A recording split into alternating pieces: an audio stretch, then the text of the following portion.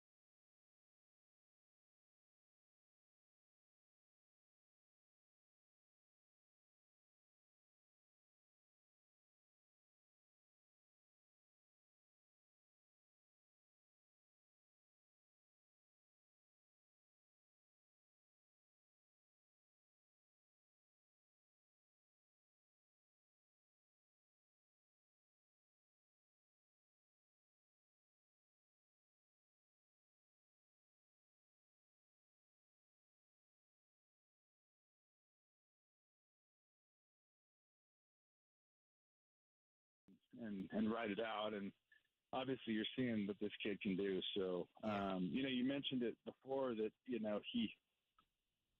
he came up and he just has hit and played great defense and done everything. And it's almost like he's been he planned his whole life around this. So I think he's ready for the challenge.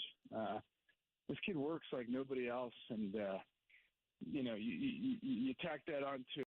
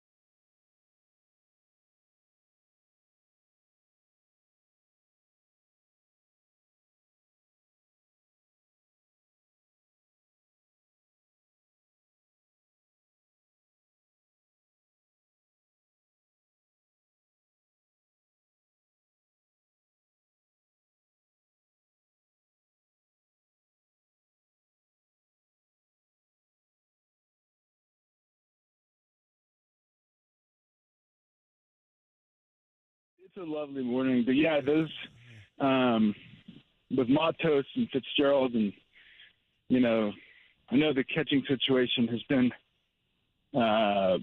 something everyone's been paying attention to. So, like I said, I wouldn't be surprised if you see Bailey too. I mean, that's the one. Shown, okay. He's shown that he's willing to bring guys up. So, it's a great time to be a guy doing well in the minor leagues. Big transition an organization that's willing. Yeah. Yep. Exciting. All right, Pat, great. Love checking in with you, man. We'll do it again this summer and get some observations. It's always good to hear your voice. And for you, it's kind of fun to see the Phillies and the Giants when they tangle. Your old clubs going at it there. So, boy, the Phillies. Oh, I know. Yeah, I know. Yeah. By the way, the Phillies I've lost 22 of their last 28 in San Francisco. Go explain that one. I can't. I would never have thought that. I would never have known that. I mean, it's just coming off a World Series team, right? I mean, good job. They've yet to hit their groove, so maybe the Giants could take advantage today. Well, Bryce Harper's back. You want to keep him down as long as you can, right? So, yeah. I think you start there. But things are definitely happening in the minor leagues. It's fun to be a part of. I appreciate you guys having me on. Great stuff, Pat. We'll do it again this summer, man. Pat Burrell, of course, the South Bay Zone Bellarmine Prep kid who wound up winning a World Series both with the 2008 Phillies and the 2010 Giants. And now is the roving instructor. Mm-hmm. Listen, I've been saying this forever. I'll say it again. We've been bummed out, it's in the post-Buster era. Mm-hmm. No Correa, no Judge by the Correas hitting 201. Yeah. No Judge. What's it going to be? What's the next step? Is it Minaya and Stripling and Haniger and those? No, it's going to have to be the next generation. And we see it now with Schmidt. Mm-hmm. And you're hopefully going to see it with Pat Bailey and Kyle Harrison. That's the big one. And now Luis Matos has been called up. He's 21 years old, a Venezuelan kid. Mm-hmm. And you've seen him in San Jose. I've seen him because he was a part of the 2021 San Jose Giants that won the Low A West Championship. And that team had Kyle Harrison. It had Marco Luciano to start the year. It had Patrick Bailey. It had Luis Matos. Like, we're talking about all these guys are now right on the doorstep of making it to the Major League roster. All guys to be excited about. All right, man. Well, that was fun. Good, enjoyable. Day game today, 12:45. Giants going for the sweep. And Ross Stripling, let's see if he can finally put it together, turn the corner on Taijuan Walker. And by the way, for everybody, all you live stream heads who like to look at your water boy here, Marcus Boucher, who like to look at the old gray head here, we're up. I guess we're live now. Baby. We'll do it live, So you can come in on either KNBR app, KNBR.com, or YouTube KNBR Livestream. Hi. How are you? Hey, Mom. Okay, well, Steve Kerr made no bones about it. He said the punch hurt the season. You'll hear the sound next on The Sports Leader.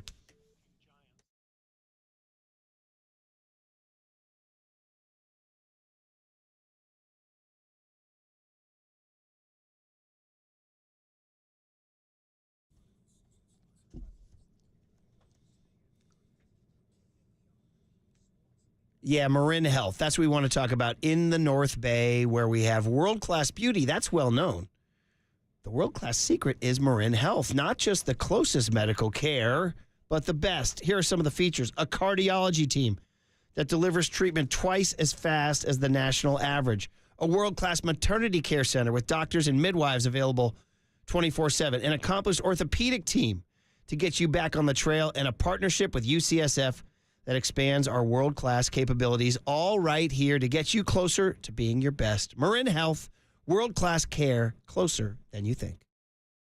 From the Chilton Auto Body Traffic Desk.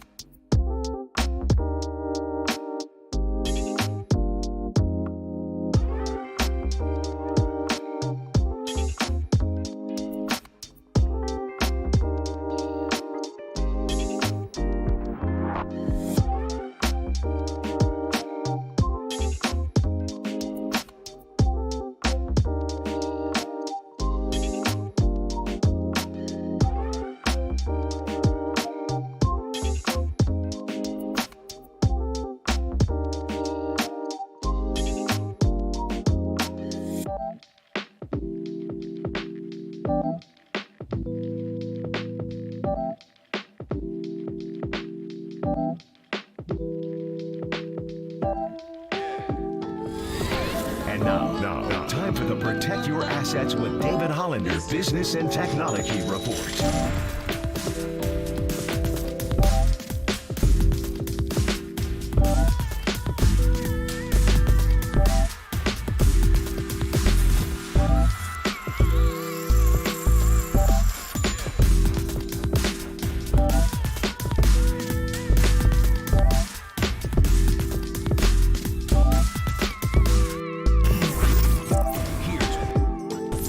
Listen to the sports leader anywhere, anytime. Download the all-new KNBR app. Now, Murph and Matt continue live from the KNBR Casino Matrix Studio. Casino Matrix Progressive Jackpots are here. Where are you? Just drop in. Please play responsibly. 1-800-GAMBLER.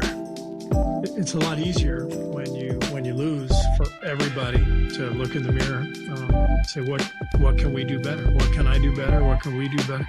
So that's the job of the coaching staff this year. Really figure out where we can improve and find ways to teach those things, implement them in the summer, next training camp, and get better. And that's an exciting prospect. So that's the whole idea, is to use this opportunity to improve and to take another step. There's Steve Kerr, and by the way, Michael Jackson, he's no pink trust fall. I'll tell you that right now. All right, but do you clear this rejoin with Copes, though, first? By the way, you better, because he's the rejoin police. Yeah, he'll get you. He'll get you, yeah. Anyway, hey, this sponsor, we are proudly sponsored by Marin Health, your gateway to better health, with an exceptional medical center and more than 150 primary and specialty care doctors in clinics throughout the North Bay, guys. Well, there was Steve Kerr. We wanted to get into that. Yesterday, he went in, and he was, listen to the veteran beat writers who've been around him, said that he was blunt. Shout out to another light hop guy, James Blunt. Who's that guy? Isn't that guy? You're brilliant. Isn't that? I love his whatever the hell. I don't know. Are you down with that, Waterboy? No, I'm down with a different kind of blunt. You're down with more Nicotina. Yeah, Yeah. Well, I'm down with now. You're down with I'm down with it now. But anyway, Steve Kerr, man. And listen, I was a little surprised to hear him be so open about the putt. Because I thought, 7 months ago, they got to the playoffs. They got to the second round. They should have beat the Lakers if they could have maybe made a shot at the end of game one and protected a 12-point lead in game four. Or not hack LeBron and AD 30 times a game. And so I didn't think that they were truly broken in a sense of trust and commitment. Like, I thought they were the proud champs who were kind of hard to defend, hard to stay hungry. I saw reasons for them losing other than the punch. Yes. But Steve Kerr's here to tell you, part of the reason why we were a 6 seed, part of the reason why we were 11-30 on the road is we were not whole. That's what he was saying. Mm-hmm. Do you buy it? Yeah? I mean, I guess so, because I heard his entire press conference yesterday, and he talked a lot about how last year the team got off to that 18-2 start. And that's kind of what built the momentum that carried him on into that postseason run. He goes back and talks about this season, how the first 2 months of the season were pretty chaotic, and how nobody was on the same page, and how those issues lingered on the entire season. Then we saw it maybe linger on into the Kings series, linger on to the Lakers series, and here it is, still lingering around in the end of the year postgame press conference. So here's what he said. If you missed it yesterday, he sat down, and like we said, blunt. The word was blunt. Steve Kerr on Draymond Green punching Jordan Poole. I think there was some of that was lost this year for sure.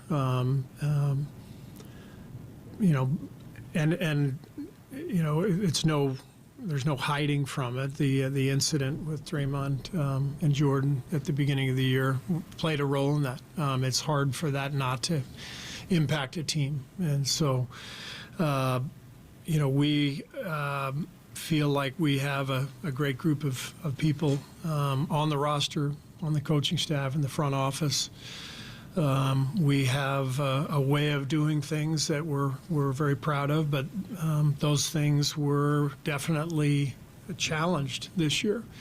Anytime some trust is lost, then it makes the process much more difficult. And there was some trust lost, and that's as blunt as I can be. So the only way to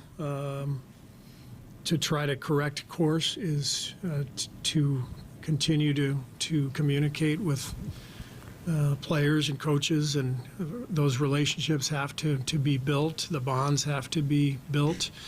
I think that's a major focus for us this offseason is we have to get back to what has made us really successful, which is a really trusting environment and a group that relies on one another and makes each other better. Damn, Kerr, he would not do well in a dysfunctional family. Ouch. You're supposed to, not talk about things. You're supposed to sweep them under the rug. Yeah, what happened to keeping things in-house, Murph? Well, what happened to just ignoring family problems and letting them fester and then leading unhappy and dysfunctional lives? Yeah. Isn't that most of human existence? Don't most people just, stuff their problems down into their guts and then they manifest themselves in other self-destructive ways, and then we all die unhappy? Oh, Murph, right? I do it with all my problems. I just throw it in the back of my head and just try to move on. Next pitch, Murph, next That's pitch. why life is a long, slow, miserable slog that ends in a painful death and no happiness. Yeah. Kerr's out here with this, we're going to address our problems. We're going to confront them. Mm-hmm. We're going to be constructive. And we're going to get, this man is he's like a new age. This is very Ted Lasso, Dr. Sharon, this is all very, hey, this is why he's a winner. The guy's constructive. You got to address it. And, most people would rather not address it, right? That's usually the human instinct, is to not address it. Secrets and Lies was a movie by a guy named Mike Nick. You guys didn't see this one, did you? No. No. The guy finally explodes at the dinner table. It's his English guy. Secrets and lies. Our whole family. Secrets and lies. And Kerr's like, no, just talking about it. We're getting through it. Therapy with Steve Kerr. Well, those are the secrets and lies. And here's the thing. If that video doesn't get leaked, would have still been a secret. And then are we talking about the impact that has is on the one of the season? great what ifs. Like, there. is this more having to do with the actual punch of Jordan Poole, or the media reaction and the narrative surrounding it the entire Kerr season? would probably tell you this. He'd say, I'm glad it got out. I'm sure the advanced 21st century Kerr, who's more evolved than all of us because he's very comfortable talking about uncomfortable things. Yeah. He would say, I'm glad it got out because it forced us to confront our issues. He don't give a So now he came on Tolbert and Copes later in the afternoon, and thank him for doing that. And he expanded on this very topic more on Draymond and trust. Shout out Elvis Costello.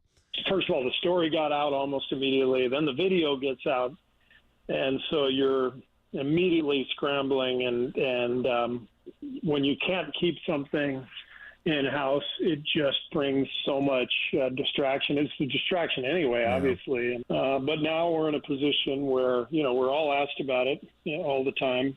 For sure, it was something that stopped the momentum that we had from winning the championship, and coming back from Tokyo where we had a really good bonding trip in the preseason, and we were forced to go into an entirely different mode of preparation for the season. So instead of practicing and working on all the stuff we needed to work on, we had to address that. And so I think there's no question it contributed to our slow start and impacted our season in a big way. Well, I mean, again, open Kerr. Remember this, Waterboy. Whenever you have festering issues, you're like, maybe we should just confront Triple E right here on the air. Should we just tell the audience about everything wrong with Triple E this morning? In other words, we fixed the live stream, right? Yeah, exactly. The live stream's fixed. We'll blame Triple E for that, too. Well, there was a human error somewhere along the way. Anyway, so listen, Kerr, I mean, this is why Kerr is Kerr. This is why he's the evolved dude that he is. The West. I think this, by the way, this stuff happens only on the West Coast of the United States. Back East, they let it fester and they scream at each other and they flip the middle finger and they say, who's this guy with his California feelings? Yeah, blink this dude. They derisively called Pete Carroll. Howard Brown will tell you this. When Pete Carroll, Pete Carroll coached the Patriots. Did you know that? No. He was the head coach of the New England Patriots in the late 90s and he was not successful because his style, like Pete, gum chewing and running up and down and clapping. Mr. Rah-Rah, yeah. Back in Boston, blank you, Mork. No. Blank you, Mork. You know what I mean? That whole play where they yelling at Robin Williams. Yeah. I know who you are, Mork. Who do you think you are, Mark? Yeah. They called him derisively California Pete. Wow. And that was not a compliment. No, not in a good way.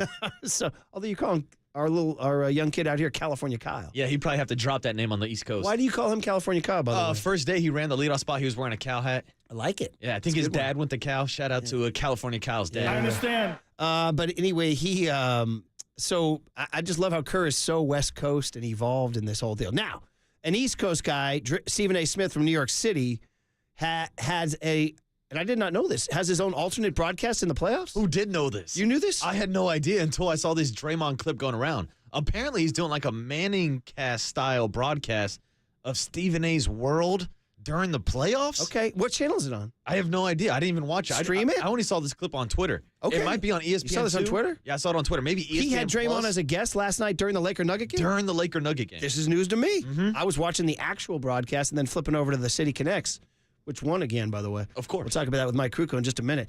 But here's Stephen A. confronting Draymond Green about the punch. We're not playing right now because when you speak about the fouling, when you speak about all of the slippage that we had as a team on the road, not being able to come together, none of those things happen if that doesn't happen, because the voice that I am and the departments that I lead this team in, there was a ton of slippage due to me sitting back, me not saying anything, me trying to allow that situation to play itself out and giving it time to heal. Well, while you're giving it all of that time, guess what? I would say probably by February, I started to feel like myself again and speak more. But guess what? There was 5 months of a season where slippage has just been occurring. And by February, if that slippage has been going on that long, you are who you are. At that point, you've built those habits. You've built bad habits. That is who you are now. So to try to correct them then, it's like, okay, you may get a little better. We did. We ended up in the second round of the playoffs, but not at a championship level. These guys are incredible. This is a great quote. That's a money quote from Draymond. Owning up to it all, you might want to go back and say, hey, Draymond, maybe you don't want to throw the punch. Yeah, maybe he's the guy that needs to look in the mirror. Maybe you don't want to throw the punch, but I mean, it happened, and then they're addressing it clearly. This is why you feel like they'll be in the mix next year. Yeah, but the question is who are those guys that are going to be in the mix? Correct. Is it going to be Draymond? Is it JP3? Can they coexist? Well, I know we're out of time, but Kerr flat out says, after all that, I need Draymond. Yeah. After all that, I need him back. After he said, we're not competing for a championship next year unless Draymond's on this roster. I buy that. I do buy that. And here's a longer quote. I know we got to go for Krug. He says, quote, he and I have built a really special relationship, kind of like San Antonio and France, that has run the gamut over the years. We've had our share of run-ins, but we've been through so much. We really care about each other, and we work together well. Listen to that. He knows that he had a great season this year from a basketball perspective, but he knows he also compromised things by what happened in October. This is so honest. It's incredible. So part of him coming back next year has to be about rebuilding some of that trust and respect that he's earned here for a long period of time. Here's the last of the Kerr quote. One thing I love about Draymond is he's always brutally honest, and he can take that sort of critique because he knows it's the truth. I want him back. I think we all want him back. Hopefully that's exactly what happens. So there it is. There it is for Draymond. The healthiest and most functional group you'll ever meet. Because they're just addressing things, taking steps, and moving forward. Yeah, but we also had Jordan Poole talking about how his relationship with Draymond is now a business relationship. Well, you said about the guys, are they going to be around? Will Jordan Poole be around? Yeah, he didn't get that kind of endorsement from Kerr yesterday. Let's look at the positive. I know we got to go, but look at the positives of Jordan Poole. He's a 25-point-a-game guy. Don't you want him on your team? Yeah, but not when he's scoring 10 points a game in the playoffs. Or when you're scoring 25 but surrendering 26? Yeah, where's on the defensive D? Where's end? the D? Where's the defense? So there you go. All right, well, that was productive, and we'll do more of that later in the show. Obviously, Joe Varden's going to talk NBA with us at 9:35, but we can revisit that in the big hit. The big hit will be, of course, Steve Kerr's wrap-up of the Warriors. But in the meantime, we got Mike Krukow's wrap-up of the Giants. We got the Giants beating the Phillies. We got a day game today. They're inching back towards 500, and they go at it at 12:45 today. We'll talk about it all with Mike Krukow next on KNBR 104.5 and 680, the Sports Leader. And I would say probably by February, I started to feel like myself again.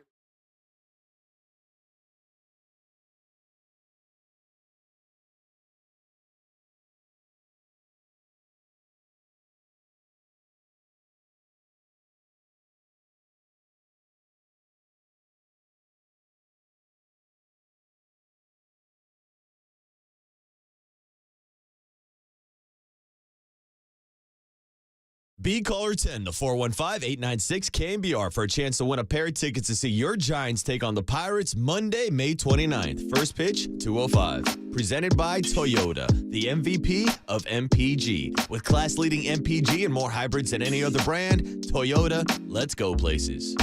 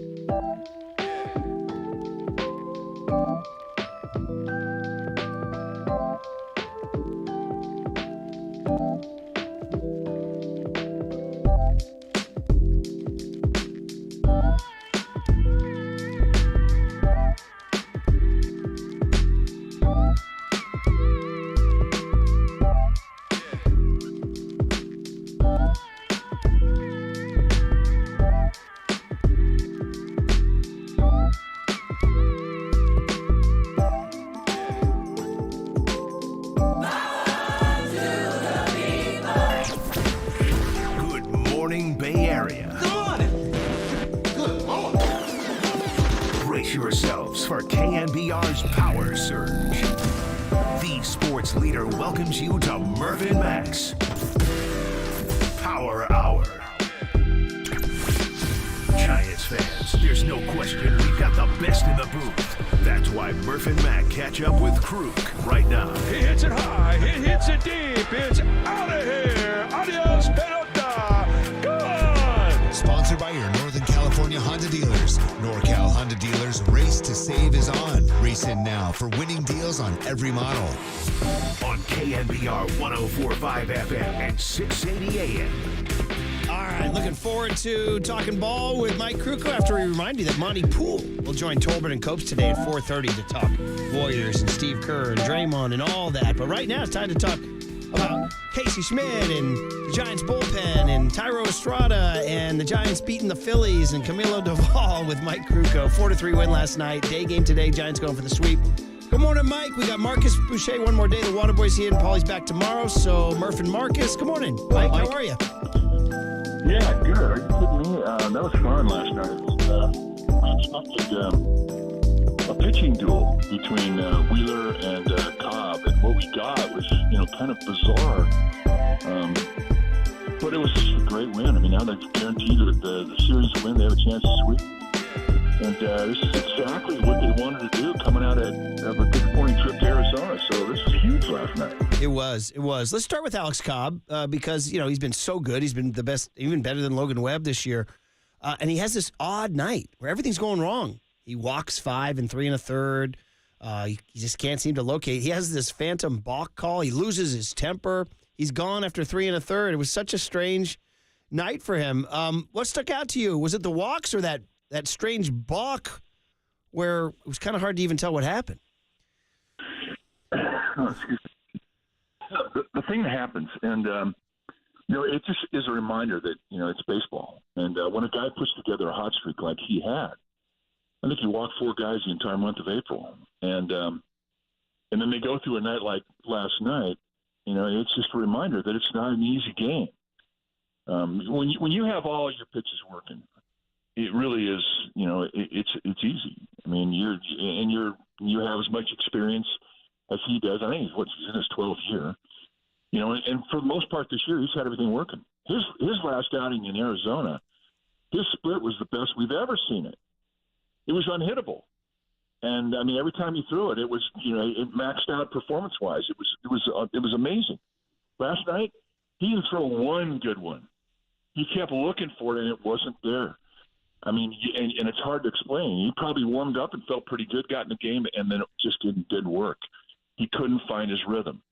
And then we talked about it in the game last night. You're judged by the night that you pitch and you don't have anything working. That's how you get judged. Because the nights you have it all working, it's easy, right? And, well, when you don't have it working, can you keep your team in the game? And he did, despite the 5 walks. He labored. And he got taken out of the game in the 4th inning. But, I mean, it could have gone sideways 4 different times, and yet he persevered. But it's just the game, man. I mean, you're either looking for it or you're trying to maintain it. And it can go as quick as taking off your cap, and it can come back as quick as putting your cap back on, as we're witnessing right now with Michael Conforto, who seems to be the hottest guy in the league right now. But it's just the nature of the game, and it's just why it's such a great thing when you have it going good. You appreciate it because you've gone through tough times like what it was last night for Cobb. Yeah, and as you point out, he kept the team in the game, only gave it the 2. I want to ask about the guy who came in next, Taylor Rogers. And this is we talked about the free agent signings with you on Monday, and you're like, none of them have really hit their stride yet, whether it's Mania, Stripling, Conforto, or Hanner, although, as you mentioned, Conforto's starting to really heat up. But Taylor Rogers is one, and I was reading after the game, they said they're sort of talking about his role.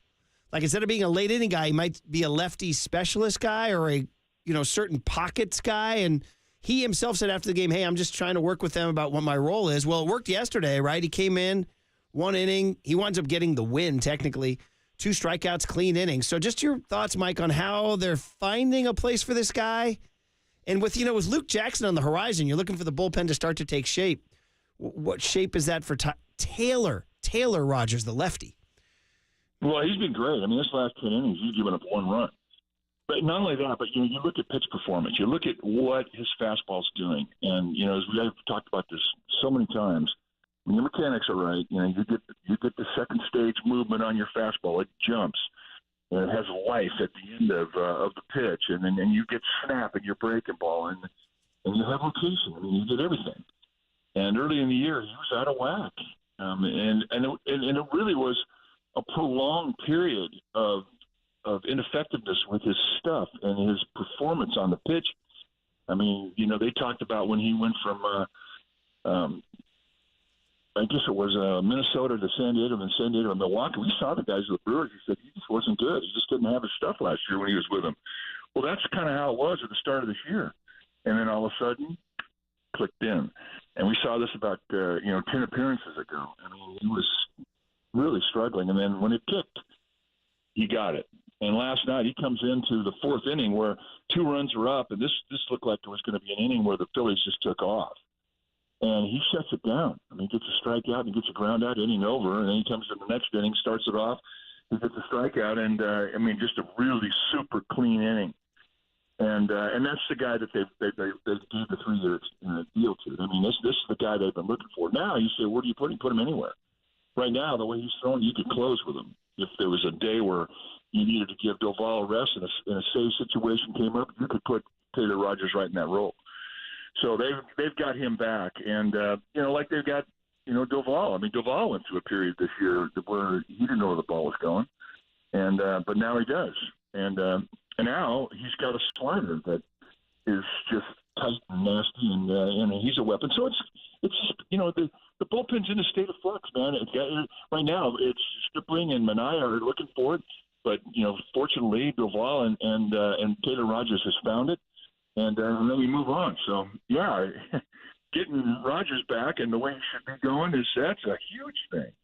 Yeah, and the bullpen did a great job yesterday picking up Alex Cobb in that performance. But I kind of want to take a few steps back to talking about Alex Cobb with you this morning, Mike, and back to that balk call. It seems like he tried to do kind of the classic balk pickoff move where he lifts up his lead foot before his back foot. Now, I want to ask you just about the cat and mouse game. I think a lot of people don't realize how many different pickoff moves a pitcher does have and how maybe that has been limited this year or at least changed the strategy with the pickoff rules and the pitch clock. Well, first of all, the new rules change everything because in the past, you could put a couple lazy moves over to first and then, set a guy up and then hopefully deliver your A move and then have a chance to pick him off, at least shorten him up. With Alex Cobb, he has one of the best moves on the team. I think he and Jacob Junis have the 2 best moves. Unusual that you have your 2 best moves on your team coming from 2 right-handed guys. But with Cobb, he's so compact, and, it starts with your lower body. I mean, you can't have a big stride. It has to be a quick step, and you have to get into a position to get a quick throw off. And the throw is always an abbreviated circle. You never take the ball out of your glove, swing it below your belt. You have a pretty direct route from your glove to your throwing motion, and it's a quick throw. You don't have to put a lot on it. You just have to get rid of it quickly, and, of course, the accuracy has to be there as well. Well, what Cobb does, and it's a block move, but it's his move where he comes set, and then he has a slight bend in his front knee. As that knee bends, it's a little deceptive to the runner at first because that bend signifies that there's a little tuck with his shoulder. Because the guy at first base, the runner at first base looks at 2 things. Either on a right-handed pitcher, he'll look at his back heel or he'll look at his front shoulder.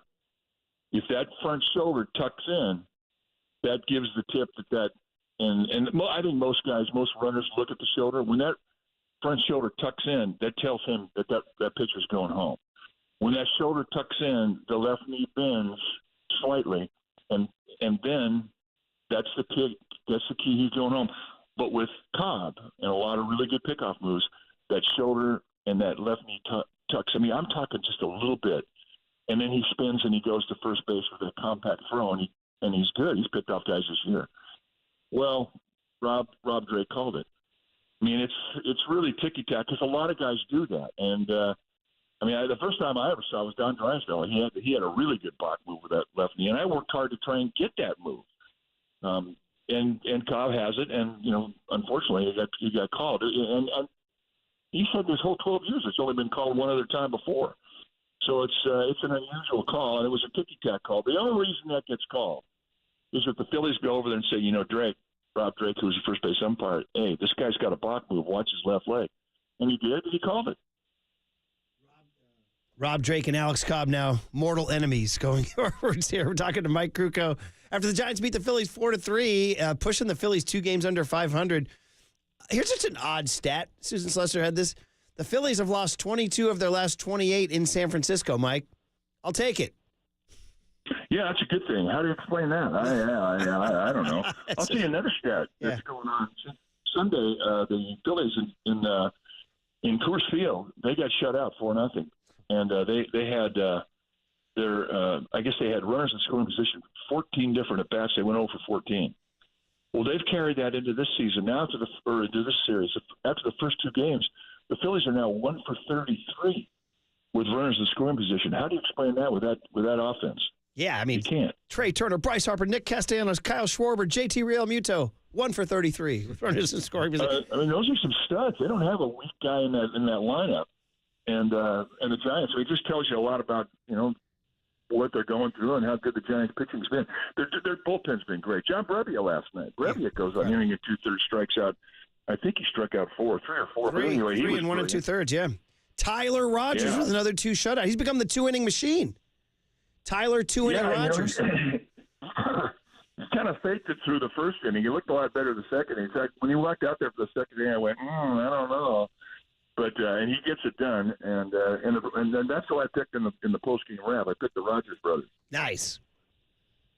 And Mike, I think a big reason why the Giants have had success in these first couple games is because of the Phillies' lack of defense. And last night we saw again with Cody Clemens playing first base, losing the ball in the lights, I guess it was, on that Joey Bart RBI double. Now, I just want to ask you, as a former pitcher, do you think that should have been ruled a double, or does somebody have to be charged with an error on that play? No, I think it was called correctly. And it was at dusk. And, when the ball gets up in the air at dusk, there are times you just can't see it. You can't catch what you can't see. I can't fault Cody Clemens. It's been really difficult out there with pop-ups and fly balls the last couple of nights because of the wind swirl that's been there. It never let up. The wind just kept growing as the game progressed, and it turned out to be a pretty nasty night to play, very candlestickish. But as the ball gets up and Cody Clemens doesn't see it, the wind blows it back into fair territory. And now Stotts, the second baseman who had been playing towards the bag at second, he's got to come a long way, and he can't get there. So he gets there. What's he do? He kicks it. Now the ball goes over towards the side, and it allowed Joey Bart to come all the way around and score from first, standing up. Schmidt. Which that in itself was a mistake. There was nobody there to tell him to slide, but and that turns out to be the difference in the game. It was kind of a remarkable night. But, hey, thank you, Candlestick. You did not completely go away. Hey, you showed up last night. It was cool. You guys showed one woman fan, and she looked like she was headed to the Arctic. It was a candlestick night, you guys were saying last night. Mike, couple more for you here. Just real quick, actually, this is something Marcus the Waterboy has brought up as an old college pitcher. He's willing to throw his teammates under the bus. He thinks if a guy loses a ball in the sun or if 2 fielders converge and it drops, he thinks that should not be he thinks somebody should be hit with an error, even if there's no physical contact with the ball. Yeah, that was my thing, Mike. Defend the pitcher who made the good pitch. Somebody screwed up on that play. It looked like a routine fly. We saw Lamont Wade catch a similar fly ball. I know the lighting was different at that time, but to me, as a former pitcher like yourself, Mike, someone's got to catch that ball. I would roll it in there. Do you feel, just to follow up, Mike, pop up in the shallow left, short and left go out, they look at each other, it falls. That's on the pitcher, or do you think somebody's got to get stuck with an error? Well, there's been a conversation about that for a long time, and it was, because it isn't right that a guy makes a play, does everything right, ball gets lost in the sun, and the run scores, and now the guy's ERA balloons because of it. And it's especially a disadvantage when you come out of the bullpen. Yep. Just giving up runs there, it takes you forever to work them off your ERA. And it also gathered steam when they started doing the format for extra innings, where there would be a phantom runner at second base that starts the inning. Well, who gets that run? And the resolve was to have a team ERA.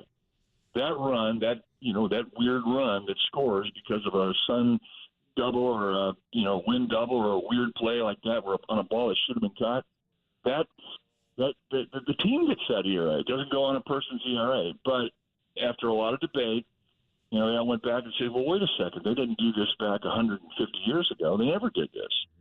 So why would we change the rule? Because it would then taint the accomplishments of the new generation when you compare it to the old generation. So the steam on the momentum just sort of fell off the table. And but it is a tough run. It's a tough earned run. And, you just have to kind of eat it. That's how it goes. That's the way the cookie crumbles. That's a few baseball. More for you, Mike. The daily Casey Schmidt update. I mean, I just keep looking at the lineups when they come out at 3 or 4 in the afternoon. And I'm like, I scroll down. I'm like, there he is. He's played every day. Last night, contributed again. 1 for 4 with a run. Played shortstop last night. Your daily Casey Schmidt update. See anything last night new? Well, the deep fly ball. Yeah, sorry. The what? The deep fly ball. I wanted to add to the database the deep fly ball to the wall. Well, that ball should have been out. I mean, for all of this year, we've seen very few balls hit the center field that have had wind that was in the face of the ball, as it was last night, because he nutted that ball. But what I loved about that at bat is that he swung through a hanging slider, and then he gets the same pitch. Because, even a hanging slider, I mean, if you throw it in the right place against the right hitters, it can be a great pitch, right? Well, if you're pitching against him and Wheeler throws this weird slider that, he swings through, it was like, I'm going to throw another one. And he backspin, nuts it, straight center field, and off the bat, I'm going, that's gone. That's in the net. And it barely, it got 2/3 of the way in the warning track. It didn't get to the wall. And this is really one of the first times this year we've seen a home run taken away to center. But what I love right now is we're watching this kid play, is that we're getting a pretty good idea about what he can do with the glove. Mm-hmm. I mean, he just looks relaxed. He looks efficient. He's got good footwork wherever you put him. I mean, because I've always said you've got to learn the dance at third base. You've got to learn the dance at shortstop. You've got to learn the dance at second. And second base may be the toughest one of all because of how you have to take the pivot on a double play. But, man, he looks just flawless in all these things. The instinct that this kid has with the glove, I'm just really impressed with. So, we were impressed off the get-go with his bat, but now, and we get a chance to see him every day, he's impressing us with his glove. Yeah, I love it. He played shortstop last night. We had Pat Burrell on earlier this morning. He said he thinks ultimately his long-term position will be his home position of third base. Is that what you agree with? 100%. And, it was Pat Burrell who saw this kid really. Burrell, he sees it. He's really got a good eye with talent. When the new draftees come in and Burrow gets the first, he's down there. He's one of the guys that always discusses the new kids, and he sees the young talent. And he called us not even a week into it. He goes, "Where do you see this guy, Casey Schmidt? My goodness, he'll win a Gold Glove." That was his first assessment. And now, years later, now he's in the big leagues. And boy, I tell you what, Burrow's spot on as always. Yeah, we were talking to Pat this morning about Luis Matos, who got the call up from AA to AAA. Maybe that's a guy we see later on this year, closer to September. But I'd love to hear your thoughts after hearing what Pat had to say about Luis Matos this morning.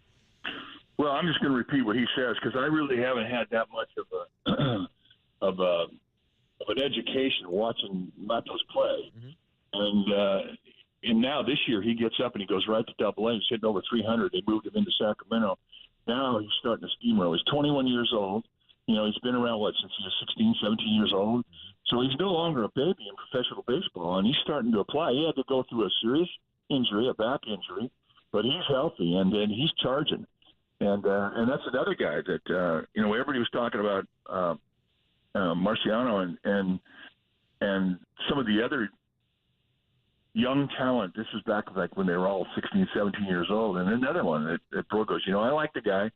I like him, or Marco Luciano, I'm sorry. And they said, but the guy I really like is Matos. What do you see this kid? So, that's another testimony to the eye of Pat Burrell. Yeah, I love it. I love getting his takes, and he does love the Matos kid. Last one is just, Mike, as the Phillies leave town here, this is their only trip into San Francisco, and the Giants, inching back towards 500. And I know looking at the standings in May, even before Memorial Day, is sort of a fool's errand, but I'm going to do it anyway. Just interested. Padres lost last night. They're 20-23. The Phillies lost last night. They're 20-22. The Mets lost last night. They're 20-23. I'll even throw in the Cubs started hot. They've lost 4 in a row. They're down to 19-23. The Cardinals, as we well documented, historically bad. So particularly teams like the Mets, the Phillies, the Padres. These are teams that had high expectations, and they're all under 500 scuffling right now. Just kind of your thought on that, for the Giants are 19-23, and people are like, oh, man, the Giants. And you're like, oh, yeah, well, have you seen the Mets, Padres, and Phillies? Yeah, it's really been a strange year. And we were talking about it. And you look at the standings and all the stories you're talking about, all the teams that haven't put it together. And it just has been an odd year because there hasn't been a lot of chemistry that has been discovered throughout baseball. I think the team in the National League West that has the most chemistry right now is Arizona. Yeah. And you may argue that. I haven't seen the Dodgers since they had that little 7-game win streak or whatever, but the team that impressed me, having seen them the most with chemistry in the West, has been Arizona. And but if you look around the league, it just hasn't happened. And the Giants are in that group. You think about the Giants, they got 4 free agents that really haven't done a whole lot. And now we're starting to get Conforto back on track. He's on fire, and we're seeing better at-bats from Haniger. He's starting to find it. Now it's up to Minaya and Stripling to make contribution, given their histories and what they did last year. And that's all going to help the Giants, bring that chemistry together. I think that, the team's kind of waiting for them to kick it in. But it's just an odd year because the chemistries around baseball have not really gelled yet. It's just it's not like any other year I've ever seen. Let's put it that way. That's how unique this year has been. Yeah, so the Giants are just kind of hanging around, waiting to get hot, and they've won 2 in a row. We'll see what happens the rest of this homestand. Phillies today. Last thought just on the way out. Ross Stripling arrives to the park today in just an hour or so or whatever, and his year isn't going the way it's going. He's got a fearsome lineup over there, so what's his approach? Well, he's had great success in last year's year. He had a super year last year, so regardless of what has happened to him so far, he's going to come to the ballpark thinking it's going to kick in because it always has. So he's going to take confidence out there and, warm up, see what he has going. Then he's going to, go out there and try and make it work against his lineup. And, and everybody else in that clubhouse feels the same way. So he's due. And hopefully today he can find it because if they could get him going, that would be a huge thing for him to find it and join that rotation and be a major contributor every 5th day. This is an important start for the Giants. It is, for sure. Try to get back to that sweep and send the Phillies a pack in there. So there you go, Mike. Enjoy the day game today. Off day tomorrow, and then the Marlins come in Friday. We will talk to you then. Out a bit. Mike Krukow, every Monday, Wednesday, and Friday. He's awesome. He's fantastic. And you're listening to KNBR and KNBR FM San Francisco, the sports leader, a Cumulus media station. Yeah, the baseball, they're 19-23, but so are a lot of teams. Yeah, there's a lot of teams hovering around 500 right now. Yeah, and he's right. A lot of baseball left. Are they different if Stripling and Minaya perform? Yeah, they're different. Minaya goes to the bullpen, by the way. And I'm telling you, my guy Luke Jackson, he's coming May 29.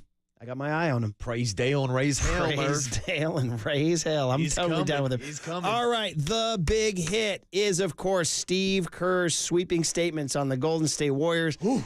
And being fully functional, honest, and just laying it all on the table. Draymond's punch affected our season. What do you guys think? We always take calls on the big hit. 808 KNBR is the phone number.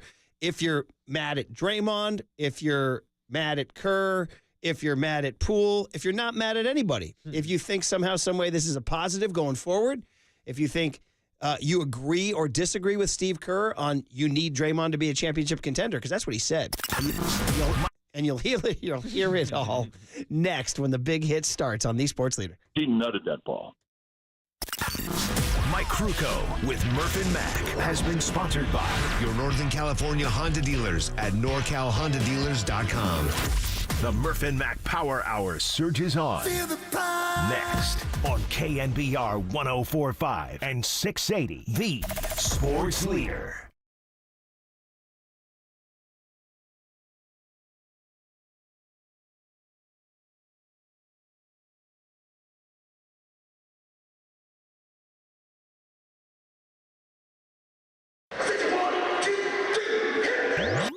Now. This is Murph and Mac's Big Hit. I'll take a hit.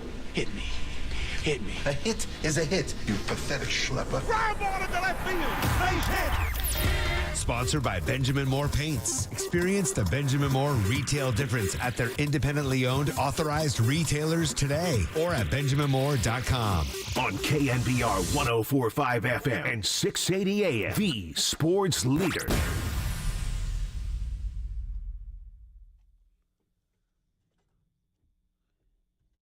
Two to shoot, gotta go. Thompson, Draymond Green puts it up and into the shot clock. Draymond Green sticks a mid-range jumper. He's got 20. Green in the front court. Throws it up, and Wiggins throws it down. There's an exclamation point. Warriors by 4. Curry on the bench. Green take it on Lyles. He is fouled, and it goes. Draymond Green. Chance at a three-point play. All right, there he is, Draymond Green, doing what he does on the court, but the topic today is what he did off the court. Steve Kerr with a classic Steve Kerr, Bob Myers, open, honest, this warrior culture that they have built, embodied by Steve Kerr, owning up to the fact that the team was not whole the entire year. This is the big takeaway, the big hit today. And good morning, everybody. It is the Murph and Mac Show with Paulie Mac out one more day. He's back tomorrow. Marcus the Waterboy Boucher, you can see him on your stream. That's him. Mm-hmm. He's the guy with the facial. Maybe I should grow out the facial hair like you, That's buddy. it, Murph. We'll get a beard on you. Paulie Mac grew out his beard after being a clean-shaven guy for a couple years, He's right? changed his look many times. If you look at pictures of the Murph and Mac Show through the years, he's changed his look a number of times. That's why when someone on the text line said, yeah, Waterboy looks like a young Paulie Mac, I said, which one? which Paulie Mac are we talking about? Which Draymond Green are we talking about? Are we talking about Draymond Green, the 4-time champion, or Draymond Green, the man who punched Jordan Poole and then had to rebuild the team? And Steve Kerr said, we only got as far as we did because we were never whole the entire season. So, lots of questions come from this. And 808 KNBR is the phone number if you guys want to chime in on are you buying what Kerr's saying? There is an alternate reality here where if he doesn't throw the punch on Jordan Poole, they still tap out in the second round. Yeah, of the they still run out of gas, yeah. Because they still have the same roster and the same shortcomings and the same fatigue that is set in. By the way, speaking of fatigue, just a quick thought on the Lakers-Nuggets. Both LeBron and Anthony Davis played north of 40 minutes last night at elevation, and they play again tomorrow. That's going to be tough. Keep your eye on that. That's going to be tough, Keep your eye on that one. So, but here it is. If you need to know what was said, Steve Kerr spoke yesterday and used the T word. Trust was lost. I think there was some of that was lost this year for sure.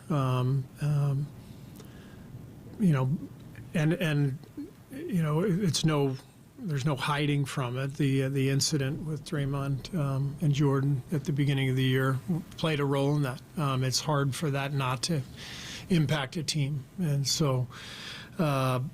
We feel like we have a great group of people on the roster, on the coaching staff, in the front office. We have a way of doing things that we're very proud of, but those things were definitely challenged this year.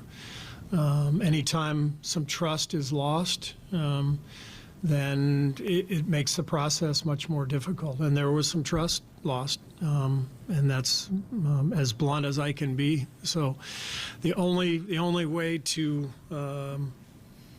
try to correct course is to continue to communicate with players and coaches, and those relationships have to be built. The bonds have to be built. I think that's a major focus for us this offseason is we have to get back to what has made us really successful, which is a really trusting environment and a group that relies on one another and makes each other better. Okay, so much there to chew on. There's a lot going on there. Couple things. One, the riff, of course, as we always do, the half-baked. Are we talking the Office Company retreat up to the lake? Is that what we're doing? Where are we Michael going? Scott and the crew? Are we going up to Lake Tahoe, Murph? Well, are you an Office guy? The Not office, a huge Office guy. No. Well, Triple E is Cope's PhD in The Office. Very famous episode where he tries to build a team culture by they go up to a little. They have a little retreat up at the lake. A lot of mishaps ensue, shall we say. So maybe we'll have a Michael Scott-led trip to a nearby lake. Yeah. Maybe Lake Don Pedro. Yeah, maybe we send them out to like Walden West, like a science camp. They can walk across some bridges, do some trust falls, all that good stuff. Yeah, trust fall. Shout out Pink, trust fall. I brought that up earlier this morning. Was met with blank stares from these kids. You guys stopped listening to music in 2018. Yeah, I got nothing for you, Murph. But three, I'm wondering, one of the other things, because we've talked about this morning, is I wonder, and maybe this is unrealistic, but should this statement by Kerr have come out in like October, November, December? Maybe address it earlier in the year? I'm just spitballing right now. I am just kind of, because it is we weren't inside the building. Yeah. But he's now telling us, guys, as good as we were, and we beat the Kings, and, we took the Lakers, probably should have beat the Lakers, that blew a lead in Game 4 and all that, but we couldn't get there because we weren't in our whole selves. And I'm wondering if you addressed it earlier in the year, or is it just they were still working through it? Possibly, or should they have disciplined Draymond Green more to start the season? Yeah, maybe. Maybe that's what Jordan Poole's upset about. But going back to what Kerr was just talking about, you hear him talk a lot about building the bond. Wouldn't you think a team that just won the championship would have a pretty damn good bond? Yeah. Here's the thing. It's not like Draymond punched Jordan Poole after his rookie year when they won 15 games. They were coming off a championship. There's things we don't know about the punch. Like what precipitated it? What has Poole's behavior been prior to it? Yeah. What was Draymond's stature over the summer? There are things we don't know. But you're listening to Curry. He's telling you it affected us. And it's funny because, we kept saying as the season went on, has this punch affected him? Has this punch affected him? And no, it's fine. Well, we were saying it was fine. We were like, they're definitely not winning on the road. Yeah. But I did think we got to a point where we were like, yeah, they're past it. Especially the fact that you look at Steve Kerr, the head coach of this team, got punched in the mouth by Michael Jordan, and it seemed like they were able to move past it. Well, it's funny. Remember yesterday when Mark Spears came on and he said, hey, do you like all your coworkers? Yeah. And you have the Pete Rose cat? Yeah, the answer is no. Yeah, thank you very much. Do you like all your coworkers? Some people texted in, they said, well, I love Spearsy, but even if I don't like my coworkers, I'm not punching them in the face. Yeah, I'm not making $20-something million a year. That's a big difference. Now, Draymond Green went on with Stephen A. Smith on the alternate playoff telecast last night, and Stephen A. asked him, if you didn't punch Jordan Poole, would you guys still be playing? This is like the money question. Here's Draymond's answer. It's pretty illuminating here. We're not playing right now because when you speak about the fouling, when you speak about all of the slippage that we had as a team on the road, not being able to come together, none of those things happen if that doesn't happen, because the voice that I am and the departments that I lead this team in, there was a ton of slippage due to me sitting back, me not saying anything, me trying to allow that situation to play itself out and giving it time to heal. Well, while you're giving it all of that time, guess what?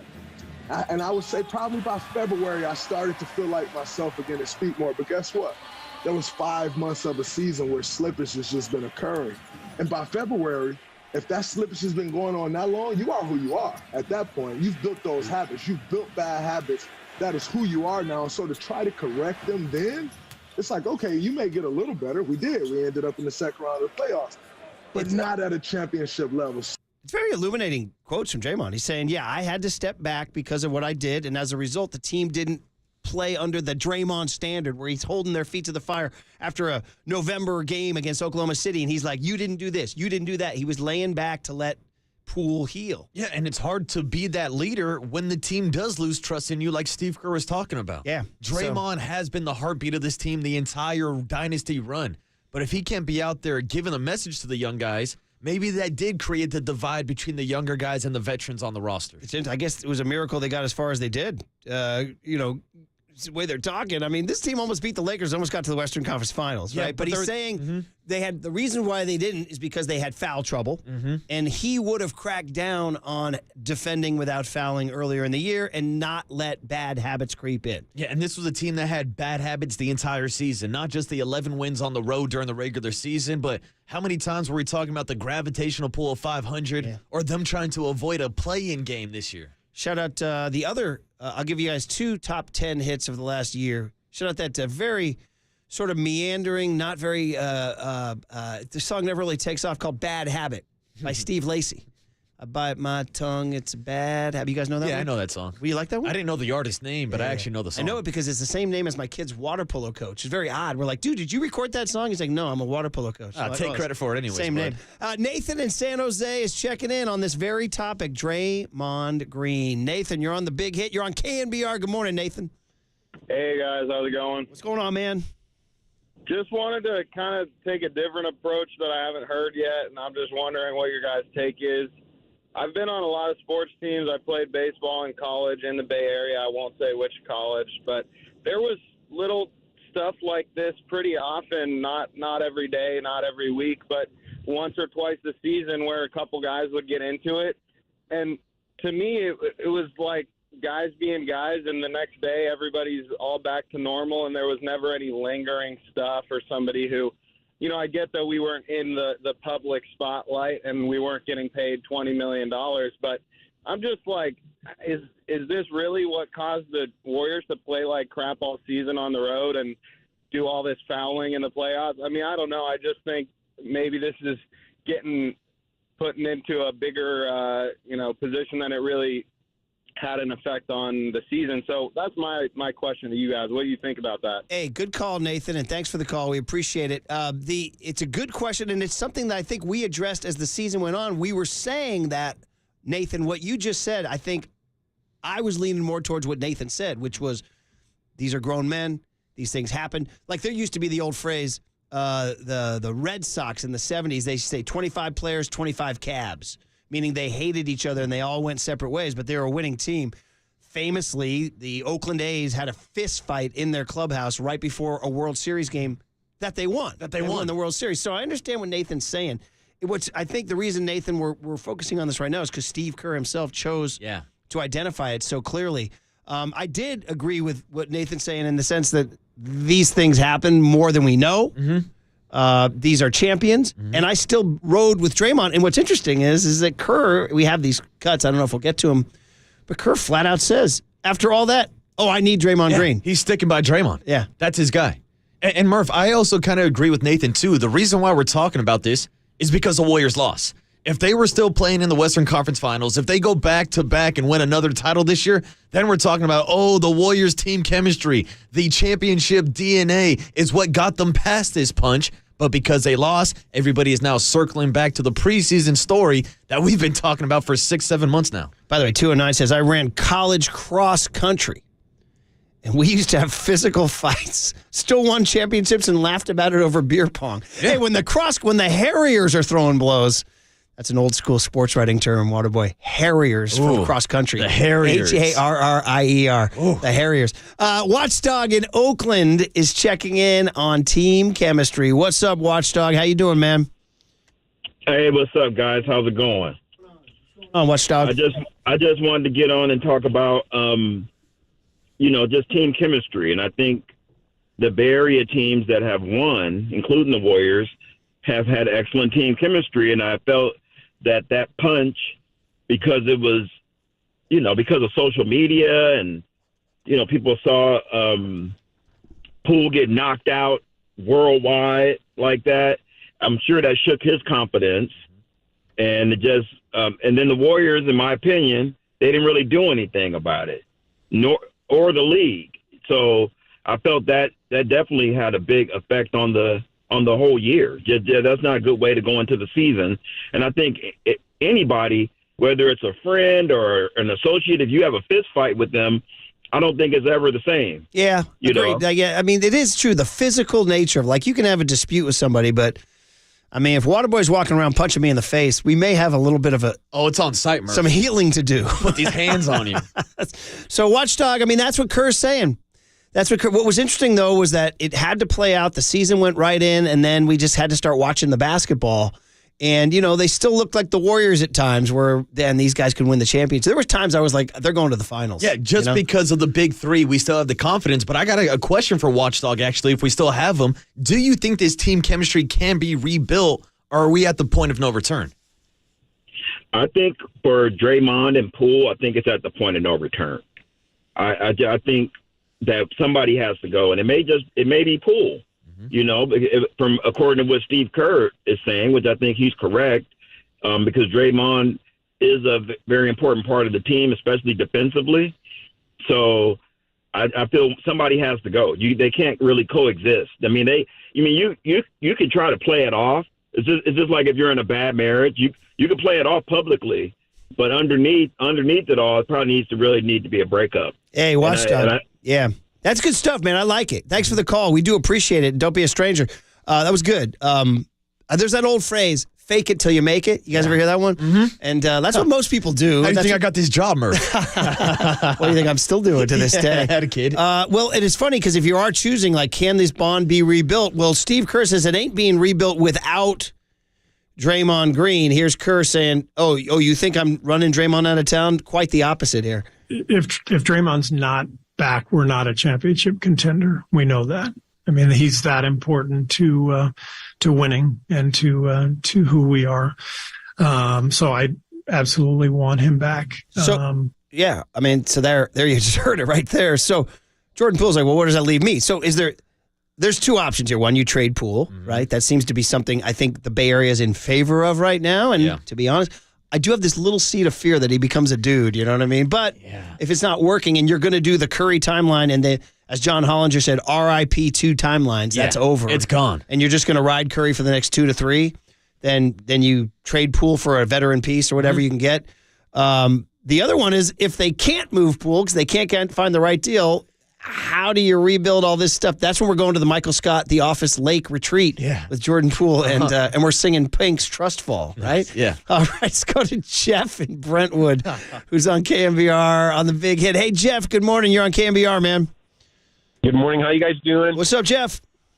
Hey, I was going to disagree with Nathan a little bit. I get it. You do have differences. And if you're mature enough, you patch it up and you move on, and it might even make you stronger. But everything we're hearing from Steve Kerr yesterday, and then the Draymond, where he admits he shot himself in the foot, cost himself the ability to lead that department that he proudly runs, and putting the feet to the fire, that definitely is telling me it affected this whole season, and there's probably more that we don't know about it. All we saw was the punch, but there's a lot going on there, and it's obvious. Jordan Poole, he doesn't want to forgive Draymond Green at all. It's a business relationship, and it cost us this year. Jeff, while I have you, do you think that Poole's poor playoff performance is somehow tied to the lack of trust and all that? Like that was where the lack of cohesion was? So I don't know. It's possible, but it definitely affected all those road losses, which cost you seeding. Yeah. And then now Draymond, he's feeling like himself in February. Well, where do you think playoff Draymond is? He's really fired up. So if he's putting anybody's feet to the fire during the playoffs and one of those guys hates his guts, that could lead to poor performance, in my opinion. Yeah, good stuff, Jeff. Thanks for the call. Appreciate it. Age is a factor here, too. Draymond's 33 and Poole's 23. Yeah. And when you're younger, I mean, he's a young 23, too. You can tell he's not, some people come in like Buster Posey. Yeah. He was 23. The guy was like 45 years old, Where Poole's a young 23 and maybe not able to sort of process he's looking for his big contract. He's got a lot of fame and fortune all of a sudden. Draymond is a graybeard, man. Draymond's been around, and so he was able to maybe compartmentalize it a little bit better. And maybe Jordan Poole. Now, Poole did have good stretches during the season. He did. He had his moments, but there was also those head-scratching moments where he would dribble the ball off his foot. Yeah, he got sloppy, didn't he? And it seemed like because he got that big contract, he was trying to be Steph Curry. He doesn't need to be Steph Curry. He just needs to be one of his helpers on the side. But who knows if he's even going to be that in the future after going from your point, 20 points during the regular season, to only 10 points per game in the playoffs. 415 then comes in with this simply. He says, regarding this chemistry issue, there's probably something to it, but these are grown men. They're professional basketball players, and they just weren't good enough to get past the second round this year. Is Yeah, that that's the bottom line too. And we're talking about this Clay and Steph going 6 or 26 from 3. Yeah, exactly. You know, I mean, again, I think a lot of these hot takes are going to come from watching the Warriors in their last couple games of those series. But big picture-wise, you look at Klay Thompson's complete year. You look at Draymond's year. You look at Steph's year. And that's why I don't get how people are saying it's the end of the Warriors dynasty. We're talking a lot about this 2 timeline. There's only one timeline. It's the Steph Curry timeline. But to that criticism, Steve Kerr stacked this roster with a bunch of young guys, whether it was Jordan Poole, Kuminga, Moses Moody. We can go to PB&J, Patrick Baldwin Jr. Ryan Rollins was another rookie they kept around. Anthony Lamb, like the list goes on and on. Yeah. Maybe they were missing some of these bridge gap guys who aren't 21, 22, 27, 28, like a Kevon Looney that can help keep that team chemistry strong. You're looking for the Leandro Barbosas, the Sean Livingston. Yeah. Sean Livingston, by the way, Livingston was such a key part of that whole scene, too. I mean, that's the thing. Look at last year with JTA and Damian Lee celebrating on the bench every time Steph or Clay hit a 3 compared to the rumors this year that the young guys were complaining about playing time. Yeah, and then 408 comes in with simply, what did Draymond throwing a punch have to do with Clay throwing up bricks? Ouch. Ouch. Let's squeeze in a couple more because you guys are calling in. We love you guys. And you know me, I'm a Marin guy, Waterboy. So we're going to Novato. Tony in Novato is checking in on the big hit on KNBR on the Jordan Poole, Draymond, Steve Kerr issue. Hey, Tony, good morning, man. How are you? Good, guys. How are you? Great to hear you guys. Loving the conversation. You know, my question is, where's Steph in all this? Yeah. You know, is this Draymond's team or is this Steph's team? And while I appreciate, you know, we need Day-Day back, you know, where's Steph taking the bull by the horns here and saying, you know, this is on the court leadership. Pull it together. It's a good question, actually. He hasn't been mentioned in any of this, and maybe he has, through the dynasty, ceded all that stuff to Draymond. Like, he's always been, like, the spiritual, like, Draymond, like, Steph's obviously, we know he's one of the best basketball players in the history of the game, but maybe he's let Draymond be that locker room enforcer, and that's what Draymond wasn't able to do. And Draymond has been that vocal leader. That's why on his podcast in the series against the Kings, he said he was actually surprised when Steph said he wanted to give the message before the team got on the bus, because it's usually Draymond the one delivering those messages. But you're right to your point, Tony, that, you know, I wonder we haven't heard much from Steph on all this. So good call, man. Hey, listen, they're a 4-time championship team that got to the second round and lost to a Laker team that, by the way, came a little too close to beating Denver last night. Everybody's all happy about Denver winning that game, and I'm happy, but I watched mostly the fourth quarter. Mm-hmm.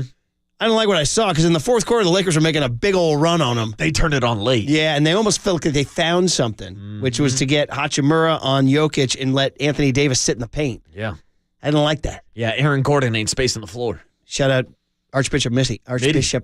Down in the 408. There it is, yeah. Mm-hmm. Did they recruit you, buddy? No, Mitty didn't give me no love. They saw your GPA, didn't Only they? St. Francis did. Oh, they did. But I didn't want to wear one of those private uniforms. Like Eric Burns? Yeah, Burnsy went to St. Francis. Burns is that kind of guy. Who else? Would you say that? No, don't Triple E? listen to Triple E. Okay, he was giving a shout out to his favorite forever giant, Eric Burns. Okay, I got you remember that? That's right. He said forever jam. Yeah. All right, well, that's the big hit. And listen, we're here for you guys, and we do it every day at 8 o'clock. We try to take on the big topic of the day. And that's it. And I think the Warriors, they ain't done being the big hit. They're going to be the big hit. We got a big offseason for the Warriors. What do you want, Ross Stripling tomorrow? Come on, man. Let's go. All right, the cooler of content is next. Hey, good 9 o'clock hour with Andy Baggerly talking Giants at 9:15. Baggerly's latest mailbag, pretty good, talking about attendance issues and, you know, the future of this team and Kapler and all that. And then Joe Varden, the excellent NBA columnist for The Athletic, at 9:35. Cooler of content next on The Sports Leader. If Draymond's not back, we're not a championship contender. We know that. You're listening to Murph and Max Power Hour. Now on 104.5 FM and 680. This is KNBR, the sports leader.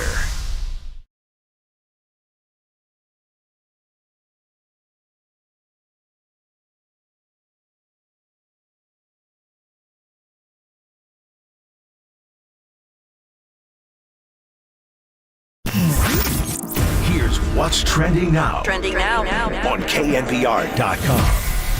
Steve Kerr stopped by the afternoon show yesterday with Tolbert and Cobes to talk about the end of the Warrior season and what some of the off-season plans look like. To hear that podcast and more, check out what's trending now on the all-new KNBR app.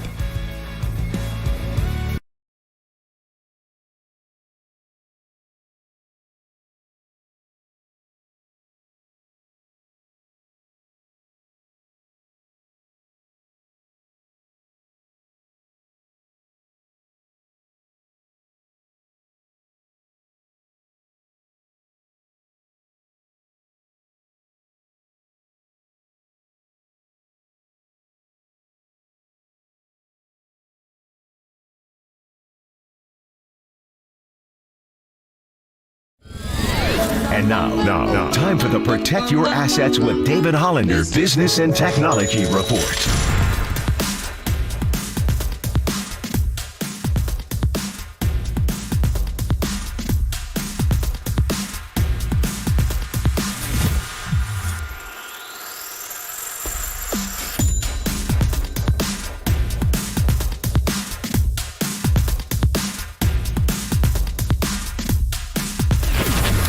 This has been the Protect Your Assets with David Hollander Business and Technology Report. Concerned inflation will ruin your dream retirement? Learn more. Listen to David's show every Saturday morning on KNBR or call 1-866-PROTECT. Crank up Murph and Max Power Hour.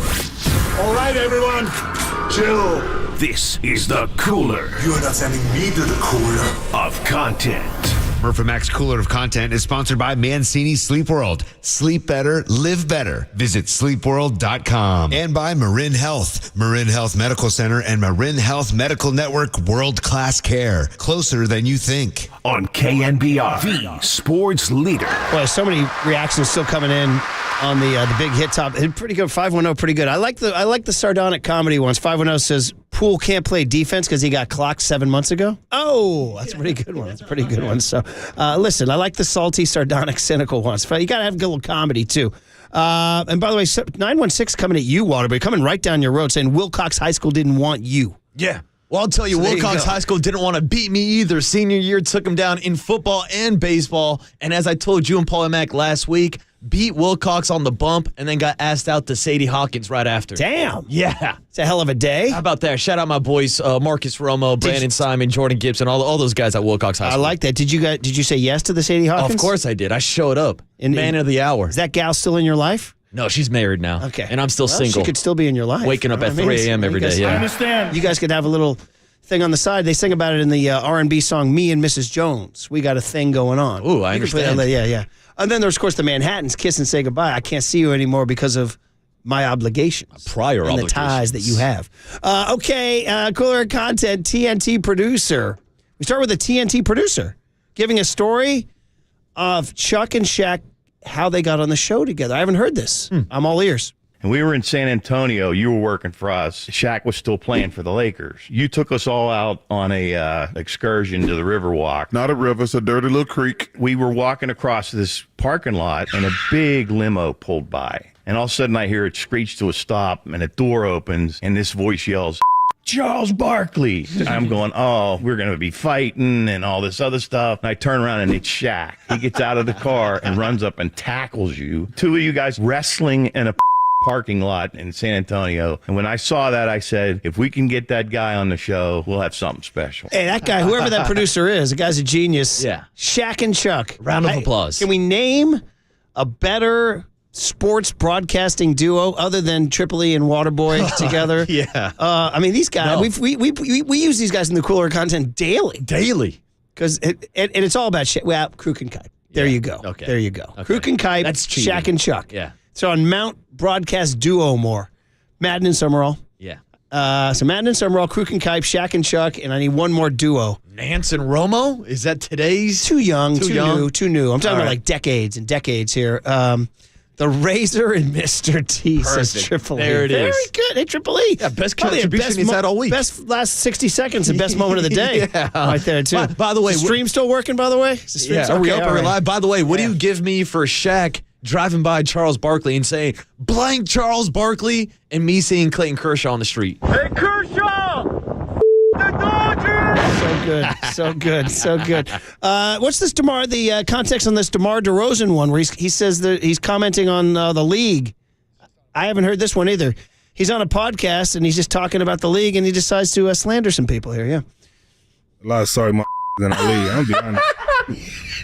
No cap. I'm the type of dude, I keep my opinions to myself. I chill. I play the backseat. But being in the league so long, you realize how many don't love the game of basketball, who take it for granted, who feel so entitled, who just want everything that come with it, but don't want to put the work in. Mm-hmm. It's so frustrating. You know what I mean? It's like we played in an era where you had like earn everything. So you got so many guys coming in thinking like they just should be playing because they homeboy told them they nice. And it's like, bro, you're not good. So I definitely got Bron's standpoint of that because you'll be surprised. It's a good, 450 of us? It's a good 75 to 100. Stinks. Good dudes, though. I like that. Good like dudes, though. They're good dudes, Murph. DeRozan's a USC guy. I usually want to root against him, but I like that take where he's basically saying, man, a lot of sorry blanks in this league is what he said. Good dudes, though. Good dudes. But I like how he's extolling the work ethic. Don't just be into it just for the fame and the money. Put in the work. Yeah, and I love how he started with his take where I don't usually share my opinion, but since you asked, here's my opinion.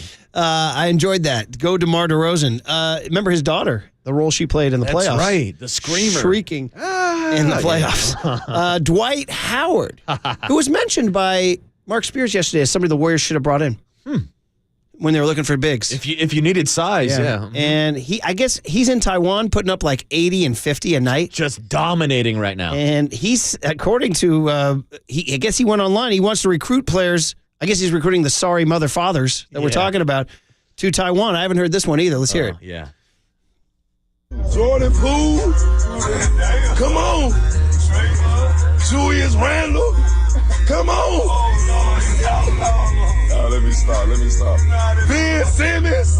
Come on, man. Shoot, ain't nobody beating us, boy. Clay, you can slide down here too, my boy. DeAndre Ayton. UNCP3, come on. Shoot. KD. Come on, KD. Oh, you know who? Hey, they talking about him going back to Houston, but I think this might be a better look. James Harden, come on down here too, boy. Okay, I got to tell you, I had not heard that. I endorse that cut. First of all, the beat is ridiculous underneath there. Just a tremendous club beat going on. And there's a rhythm to that. I bet Paulie would have liked that because there was almost like a musical rhythm to the way he was, Jordan Poole, come on down. Like there's a little gravelly like blues singer in there, you know what I mean? Thompson. Come on. Yeah, and then he gets going here, you know? And I like his hype guy in the background. Draymond, too. Bring Draymond. And then he starts pondering. So he's obviously naming everybody who's having a little bit of trouble right now or something. Everybody who's going fishing should go join Dwight in Taiwan. That was good. Yeah. I was surprised, Triple E. That was good. Come on. We want to keep that around. We want to play that for Paulie when he comes back tomorrow. Because there's definitely almost like a BB King going on there. Paulie Mack, come on. What a boy. Come on. Murph. Come on. Come on. Little Doc Rivers in there, too. Hey, he's another guy who can join. Doc Rivers. Come on. Come on. Well, maybe Mike Budenholzer. Come on. Yeah. Monty Williams. Come on. Oh, Bob man. Myers. Oh, very good. Come on. Oh, that's good. That's good. Hey, pretty soon, the way it's going, Murph and Mac. Come on. Really? A little too close to home there, guys. Hey, and then this, obviously, we talked about this earlier in the show, the Wembanyama lottery in San Antonio, and their general manager, screaming, let's go, like he's a 13-year-old kid. And I guess in San Antonio, there was a bar that said everybody who had an open tab would get covered if the Spurs won the lottery. Oh. So, dude, you're running like, a $90 tab, $110 tab, something like that. And you're rolling that tab and you're like, come on, baby. You're a gambler. Oh, yeah. So this is listen, here's the upshot is you get to have some cocktails. Even if you lose, you get cocktails. Yeah, either way, you're drinking. But the good news is if the Spurs get the number one pick, you're covered. And I guess this happened here last night. This is the sound of the bar when the Spurs got the pick.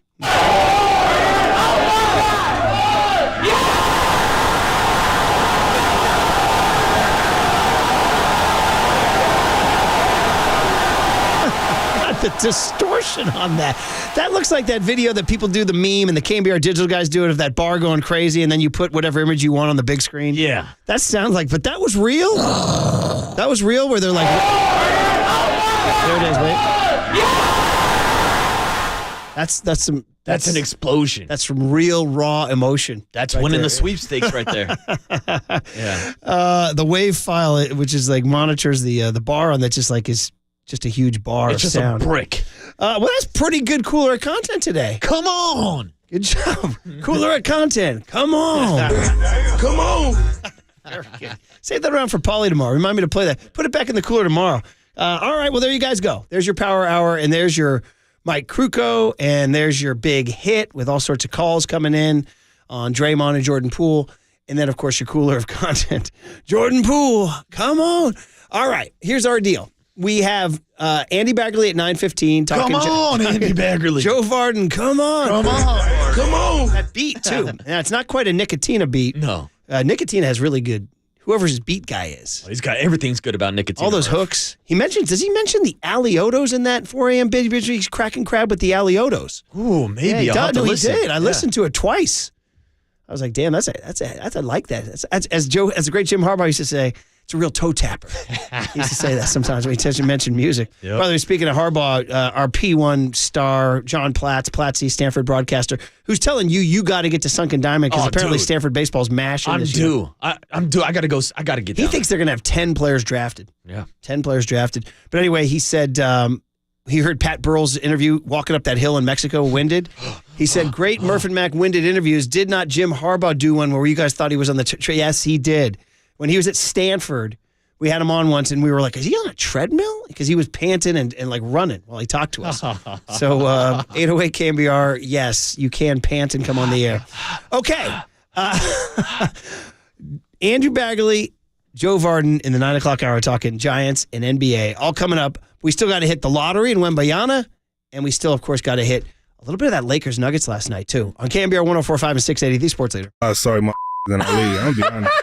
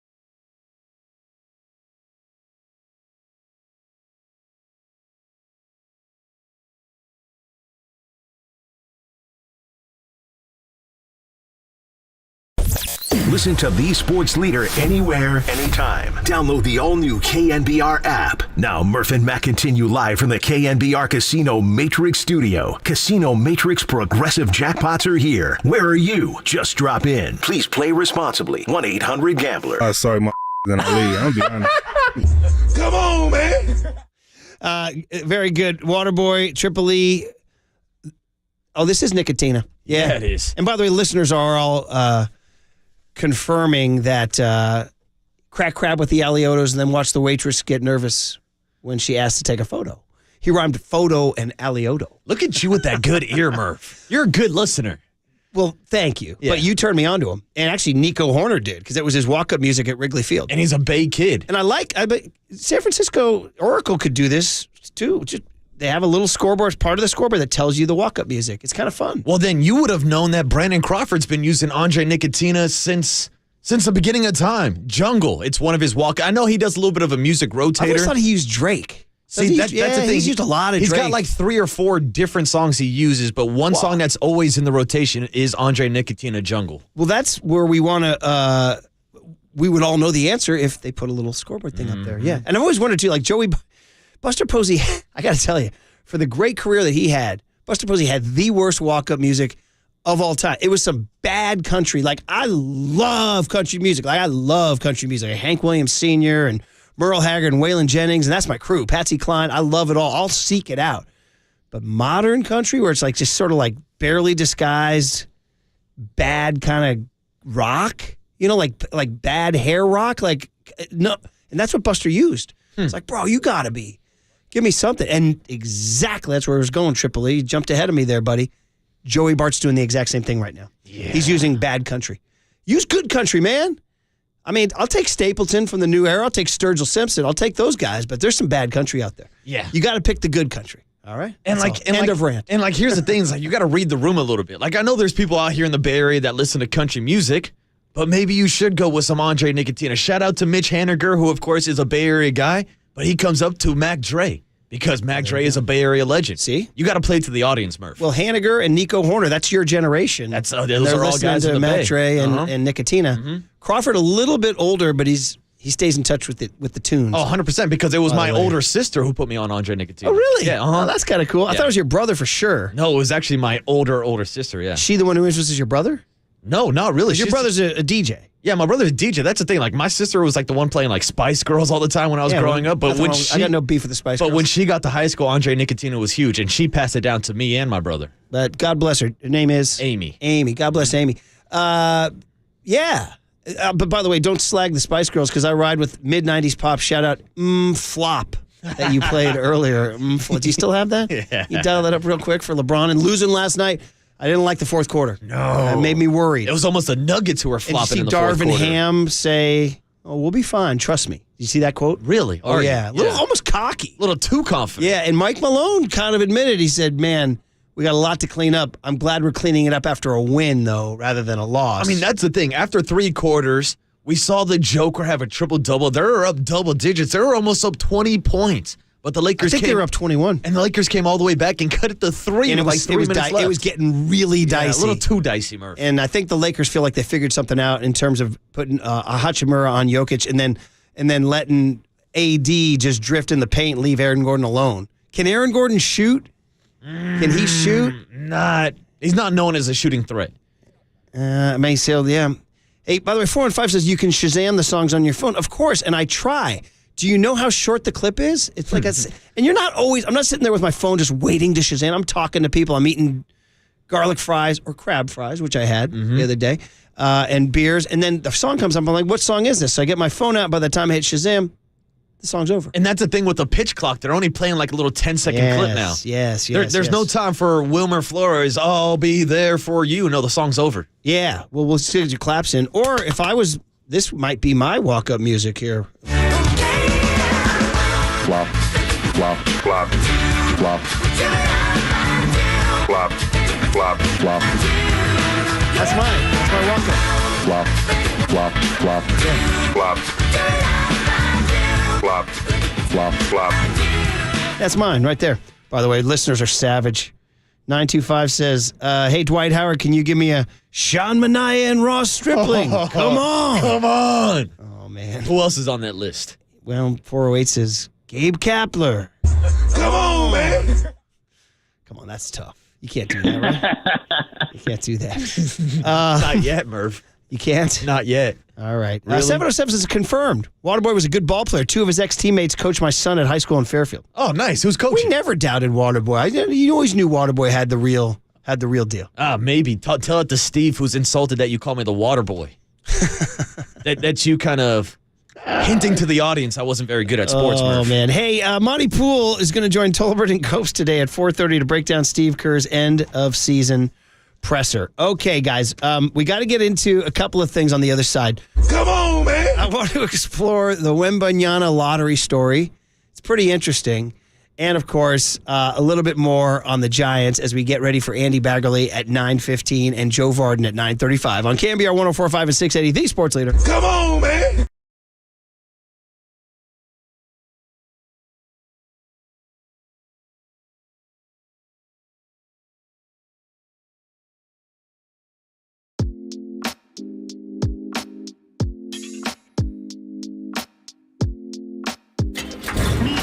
From the Chilton Auto Body Traffic Desk.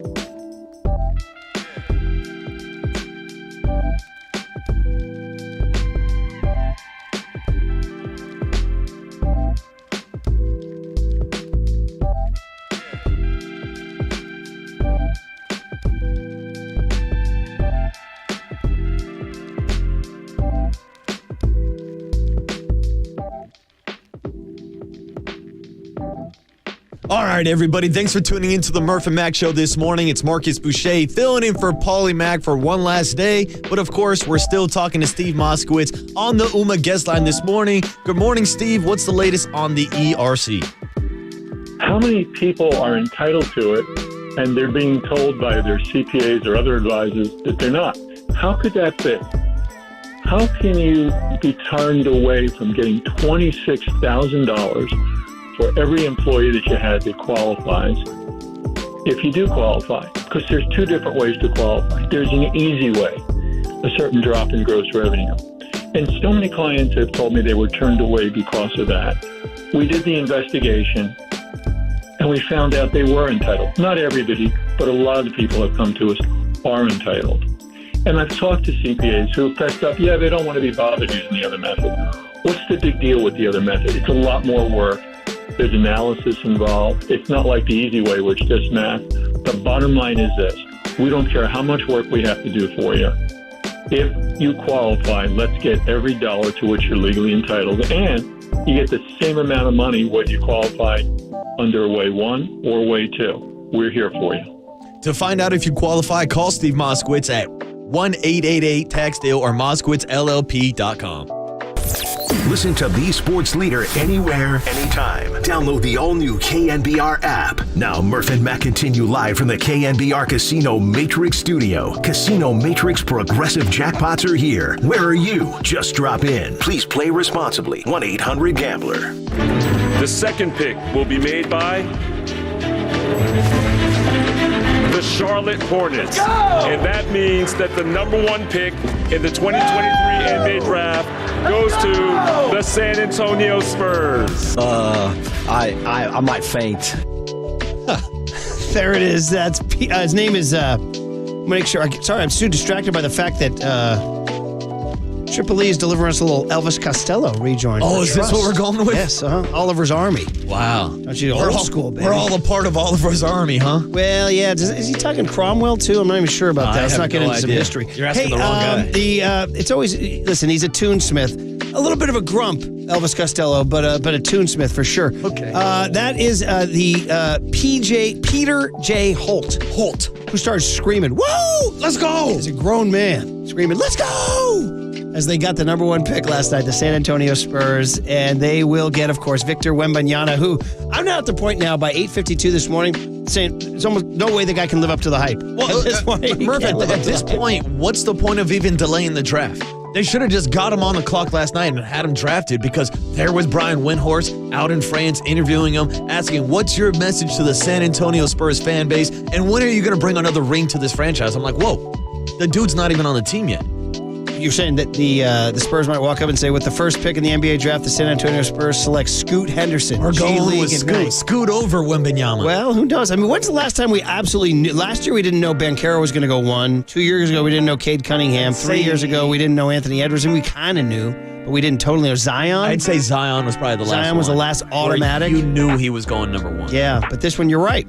I mean, with Scoot Henderson's like, what am I, chopped liver? Yeah, what about me? Yeah, so, or that unfortunate guy from Alabama who had Brandon Miller, who had the incident with the gun, but he will be a top 5 pick. So anyway, but yeah, I guess they're sort of playing I guess what they're doing, is they're following the script. Yeah, they got the script. Because the script's been leaked, right? They got the frozen ping pong balls. So, is it a conspiracy? Is San Antonio the right place for him to go? Everybody says it is. It's funny because it's obviously not a major market, obviously a very small market, but it's achieved a spot in NBA lore through Greg Popovich and Tim Duncan. And don't forget, this is the 3rd time the Spurs have had the number 1 pick. The other 2 were David Robinson in 1987, Tim Duncan in 1997. Yeah, that worked out pretty well, right, So Murph? they're looking for history to repeat itself here, of course. Like I said, a lot of pressure on this kid. And he's going to come in. There's going to be some grown men in the league looking to bump him around. Joel Embiid and Nikola Jokic. I was going to say, he's going against Jokic and AD in the Western Conference. Yeah, AD. And Kevon Looney. That's Kevon Looney, yeah, and Draymond Green. Green will probably D him up. You going to get this podcast, young Wembanyama. You're going to get this Draymond. But it was a really interesting thing to watch, and to fly Brian Windhorst out to Paris. The internet was just going nuts because he flew all the way to Paris for like a 60-second interview. And it was poorly lit, too. But anyway, let's get a little bit of that sound here. Wembanyama with Windhorst on. And by the way, the young man's English is pretty darn good. I'm going to go ahead and engage in a cultural stereotype, which is always a good thing. Could be a career ender. The French don't like to speak English. I'm here to tell you. I've been to France. Let's get racial. I've been to France. They're like, you speak English, they just look at you like, get out of here. Whereas you go to Germany, they speak English better than you. Sweden, better than you. If you dropped a Swede in your seat and a German in my seat, they'd be like, man, these guys are better than Murph and Marcus. They really are. So it wouldn't take much, would it? Yeah, no, that's not asking a lot, Murph. So as I continue to break down European countries' ability to speak English, But I'm surprised by Wembanyama. He learned his English. I guess he knew at a young age he was destined to come to America and make his fame and fortune. So here he was talking to Windhorse. There's American fans and NBA fans across the world are still learning about you. What is the NBA? What are the San Antonio Spurs getting with Victor Wembanyama? Team player. I'm going to make everything to win as many games as I can. And I'm trying to win a ring ASAP, so be ready. Team player and ready to win a ring ASAP. Waterboy, is that a shot across the bow at Steve Kerr and the Warriors? Yeah, I'm surprised Windhorst didn't ask him if the Warriors dynasty was dead yet. Imagine if Lacob's out there somewhere. I'm going to get him. I'm going to get Wembanyama. Wembanyama? He'll be mine. Bring him in. That's a 22-60 team, by the way. The Greg. That's the other question now. How long does this extend Pop's career? Because he's 74. And I got the feeling as I watched him this year, I was like, here's a guy he's looking to drink some wine. Well, that's a guy. You know what I was surprised when he came back for this season because it was obvious that the Spurs were tanking. They traded away DeJounte Murray before the season even started and were waving the white flag for the Victor Wembanyama sweepstakes. Can you name the Spurs' leading scorer last year? No. This past season? Well, Triple E, he just said Keldon Johnson. How'd you know that? He's a fantasy basketball player. That's incredible. What a pull. He just quickly was a Kentucky guy. Yeah. And he was a first-round draft pick, 29th in the 2019. Look at the big brains on Eric. Yeah, I got to say, I'm quite okay. Triple E, you're so famous. Who's their second leading scorer? Huh? All right, I got him. Crickets. Devin Vassell out of Florida State. You stumped the Schwab. Who was a first-round pick in 2020. Okay. So those are 2 first-round picks. So those will be the guys he joins. He's going to lock arms with Devin Vassell and Keldon Johnson and Devontae Graham out of Kansas. Now, who was a second rounder in 2018. Now, do you think that Wembanyama and his star power already is going to recruit free agents to come to the Spurs now? Because I felt like that's one of the reasons why James Harden was talking about going back to Houston was him hoping that they would get the number 1 pick and get Victor Wembanyama. Harden to the Spurs? Is that what you're saying? Harden to the Spurs, maybe. I also tell you are Jordan listening. Poole to the Spurs? You're listening to KNBR and KNBR. Well, didn't Wembanyama say he was a team guy? You're listening to KNBR and KNBR FM San Francisco, the sports leader, a Cumulus Media station. Okay, one more. Wembanyama later on did a press conference. He says there's a special relationship between France and things I never thought I would hear. France and San Antonio. Yeah. There's a special relation between France and the Spurs because of Tony, of course, and also Boris. And I know half of the country, if not the whole country, wanted the Spurs to have the first pick. So I was looking at everyone and everyone was happy. So I was too. You had said the universe told me? Not to brag about it, but I knew what was going to happen. And I actually recorded myself saying it this morning, walking to practice. So,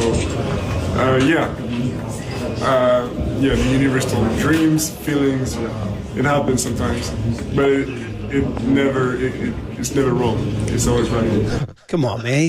He's outing the conspiracy. He's outing the script. I'm not going to brag about talking to the universe, Murph. He knew it was going to happen. Oh, man. I don't know what to say. I mean, I'm going on the list of greatest sports conspiracy theories of all time. Like, did the New Orleans Superdome lose power on purpose during the 49ers Super Bowl? Mm-hmm. Did the lights go out at Camden Yards because Cal Ripken punched Kevin Costner for sleeping with his wife? Whoa. You don't know that one? I've never heard that one. Oh, you don't know that one, Triple E? No. Oh, well, you guys ever heard of a guy called Cal Ripken? Yes. Well, I never know. Jeez, you guys don't know Elvis Costello, Oliver's Army. Did you? You can't compare those two guys. Didn't talk 62 naval blockade of Cuba. 62. That's your problem, Murph. Hey, Giants went to the World Series in 62, buddy. Hello, Murph. Good year. This date in Giants Great history. Santini is set in the year 1962. Kids, ask your parents about it. So here you go. Cal Ripken's streak in 1997, there was a game they couldn't play at Camden because the lights didn't work. They canceled the game. And apparently it was because of... Story was that Cal Ripken Jr. went back to his house because he forgot something.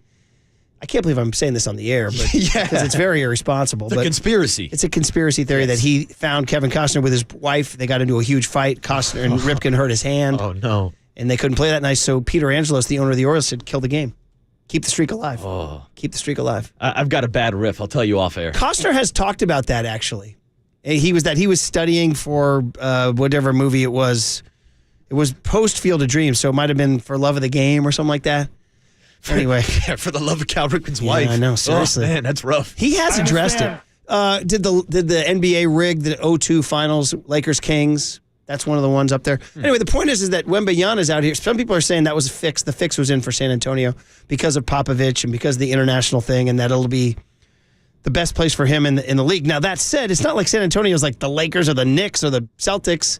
I mean, so if he went to Charlotte, Houston, I mean, they had Yao Ming. Houston's a big market, top 5. But the Spurs have built that brand.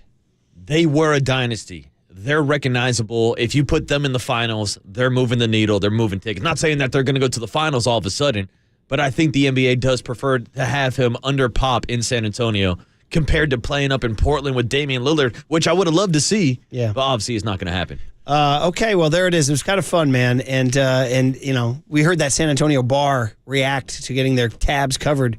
If you missed it from the Cooler of Content, there was a bar in San Antonio. They said you open your tab, start working on it. So, you know, you get it up to what, 80, 90, $100? Oh, higher.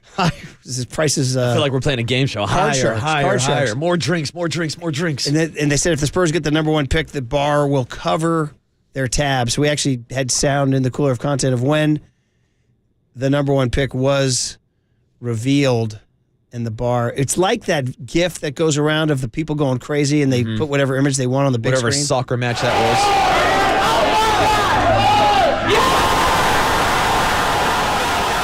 That sounds like a moon landing, you know? And my question is, Murph, there's always leaks before the NBA draft. I don't know if Shams or Woj or one of those guys had a leak yesterday a couple minutes before the draft pick was announced.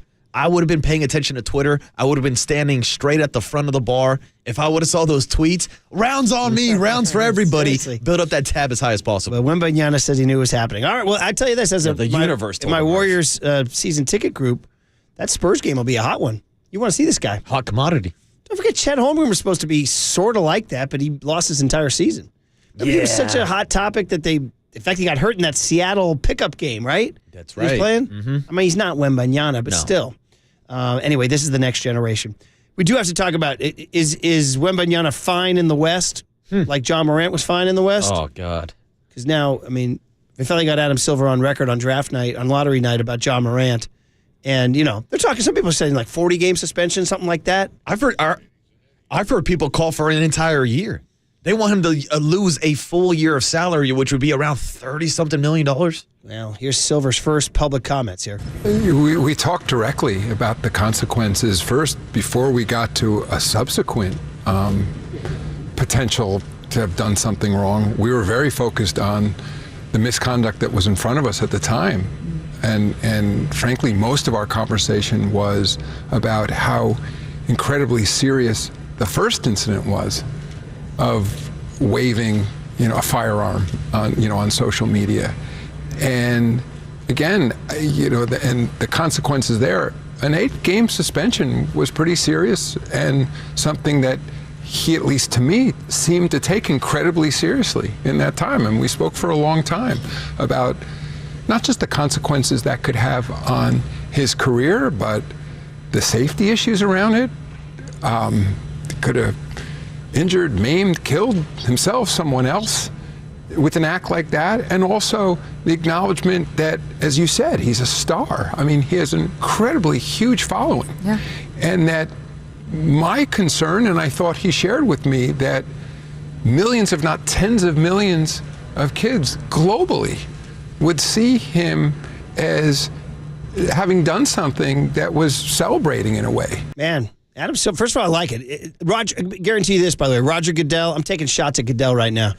Roger Goodell would never have done this interview. He'd be like, I'm not talking about it. I love Silver here talking, and speaking quite frankly, and I got to be honest, for John Morant, doesn't sound too good. No, it doesn't sound like he took it that serious. As it shouldn't. No. And he's pointing out everything that's right. We are living right now in a time in this country.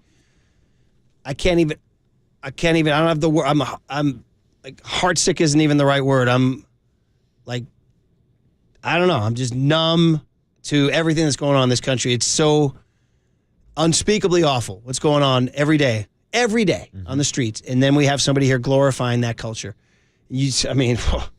Bro, and as a repeat offender. That's the thing. It's a lack of self-awareness for me. This is a dude that just got suspended during his season. He saw the crash and burn of the quote-unquote Memphis Grizzlies dynasty. Yeah, how'd that work out for Dillon Brooks and those guys? He might be joining Dwight Howard out in Taiwan. But yeah, just like the lack of just timing, acknowledgement, being in the car with your buddy. Like, all your friends should not have social media. First of all, you shouldn't be driving around with it anyways. Yeah. But you shouldn't be posting it on social media. Because he's right. Listen to tens of millions. I mean, those of us who coach youth sports, I mean, these kids watch this stuff. They do. Yeah. And as much as John Morant doesn't want to be a role model, the bottom line is he is. There's kids who want to wear his jersey, who want to buy his shoes. Yeah. And here's Nike still standing by him. I don't know. So it sounds like Silver's going to drop a major hammer. We do have a second cut here from Silver. Adam Silver on John Morant Part 2. You know, that act of using a firearm in that fashion. And so I at least was left with the sense that he was taking this incredibly seriously. So honestly, I was shocked when I saw this weekend that video. Now, we're in the process of investigating it, and we'll figure out exactly what happened to the best we can then. It's the video's a bit grainy and all that, but I'm assuming the worst, you know, but we'll figure out, you know, exactly what happened there. So, yeah, I never saw the video. Did you? Yeah, I saw it. Okay. Is it quick and grainy kind of? So it's quick. It's actually his buddy that's on Instagram Live. And I'm not going to give credit to his friend because he's one of the knuckleheads that's getting John Morant in trouble. But John's also the guy getting him in trouble. Sorry to interrupt, isn't this the guy who was involved in the Pacers incident with the laser in the bus and all that? It probably is. Devontae Pack is That's his a good name? call. So his buddy is recording while he's driving, I believe. Wait, who's driving? His friend. And John Morant is in the passenger seat. Okay. And he turns it over real quick, and Jaw flashes the gun. His friend tries to turn the camera back on him real quick, but they're on Instagram Live. Somebody's rolling tape. So Somebody has a screenshot He holds of John the gun Morant. up, kinda, He's got or? the gun up while he's in the passenger seat driving in the car. Oh, so listen, I mean, these are young. How old is Ja? Do we know? He's look that up early right now. 20s. So this is, you know, what happens when, you know, so much money at such a young age. Remember, 23. Yeah. Man, this gets, not everybody is equipped. Not everybody's Steph Curry, right? Not everybody is, choose any number of young athletes who are just handling their business so well. Mm-hmm. There's a lot of them. Yeah. This guy, for whatever, and his dad's courtside all the time, right? Yeah. T, He is. we know about him, right? T Morant. Mm-hmm. So, I mean, mom's around too, right? I mean, he comes from a pretty solid background, doesn't he? Didn't he grow up in like the suburbs or something? He went to a private school. So this is just a guy. He's like playing dress up or something. It sounds like he wants to be a wannabe tough guy. Again, I don't want to call him out or say anying out of bounds or anything here, but it seems like it seems like he's fronting for the ground. He deserves a majorly swift penalty.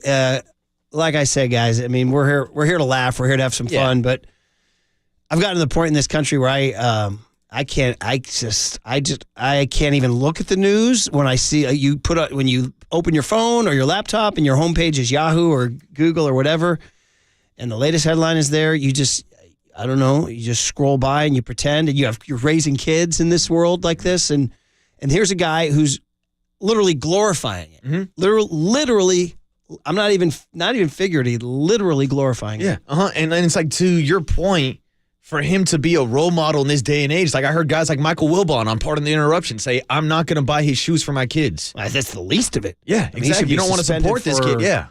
So suspended for, a long time. You can't, because he obviously didn't learn his lesson the first time, right? I can't just say this enough, particularly at this time in this country's history. Yeah.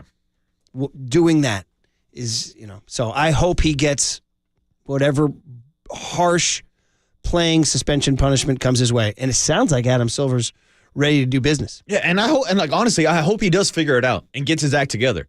Because as much as we hate the Memphis Grizzlies for their upcoming rivalry against the Warriors, John Morant is a phenomenal talent on the court. He just has to figure it out off the court, Murph. 774 says you guys are looking for somebody who handled their business with fame and fortune at a young age. LeBron James. Yeah. And he says, I wish you both didn't hate him. I don't hate LeBron as much as everybody else. I don't. Yeah, I do.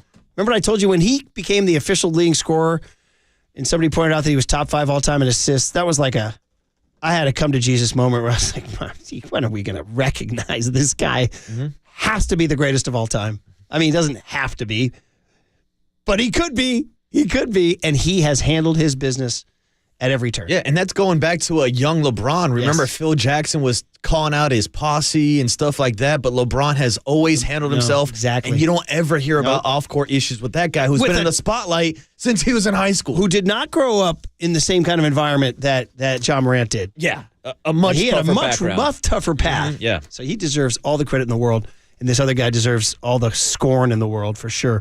All right, from there to the Giants, Andrew Baggerly. Hey, man, Giants are 19-23. Right. Won 2 in a row. Look at the Phillies, Mets, and who's the other team I had? Padres. They're all under 500 too. Join the club.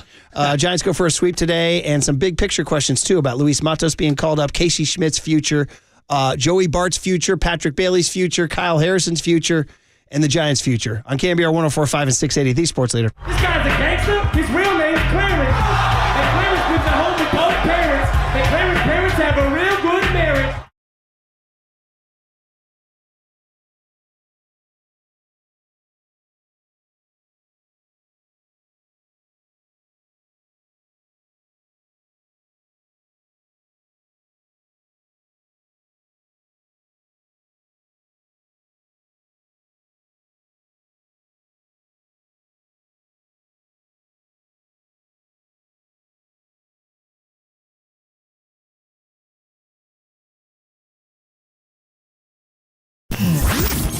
Here's what's trending now. Trending now. On KNBR.com. Michael Conforto stopped by the afternoon show yesterday with Tolbert and Cobes to talk about his recent success at the plate and the Giants winning back-to-back games against the Phillies. To hear that podcast and more, check out what's trending now on the all-new KNBR app.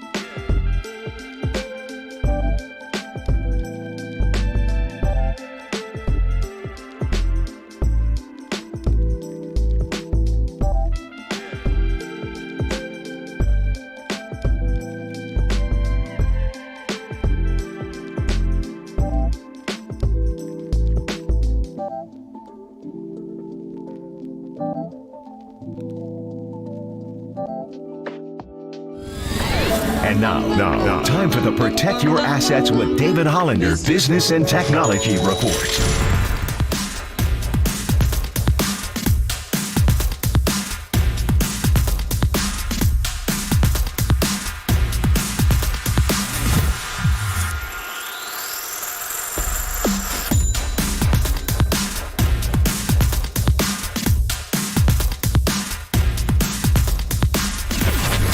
This has been the Protect Your Assets with David Hollander Business and Technology Report.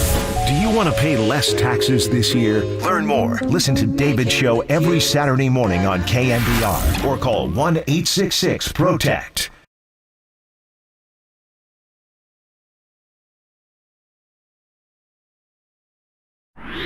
Andrew Baggerly covers the Giants for The Athletic, and he's on with Murph and Mac.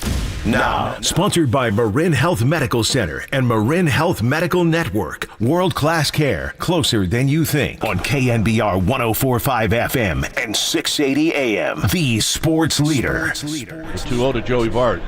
Swinging a pop-up.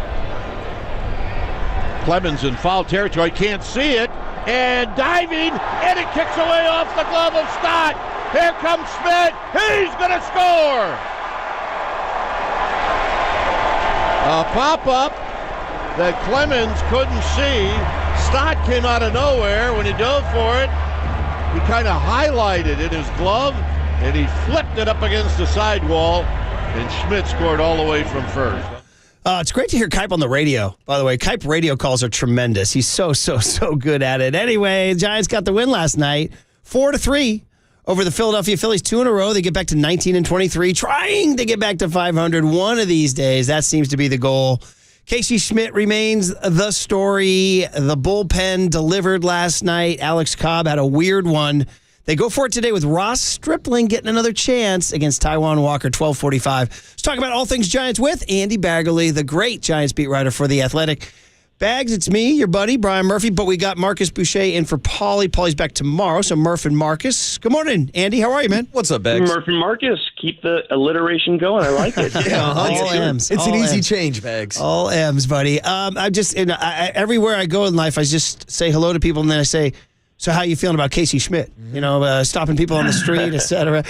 We haven't had you since he got called up. I'd love the Andy Baggerly sort of take on this whole phenomenon, you know, and you can go any number of directions, like how you've seen him play in the last 8 games and or kind of how much you felt the organization had their eye on him since draft day 2020. Yeah, you know, I think it's just cool to hear him at home, you know, get the ovation that he's getting with each at bat. I mean, it's not like thunderous, but you can tell the fans are excited, and it's this is what they've been waiting for. You know, it kind of reminds me of back on opening day when, you know, Brandon Crawford got the loudest ovation and Matt Duffy got the second loudest ovation. It's, you know, these are fans who just want some players that are homegrown, that come up to the system, that are exciting and to root for. And I think that Casey Schmidt's given him a lot to cheer for, and that's that's great. But and it's got to be the first of many, right? For this to be a successful enterprise, as much as they've signed free agents to short-term deals and tried to piece it together to be competitive. This is what they've been waiting on is developing players from within and really sort of establishing that pipeline. And they're not going to be successful unless they can do that and do it with some volume. So, it starts with Casey Schmidt. It's got to continue with Pat Bailey. It's got to continue with Kyle Harrison. It's got to continue with Luis Matos, who's a AAA now, and eventually Vaughn Brown, Marco Luciano. I mean, this is what has to happen for there to be exciting baseball again at Third and King. 100% agree with everything you said there. A little bit on Schmidt's game, what you're seeing out there. His defense, ultimately, will he be a third baseman, as Pat Burrell told us? Also, the bat, maybe didn't get as much publicity as the glove, but he hit in spring training, right? And he's very aggressive, and we know pitchers may someday use that against him, but what are you seeing in terms of his game? Well, I like the fact that, everything is fast. His throws are about as fast as anybody in baseball in the infield. Has got great arm strength. He can make more plays because of that. He seems to have a good sense of timing in the field. He doesn't look like he's rushing, but he's got great footwork too. He's very active. It's tough to be sort of an active presence in the infield and not look like you're rushing, still have a good pace to your game. And that's you notice that within just 5 minutes of watching him taking ground balls, and then running the bases. He can fly around the bases. He's pretty fast. I mean, scoring from first base yesterday, that there are not many other people on this team, maybe nobody else on this team except for maybe Tyro, who could have scored from first base. So it's pretty exciting to watch somebody who's just got those tools where you don't need to be a professional scout to know that hey, he can do some things that not a lot of people on this roster can. And you're right, I think the actual bat to ball skills and the actual zone awareness and stuff, those are things he's still working to refine, and there's going to be times when that's evident in the big leagues. But how he's going to do against major league breaking balls is an open question. But for now, he's got a lot of confidence, and I think that's fueling what he's doing. And Bags, to me, the one thing that has stood out about Casey Schmidt so far is his versatility and the fact that he's played 3 different positions so far, and he's been in the lineup every day since he has been called up. So can he carve up enough of a playing role, and where do you think the clearest path is for Casey Schmidt to play in an everyday role? Yeah, I think that's why they had him play second base, because they knew if they called him up, they wanted him to play. And, they still have a shortstop that they can't forget about. He's, one of the most decorated performers in franchise history. I think they realized that, curtailing his playing time is probably going to be good for everybody, and keeping him fresh so he's at his best when he is out there. And I know that third base is his best position. He could win Gold Gloves there, but it's really hard to find a shortstop. I mean, the Giants thought they signed one in the offseason, right? And the teams that did sign one of those shortstops, paid $200 million plus to get one of them. So, I think that might be the easiest fix for this organization going forward. Is that he's maybe the heir apparent to Brandon Crawford, and if they can go out and find a shortstop somewhere else, then you move him over, and you're even better at third base. But the way that J.D. Davis has played at third, I think short term the shortstop is going to be where he gets a lot of opportunity. Second base, he'll get a lot of opportunity. But if you're trying to forecast where's he going to play on opening day next season, I would say probably shortstop, just because those guys are so hard to find. And Bags, we know that he won a minor league Gold Glove at third base. So my question is, with this shift towards shortstop, I think a lot of people were looking at Brandon Crawford's potential replacement as Marco Luciano. Do you think there's going to be any change in his future plans and maybe shifting him to third base now that Casey's playing short? Well, so it's been really talked about from Luciano from the time he was, still a teenager, which isn't that long ago, actually, that he was going to, fill out. He's going to get, physically bigger. He's not a guy who has the massive amount of range. He's worked very hard to stay at shortstop, and I think he's made some strides. But and I think that the best that he maybe might grade out to be is about average at that position. So it wouldn't shock me at all if he's the third baseman aside from Schmidt, who's a shortstop. That might be their better defensive configuration, or maybe he's even an outfielder. But that's a long way away from now. I don't think it's something they need to figure out at this moment. And you never know what could happen. I mean, the Giants could have a really good opportunity to get another player, and they have to end up, packaging Luciano in a trade somewhere. You never know with prospects. They can help your organization in multiple ways, and trades are one of them. So you don't necessarily have to make all the puzzle pieces fit now. When Luciano is still at Double-A and just sort of getting his bearings back after missing some time with a stress fracture in his back. But if you listen to scouts, that I think they probably would tell you that it's more likely that you'll have a better defender at shortstop in Schmidt than you will at Luciano. Yeah, talking to Andy Baggerly of the Athletics, so much excitement around Casey Schmidt and all that. And I know this isn't a front burner issue, but you were talking Luciano shortstop, Schmidt shortstop. Low key, Tyler Fitzgerald was a pretty high draft pick for them, and he's now at AAA and shorts playing pretty well.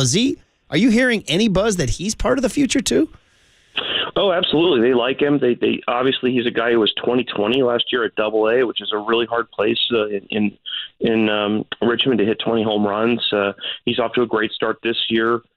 Still a guy who is striking out quite a bit. He's cut down his strikeouts a ton, but that was really what held him up in the past and boosting his walk rate a little bit. So he still has some work to do, but he's put himself back on the path. He's off to a great start. And you can go down into the lower minor leagues as well and find someone like Everson Arteaga, who is someone who really is a plus defensive shortstop. And so they definitely have guys coming up through the system. I think it'll be really interesting to see what Vaughn Brown does now that he's at Double-A Richmond. He's back off of his rehab assignment after dealing with some knee stuff, and he's obviously an outfielder, but kind of a Hunter Pence type in terms of energy. And if he comes up to the big leagues this year, I mean, I totally anticipate that he's going to wow the crowds with what he can do. You think Schmidt is fast around the bases? Wait till you see Vaughn Brown. Is he the one they compare to Hunter Pence, kind of? He wears his socks way up high. He's he's definitely. That? Yep. So he's an interesting one. He's a 10th round pick, and the guy they gave $7,500 to, and that was about as fun a story as I wrote all last year when I went to Eugene and sort of got the whole backstory on how the Giants found Vaughn Brown. Basically, the scout that watched him, Jim Gabella, couldn't see his games because they were closed to the public because of COVID, and he literally found a knot hole in a fence to be able to watch him. Wow. I mean, it's a great scouting story and a great personal story for Vaughn Brown. That is awesome. I mean, I know Haniger and Conforto and Stripling and Minaya are all important to the 2023 Giants, but to your point in the opening comment, the future is what's going to excite this fan base. So I have yet another future question, and that is the way it's going with Kyle Harrison and what you know of what Farhan and the front office want to do with him and what's happening with the back end of the rotation. Can you put any pieces of a puzzle together to speculate and sports talk radio spitball about what you think happens to him in the coming months? Yeah, Farhan spoke to me about that about a week ago when I asked about Harrison, and he said, look, it could be very much a reaction to, what he's doing immediately. If they see that he's controlling the strike zone, his walks are down. Currently, it's more than a walk an inning, even though the strikeouts are kind of overwhelming. If we see that he can get a little bit deeper into games and be a little more efficient, they're not going to wait around a whole lot. If he can do that, 3-4 starts in a row and they've got a need, I think they'll be aggressive and they'll promote him. Now, he did talk to your own Danny Emmerman yesterday, Farhan did, and sounded a little more pessimistic, saying, look, we're not going to call him up until he shows that he can be a demonstrated strike thrower, because that's a very, very important, a quality that they want to have up and down the pitching staff. And so, he's not ready right now. But I tell you what, if he has a good run of 4 or 5 starts or 3 or 4 starts in a row where he really demonstrates that, I don't think they're going to necessarily, hold his overall walk rate against him. I think they're going to be very much reactionary to what they're seeing here and now. So I think it's well within his ability to make a compelling case within a couple starts that he's ready. And I think the Giants will react to that. And obviously, if they do insert Kyle Harrison into that rotation, that means you'd have to subtract somebody. So we saw Alex Wood make his return to the rotation. Ross Stripling is starting today. Sean Manaea is going to the back of the bullpen. How long of a leash do you think Farhan, Gabe, and the Giants are going to have with some of these free agents that they picked up this year, like Stripling and Sean Manaea, before they do make that move to Kyle Harrison? Yeah, it's been really tough for basically all the free agents they've signed, with the exception of Taylor Rogers, who is up to 10 scoreless outings and really had a huge game yesterday. pretty neat to see him get a win and see his brother get a hold his own brother's win. So that was pretty cool and a much needed game for the bullpen, because the bullpen obviously has to be a lot better for the Giants to win. Close games are going to be in a lot of them, and really that element has been lacking. But you're right. They've kind of been let down with some of their long relief options, whether it's Sean Jelly or Tristan Beck or Jacob Junis is not off to the greatest start, and Sean Manaea is going to probably be in that role until they can straighten him out. And it's still their decision, whether it's Manaea or Stripling, whether to come back for $12.5 million next year. And I don't think that you give up on guys that you evaluated so highly in the off season after just 2 months, and they're healthy. The stuff is there. They're just not commanding it. So I don't think that it's a situation where Sean Manaea is out there throwing 82 miles an hour, and you're thinking, oh my gosh, what's going on? I mean, he's still throwing hard. He's just doesn't have command. So maybe they figure out a way that they can dial it back a little bit so he can put the ball where he wants to, or they work with him on the side, But the problem is that there's just not a lot of optionable pieces in that bullpen. So,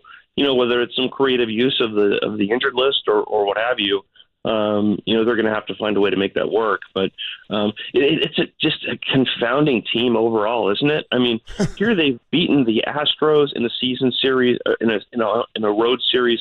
They've now clinched a series against the Phillies. That's the two teams that were in the World Series last year, and yet they've lost series to the Royals and the Tigers and the Nationals and the Marlins. It's really kind of a confounding team. Kind of unfortunate is what a 500 team sounds like. But hey, Andy, I know we're running out of time, but just real quick on the way out, is there concern about Joey Bart having 0 home runs this deep into the season?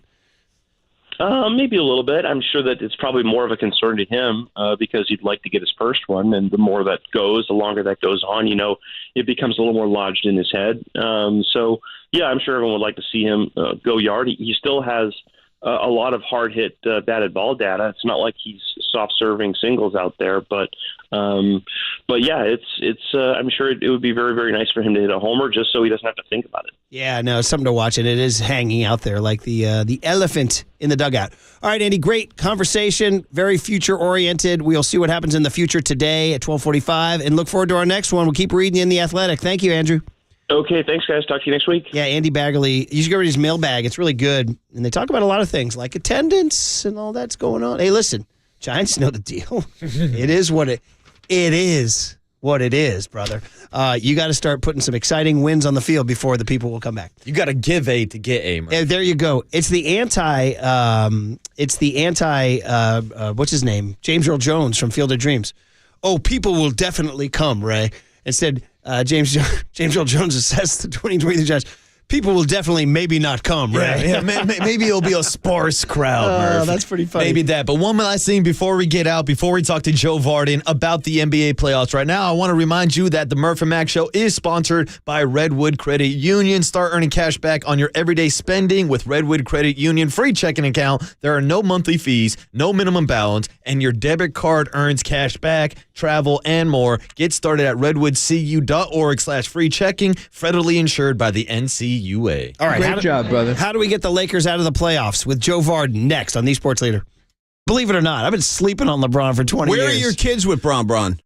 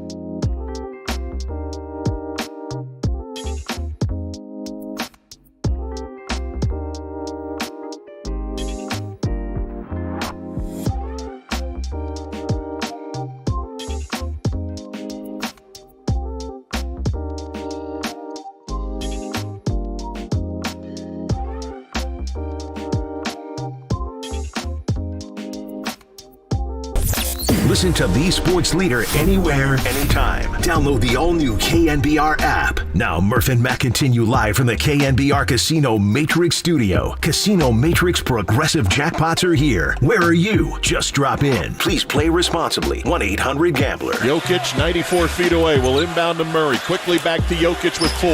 Jokic dribbling three-point line with 3. Jokic with 1 will rise. Contested triple. Goes home at the end of the third.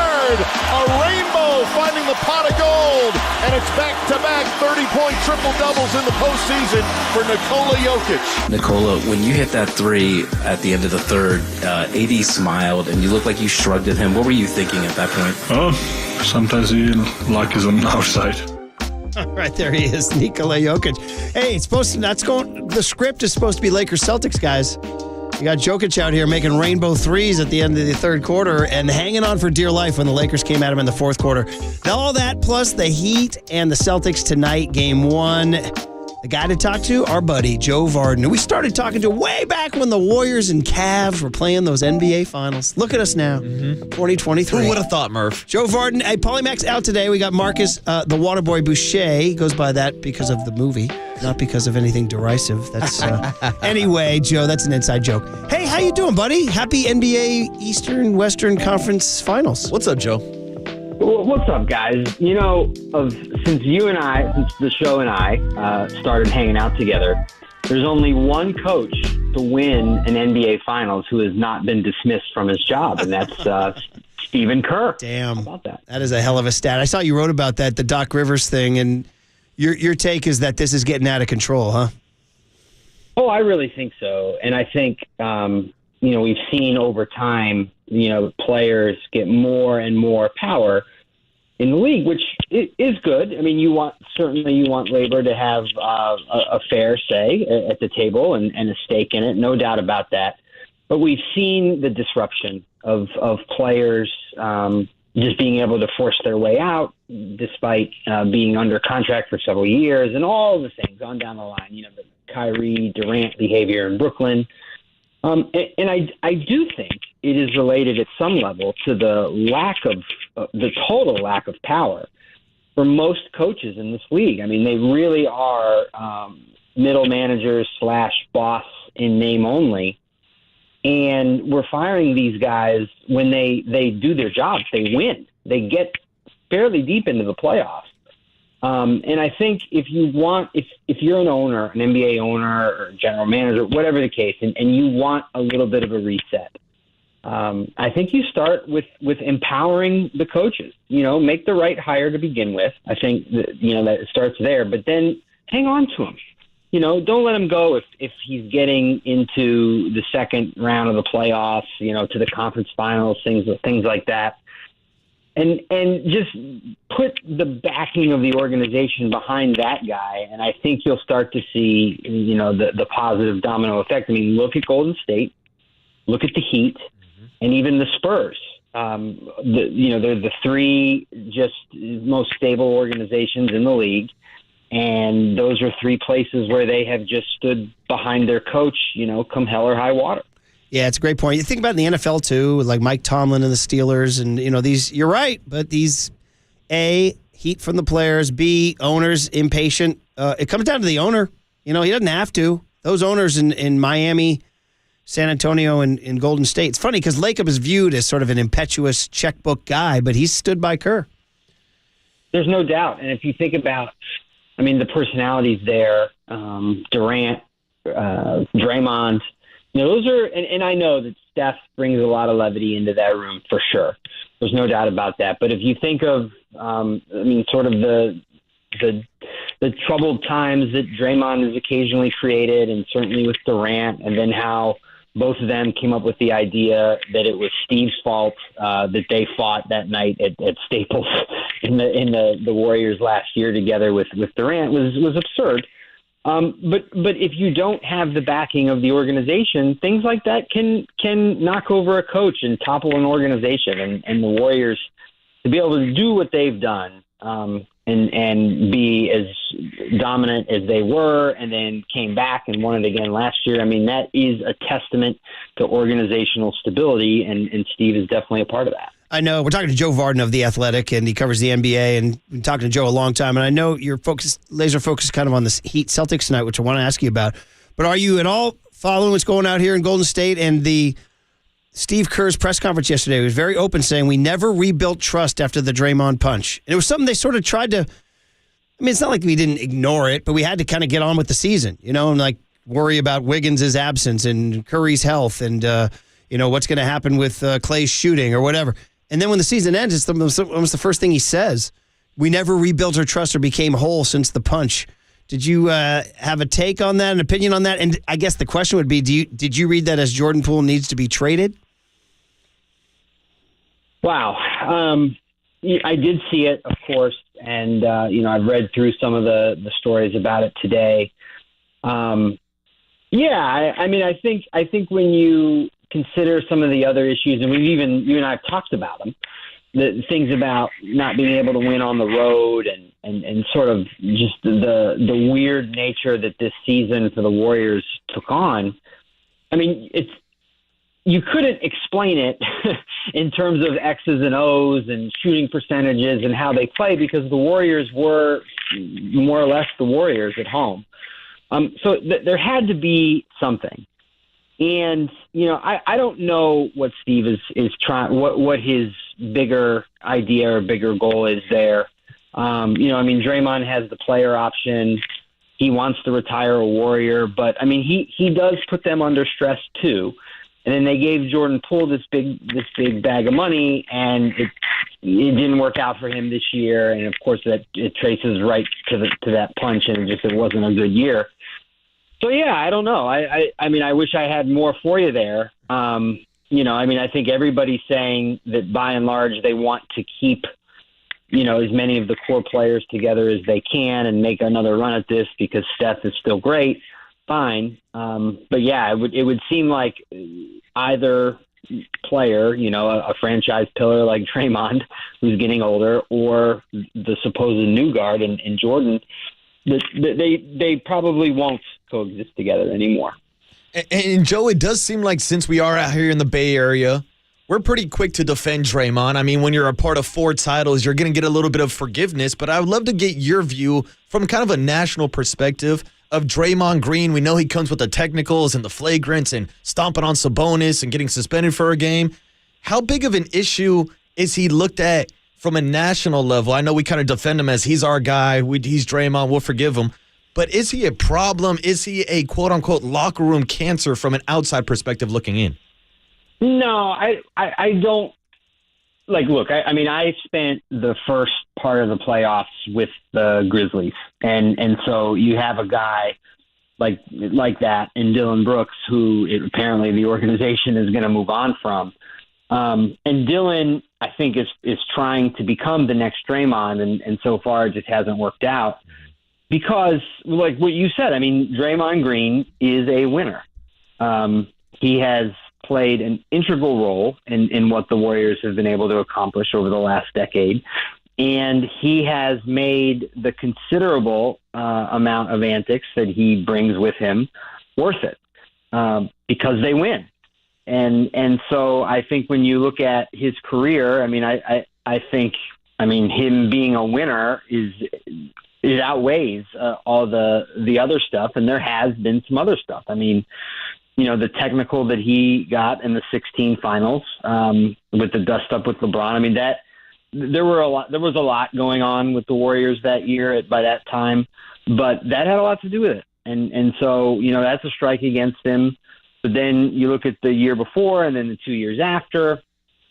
You look at how he resurrected himself in the finals last year after a tough start, and really made some strides there in helping the Warriors win again. I think that matters. It does. I wasn't there the day that Draymond punched Jordan Poole, and don't know all the stuff that went into it. So I can't defend him. You can never defend that kind of behavior.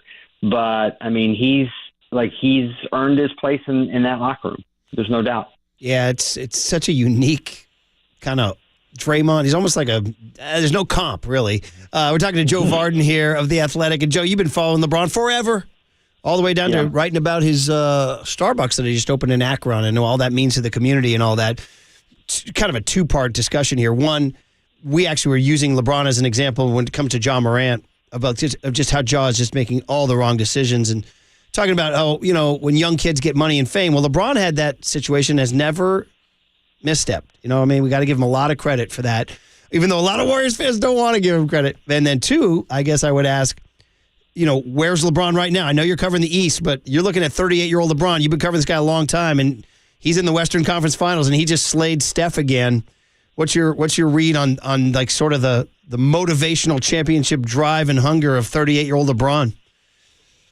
Well, it's certainly a lot there. I thoroughly enjoyed that game last night, and I thought the look on LeBron's face was one I've seen before, and one where he seemed like he was at peace with how that game went. He always says, and not like this is some novel thought, but he always uses game one to get a sense of how the series is going to go. And at no point, even when they were down 20, did he really look like he was under stress or perplexed or even upset.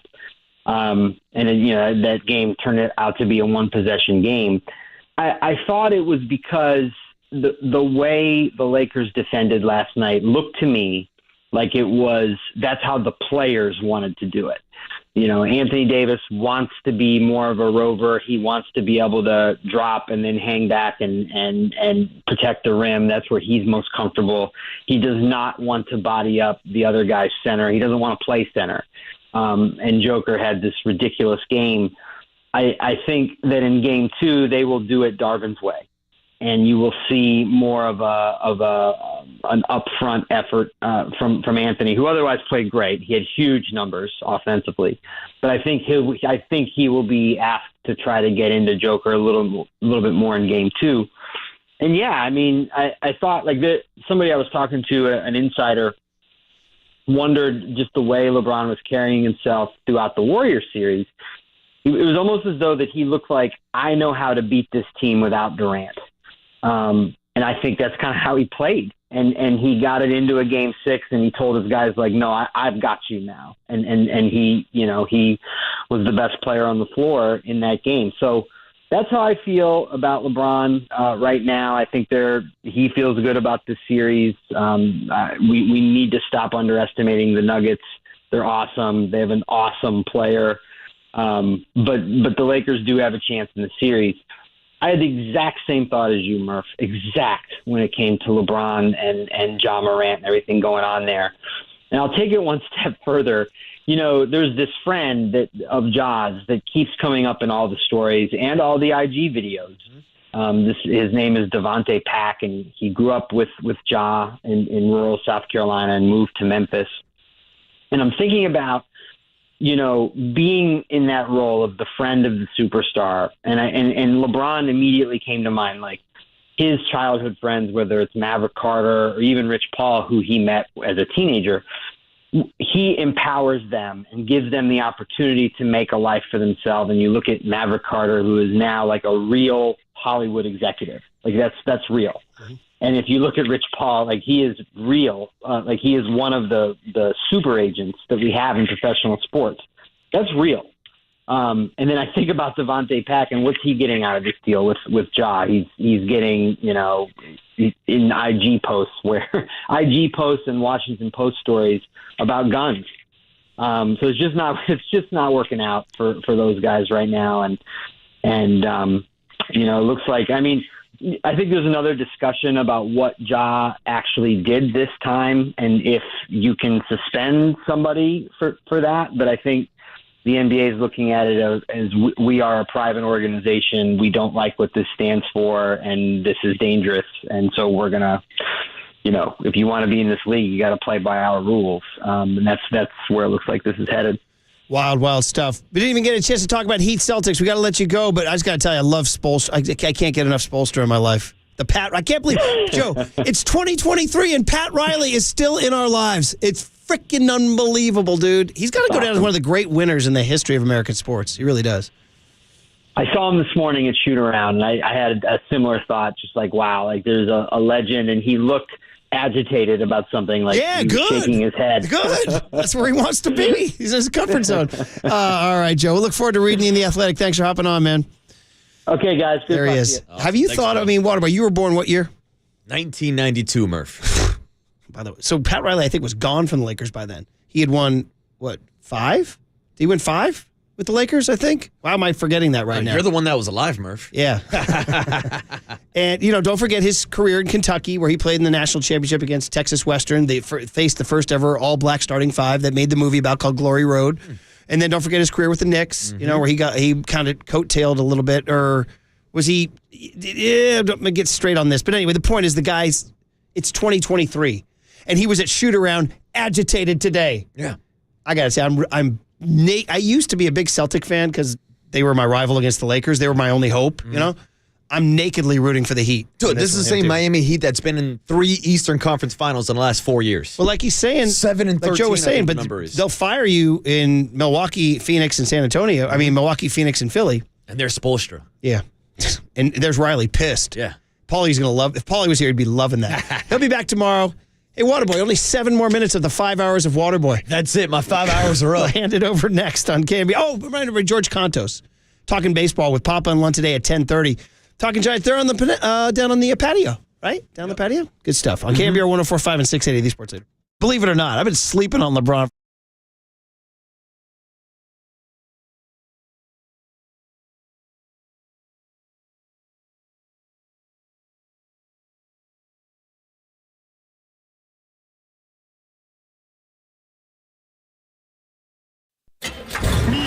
From the Chilton Auto Body Traffic Desk.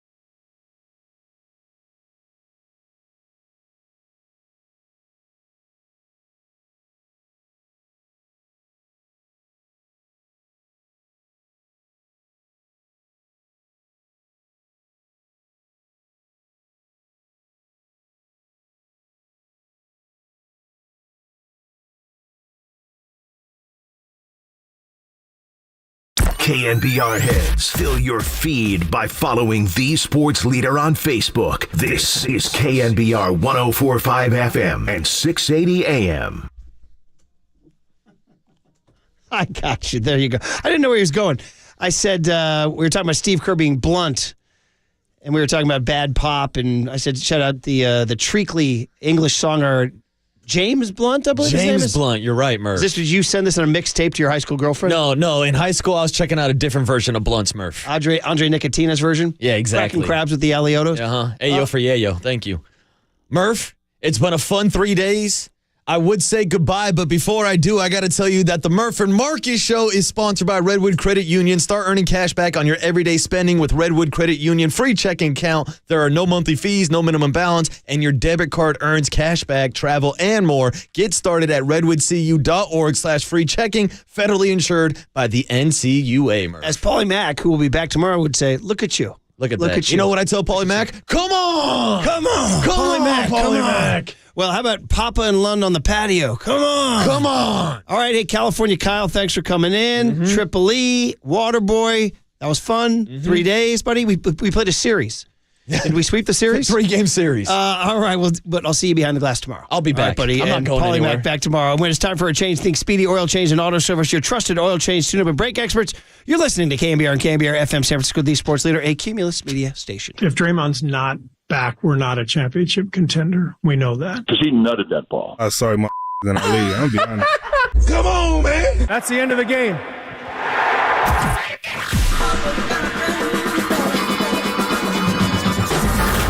Ladies and gentlemen, Prepare yourself. prepare yourselves I love it when you call me Big Pop. for Greg Papa Sleeping Boy is Superman. San Francisco. and John Lund. It's 10 o'clock. Let's hit it. This is Papa and Lund That's right. We're getting it going. on KNBR 104.5 and 680. The sports leader. So here is Tyro Estrada, the pitch to him. Line drive up the middle, base hit center field. Coming in to score is Sable. Here comes Wade to third. He got a late break, so he will be held up by Hallberg. Tyro Estrada knocks in the first run of the game. Him to pull the ball. The pitch is lined into left center field for a base hit. Coming in to score is Wade. Going to second and holding is Estrada. The 2-0 to Joey Bart. Swinging a pop-up. Clemens in foul territory, can't see it, and diving, and it kicks away off the glove of Stott. Here comes Schmidt. He's going to score. A pop-up that Clemens couldn't see. Stott came out of nowhere when he dove for it, kind of highlighted in his glove, and he flipped it up against the sidewall, and Schmidt scored all the way from first. Unbelievable. Wade hits a line drive to left. Schwarber comes in, and he traps it. Here's the throw home. It's going to be close. Not in time. Put everything on Lee Hammer's tab for that play. Chose not to slide. Resilient, we always bounce back strong, positive vibes. We don't get too high, don't get too low. Just come out here trying to run off a good plan and play good baseball, clean baseball, and take it one day at a time. Yes, thanks for joining us live on the patio and on cue. On cue. Salud, my friend. On cue, the Giant orange bloody. That was Dave who brought him to us. Dave's not here, man. McCovey Cove Dave is coming later on, by the way, John. Look at this, and you can see this live on video, these beautiful Bloody Marys out here at the public house. All you have to do is either come on out or you can watch on the And our girls are here. Barbara and Mary. Where's Jane? I can't have Mary without Jane. We need Mary Jane. Yeah, you got to have Mary Jane. It's got to work. It does not work. Salud, John. We've not been here since last September, right? We were here opening day. The Warriors kind of got us derailed. I'm so glad we're on the air because Lee Hammer is engineering. I think the last time we worked together, here's Barry Lamar Bonds in the box sitting on number 714. It's a deep drive. Hello? Anybody there? Anybody there? I think that's the last time we worked together. Wow. We're not even a minute into the show. I haven't even taken a sip yet. Salud, ladies. Have you met Lee Hammer? Wow. Yeah. Big crowd, John. We got a large studio audience today. They'll get going. They'll get going. Thank God for Barbara and Mary showing up. Where is everybody? They stuck in traffic? You are looking live. We're at Oracle Park outside the Public House. Stop by Day Baseball, Phillies and Giants as the Giants go for the sweep. And literally, as we are opening everything up here, Dave brings us the Bloody Mary. Right on cue. I mean, right when you were getting into which you don't do anymore. He brought him to us. Yes, very nice. And aren't they giant orange? And they're playing well, John. What a win last. You know who else is going to join us at 10:30? Who? George Cantos. Oh, and the hair? That's it? That's all we get for Cantos? Who has better hair, the Italian Papa or the Greek Cantos? I'll tell you, I don't want that could be our poll. I don't want to sit anywhere near him, especially on camera. And I have something for him in my bag that I brought. You're wearing the shoes that he bought. I did. I am drip. I am fire. Thanks to George. But how good was the Giant bullpen last night? It was very good. And we got George Cantos, the overlooked member. I'm the one that gave him the nickname Core 4. Why didn't I? Because it was easy to say Core 4. Right. George was the 5th member of that bullpen. Why does he get disliked? Yeah, I don't know. That's my fault. I'm sorry. Yeah. Anyway, is the bullpen fixed after last night? Give it a little more. Tay, as Cap calls them, we're calling him Tay and Ty. The Rogers twins.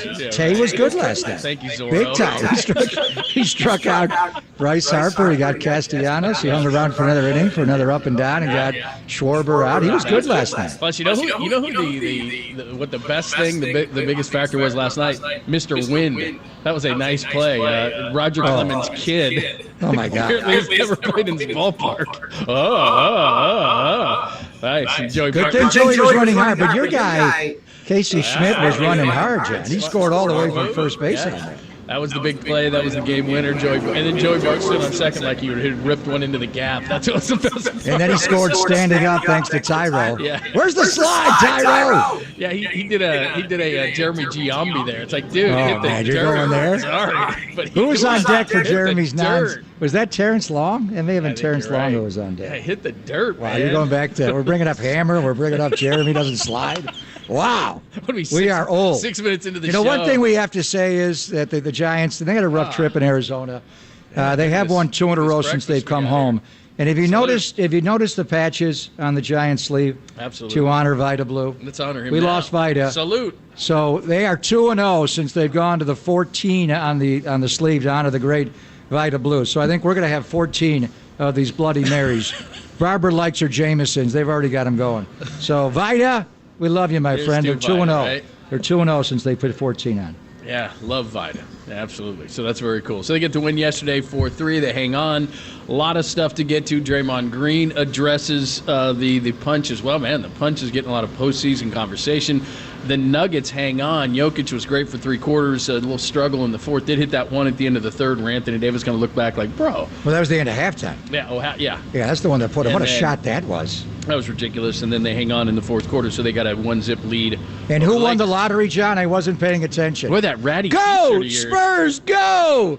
Victor means victory. I'm going to regret this when they roll in and light up the Warriors by 30. But can they go from 60 losses to 60 wins in 1 year? What you were on the inside of that whole thing. Well, I didn't know they were going to win the lottery. I didn't know. But to go from David to Tim to like David was 87, and then David's rookie year. Remember, he had the 2-year naval commitment.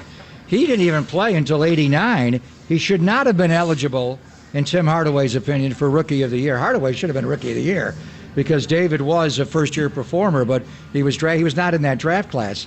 Kind of like Blake Griffin. Didn't he win it when he missed an entire year? But anyway, David was chosen in 87, Tim in 97, and now Victor in 2023. And Pop is going to coach, I think, till 2043. He's going to be out there till he's 99 now. He's not retiring. The luck that they have to get that, I mean, there's teams like Minnesota who have been bad forever. They For the never Warriors, get the number 1 pick. What's the one time the Warriors won the number 1 overall pick in the draft? Hi, Joe Smith. Hi, everybody. The Beast from Maryland. And you had Kevin Garnett. Nice guy. Nice guy. All this stuff, that's who you take. I like the 1 year. See, that's the difference between Nelly and Pop. And they both tanked late seasons to get the pick. Pop got Tim Duncan, and now he gets Victor. Nelly got Joe Smith.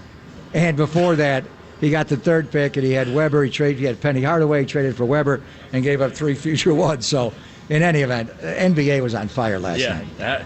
You know what? You know who had the best gig last night besides Victor Wembanyama in San Antonio, the guy who maybe is third on that list. They sent Brian Windhorst, our good friend Windy, all the way to Paris to interview Victor Wembanyama for 60 seconds, and then that was it. And then he's done. He came back on the Concorde. Now he gets like 2 weeks in Paris. Go to the Champs-Élysées. That was tough. The Arc de Triomphe. The Sacré-Cœur. How do you feel about going to San Antonio? Back to you guys. Where's Montmartre again, Victor? It's nice. I'll be back. Anyway, that shirt you had worked. My God. My Spurs ratty one? Wow. Yeah, but now I'm going to regret the fact they got the number one overall pick of the draft. And Pop is brilliant again all of a sudden because they have some decent young players. I mean, some wing-type players on that team. And, Vassell, how do you say his name? Yeah, they got a Remember when Mitch Richmond did the starting lineups that night when the Spurs were in? What did he call him? You remind me. Did he call him Vessel? Yeah, that wasn't good. That was not good at all. All right, thanks for joining us. It is Pop in London. What time they open the gates here, by the way? What time's the game? The show. That's a 12:45 first pitch. That's Taiwan Walker versus. I say we Taiwan on. Stripling. Ross Stripling is pitching. McCovey Cove Dave is coming today. He's going to get a lot. of balls. Today is the day. Yeah. And I want to see what the wing pad. Last night it was howling Jack. Yeah, it was. Without question, it helped Joey Bart's ball. That would have been a foul ball, but it cost Casey Schmidt a home run. Yeah. Oh, are you not? I'm surprised you didn't open the show. He hit that on the screws. That thing, man. He nutted that. He nutted that thing. So where's the wind going to play tonight? Is it going to blow out, or today for a day game? Is it going to blow out? And I am predicting today is the day that we have the 100th splash hit. Well, I'm here. Yeah. So what'd you expect? And we're going to have McCovey Cove Dave on and reminisce. So who's going to hit it today? Who's going to hit it? Crow's back in the lineup today. Yeah, that would Taiwan Walker. That would be big if he did that. Boy, but that win didn't hurt Kyle Schwarber. Like, he hit one late, and it was just like... See, the visitors don't count. Yeah, I guess And he's not going out. He's not. No, but he hit that one dead to center last night. Yeah, he could easily get one. It was like, jeez, that thing. Casey How Schmidt, many has Bryce Harper got in the Bay? Oh, my gosh. Yeah, let's not do that. Plus, I think he's Diamond Notes to follow. But award-winning Bryce Diamond Harper is 6 for 10 career off of Ross Stripling, but then again, who's not? But 6 for 10, and I had somebody else in my notes that I'll check a little bit later that's hits Ross Stripling quite well as well. So anyway, welcome in. Stop on by the Public House. We're live at Oracle Park. We'll get into a lot of different things today. Obviously, talking day baseball with the Phillies and the Giants going for the sweep today. Lots of things around the NBA. If you missed Steve Kerr yesterday, we've got you covered on that. We talked about it late in the show because he had the press conference at 1 o'clock. But the punch, a big part of everything, and the loss of trust and those kind of things. Then Draymond Green went on with Screaming A and brought it up again and said they'd still be playing if it wasn't for the punch. So, man, this thing, long-lasting ramifications. If you call him Screaming A again, John, he is a member of my company. I'm going to have to get up and leave, McMenamin. We didn't talk about that after I dropped, what do I call him, Stephen A-hole. Sir. I thought that was his name. Sir. He went, I'm going to have to leave if you disparage anybody else who works for my company. Dave, I haven't even started yet. Exactly. You better buckle That's in. mild. I'm going to disparage everybody. Except for Barbara, Mary, and Vida. Very nice. It's good to have them out today. We will Strength of Vida. We'll get into everything. And remember, KNBR.com, plus the KNBR app. You can see the live stream as well as we've brought the cameras with us. So if you want to see how scrumptious these Bloody Marys are and what we're going to be having for breakfast, because that's what's in the Bloody Mary, well, you can see what that was the live Jim right Carrey now. movie, Interspace? What was that called? Where the king was always on. And then he escapes at the end.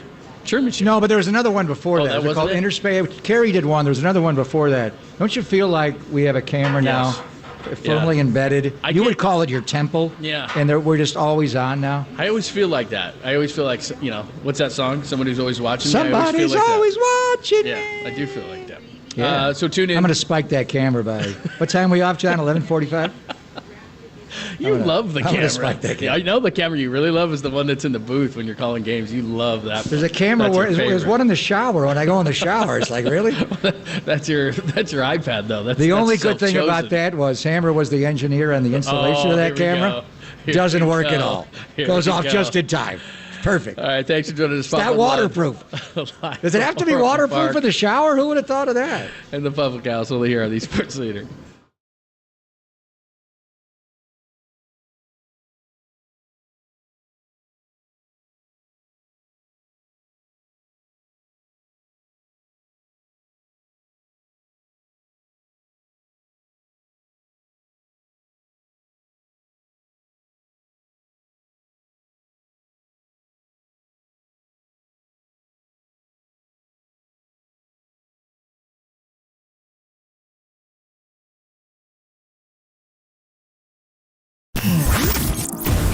what's trending now. Trending now. On KNBR.com. The Giants win again, but this time by playing small ball. They go for the sweep this afternoon. That story and more turning right now on the all-new KNBR app.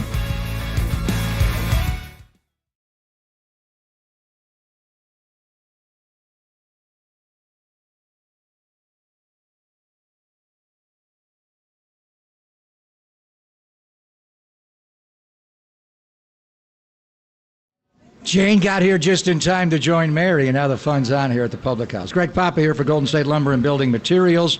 You want home improvement projects done this year. You've been putting them off for a while, and you are determined this summer to get them done. If you're looking to add something like a back porch or another room for your home, consider partnering with Golden State. They can help you pick up the pace on your next project, supported by the largest inventory of in-stock materials ready to be delivered to you anywhere in Northern California. When it comes to building codes, the Golden State app helps professionals up to date, keeps professionals up to date with the ongoing changes of the numerous codes. So talk with your preferred contractor or professional builder and start navigating plans to finish your desired project before fall and football season suddenly arrives. Start at goldenstatelumber.com. Building a better Bay Area since 1954. Golden State. When you succeed, we succeed.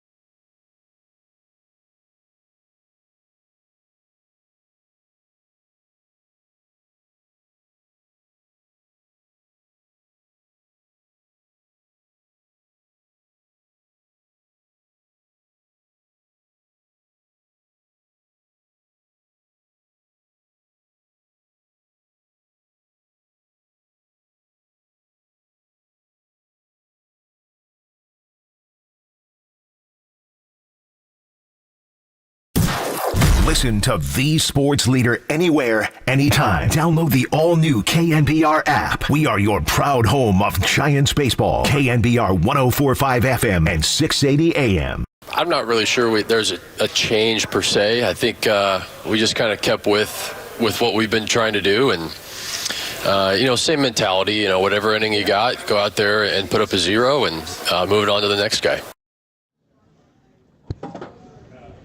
Thanks for joining us live from the Public House outside of Oracle Park. Pop and Lund, thanks for joining us. Going for the sweep against the Phillies today. Ross Stripling goes to the mound against Taijuan Walker. That was Taylor Rogers.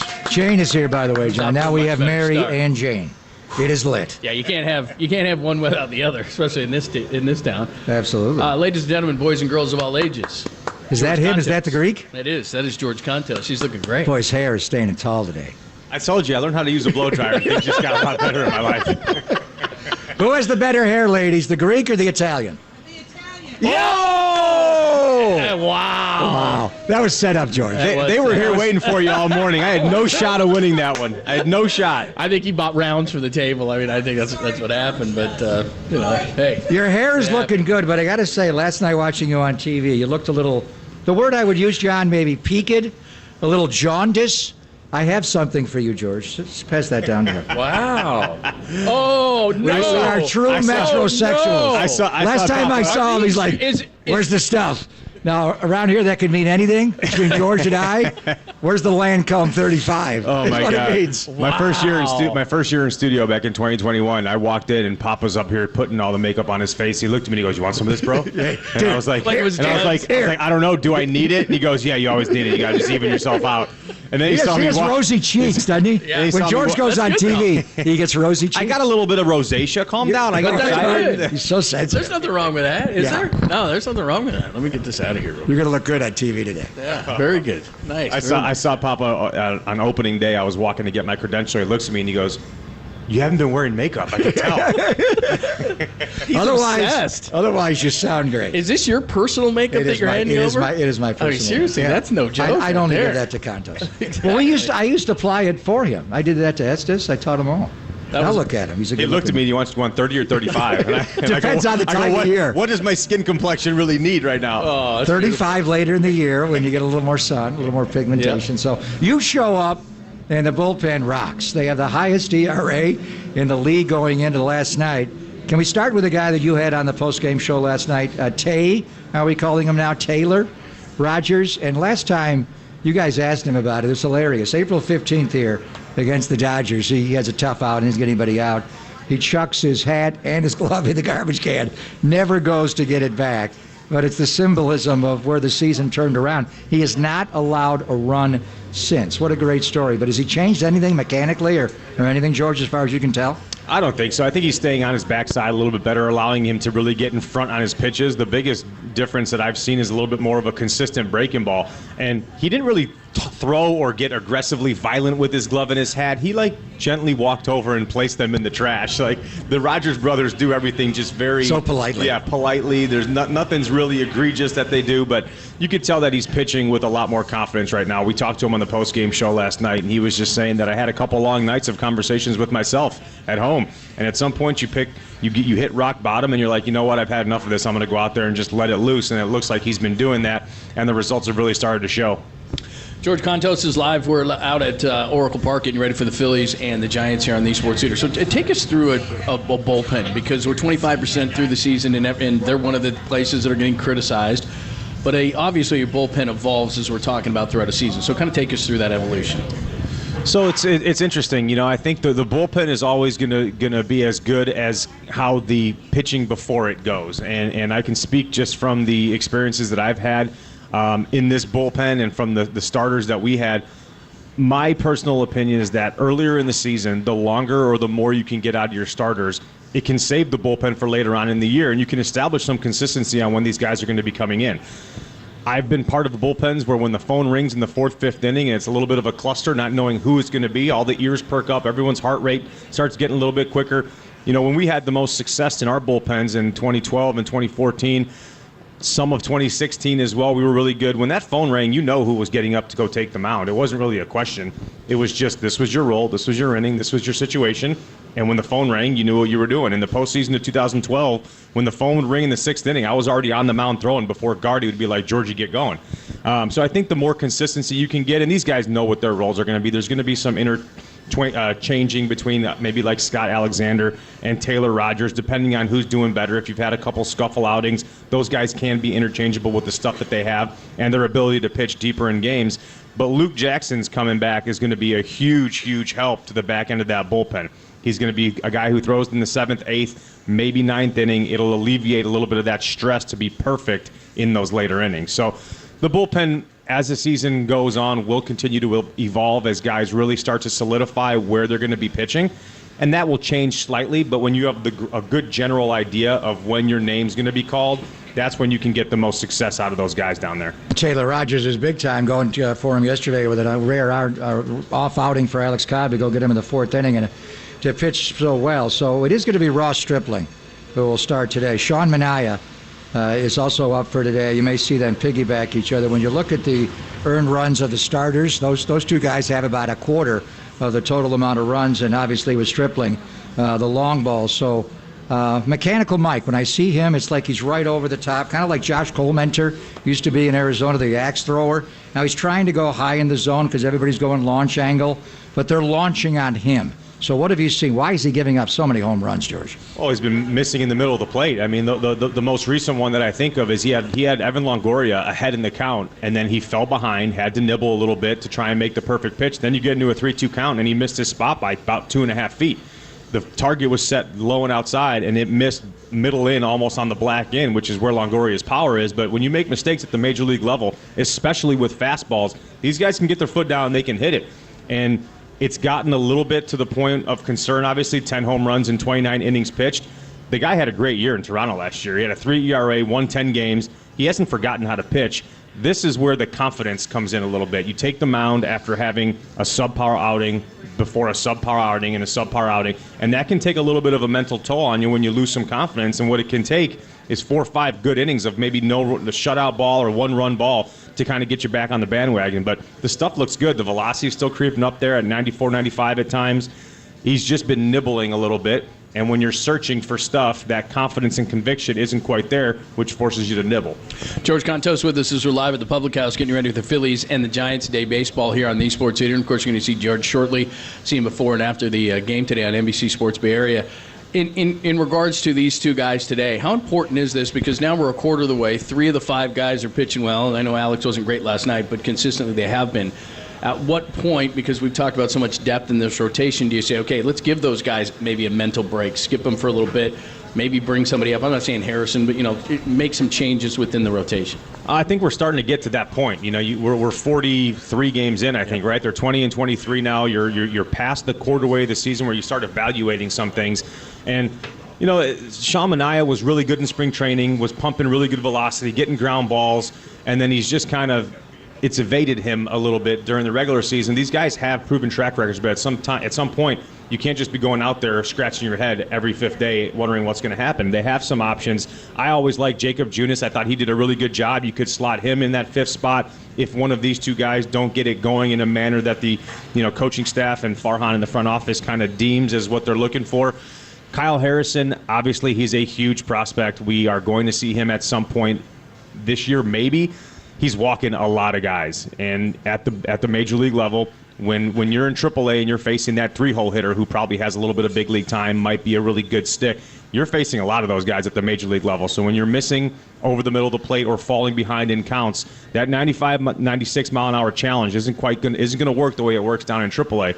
And Kyle Harrison's a guy represented by my former agent, so I know a lot about him. I talked to them about him quite a bit. He's going to be a star when he gets here. I just wouldn't rush to get him up here out of a necessity that might not be him right now. Aces, right? That's the name of the firm. Aces. They got Logan Webb as well. Yeah, Logan Webb. Alex Wood. Yeah, we went on the air for about 10 minutes with George, and we haven't brought up John's man crush of Casey Schmidt. And it's interesting because a lot of things you said about Harrison, and it's different for a pitcher than a hitter, is that, he had too many strikeouts, not walking. I don't even know if he's gotten to a 3-ball count yet, let alone drawn a walk. But he can barrel everything, whether it's in or out. But I want to get your thoughts on how the delicate balance with Crawl and Casey. I just love Craw's demeanor, the way he mentored him the other night when he made that play on the forehand side, not the backhand. He went right down and sat next to Craw, and I know how much you think of Craw.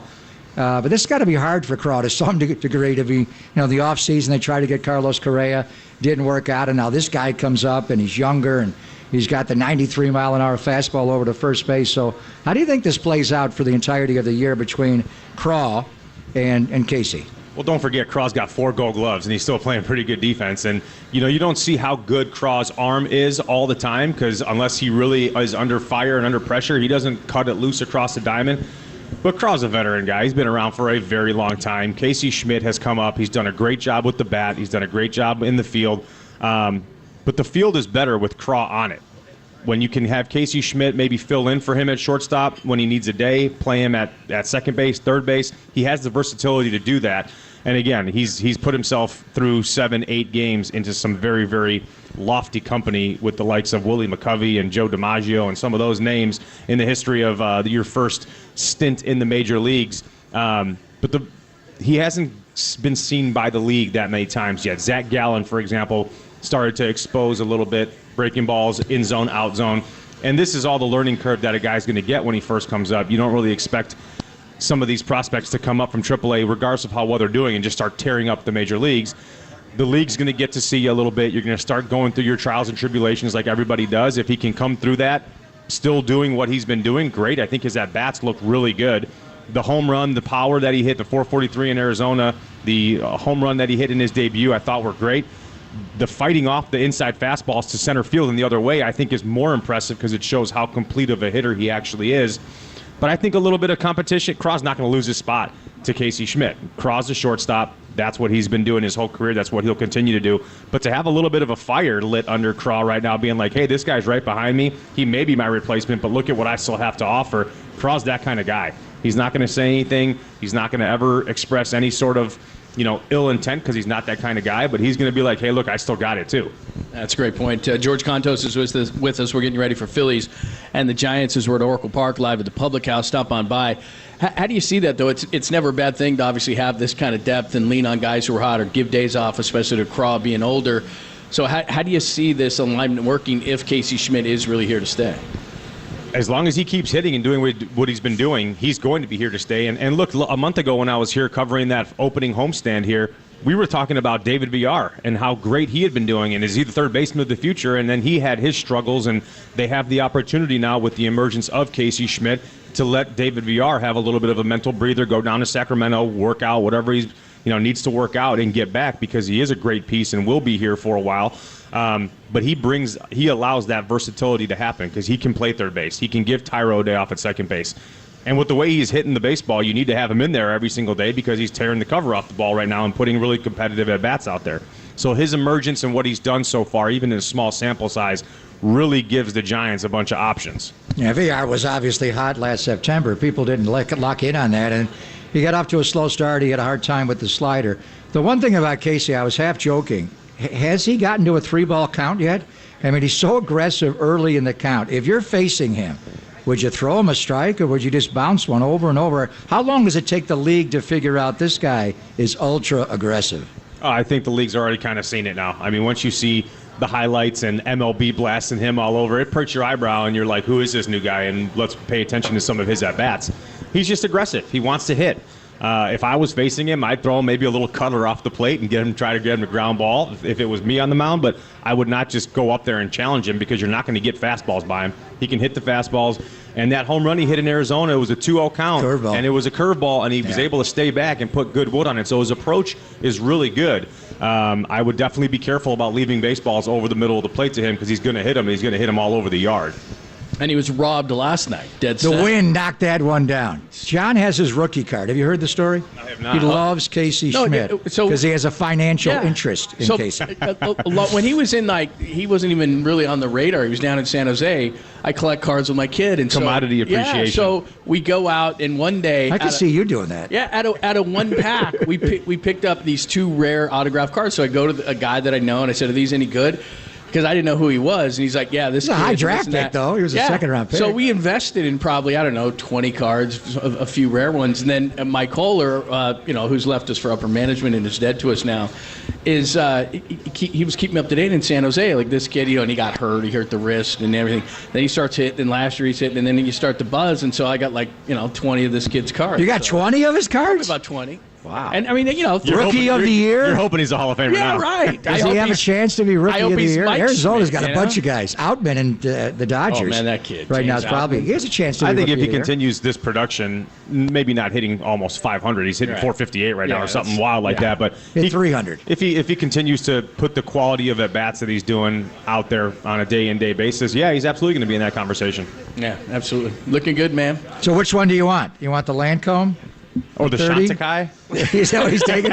I knew he'd take that because it comes in shiny packaging. I like this. I know my like Greek. that. I know Contos. They make great skincare products. Yeah. Again, ladies, who has the better hair, the Italian or the Greek? It's the Greek. That's right. Oh, wow. That's right. How quickly that changed. just went Greek. That did change. They just went Greek. The more they drank. We get to put the tzatziki in our hair here to get good hold in it. Falafels for everyone.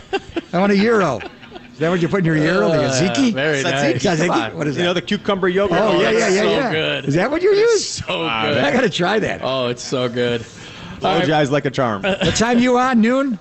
Noon, yep. Yeah. All right. You going by the clubhouse, then going into the studio? Nope. I came here to join you guys. I'm gonna go prep for my show here, get some information, pull a little Carlos Taiwan Walker. Taiwan Walker. Brandon Crawford, I'm going to give you guys it early. He's my pick to click today. 17 at-bats against Taiwan Walker. Got to get it going. Today'd be a great day to do it. Absolutely. Okay. Yeah. What are the numbers in the 17 at-bats? I know what they 4. are. Yeah. 4 for 17? Why do you got to do that? I'm trying to stick up for my guy here. You're doing 235. Yeah. 235. Yeah, I knew he was 4 for 17. I just didn't want to say it because, The dog is here. The dog is here. Exactly. We got to have a drink for the hair All of right, the dog. check out George before and after all the games on NBC Sports Bay Area. He's got the game today. We'll come back. We'll give you more on the Giants. Also, lots of things that Steve Kerr said. The Italian, right? We'll get into that next. We'll hear on New Sports City. We're long lost cousins anyways.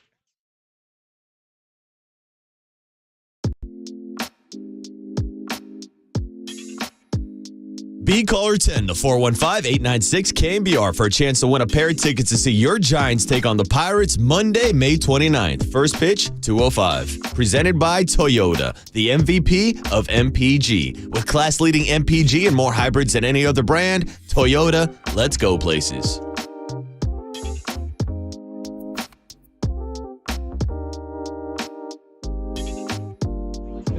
Look at me. Everybody can see right now, and I'm on camera as well. I don't need glasses, and I don't want to give Papa credit for this whole thing, but he kept walking in every day. Look at me. I don't need glasses, and that's exactly how he talks. Look at me. I don't need glasses. Look at me. I can look at my phone, and finally I went, okay.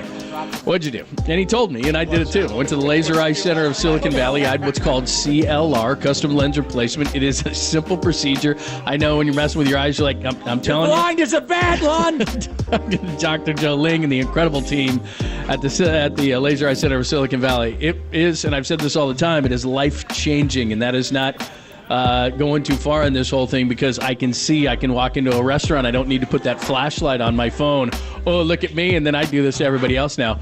Oh, I think I'll have going to pick up the tab, though. Well, that part is true. I'll have the New York Strip, and I didn't even need to put on my glasses for that.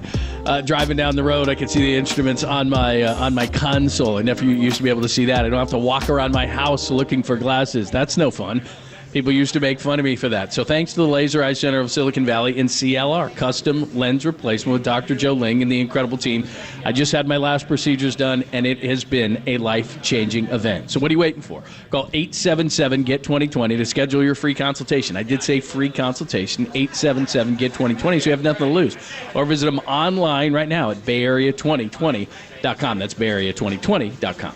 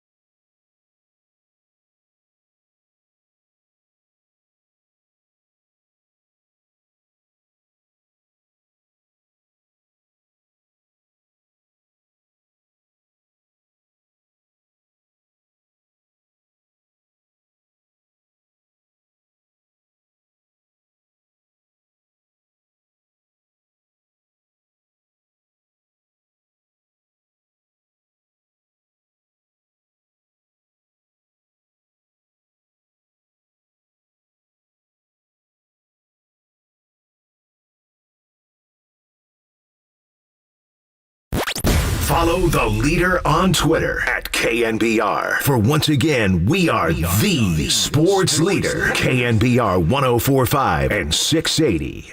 If Draymond's not back, we're not a championship contender. We know that. I mean, he's that important to winning and to who we are. So I absolutely want him back.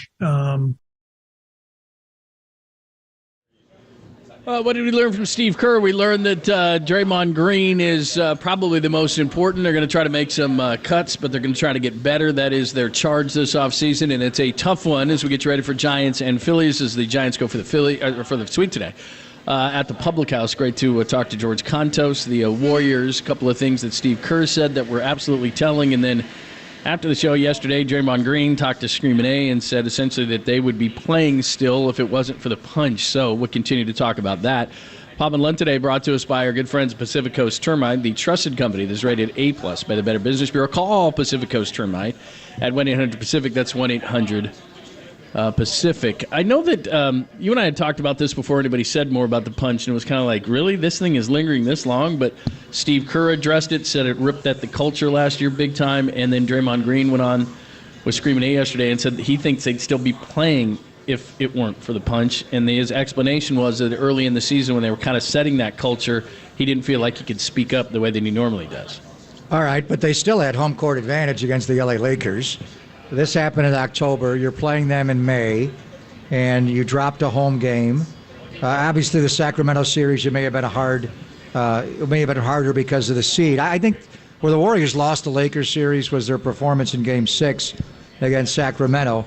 Forced them to get back on the bus, play so hard in Game 7, and then they didn't have time to prepare for the Lakers, a dramatically different opponent than Sacramento, where the Lakers took care of their Game 6 at home against Memphis and were waiting on the Warriors, and they came up and stole Game 1. It was Game 1 and Game 4 that the Warriors had the chances. So my response to be, how does you would have had a higher seed? Would you have been the 1 seed and not been in the Lakers bracket? I mean, there's so much revisionist history here.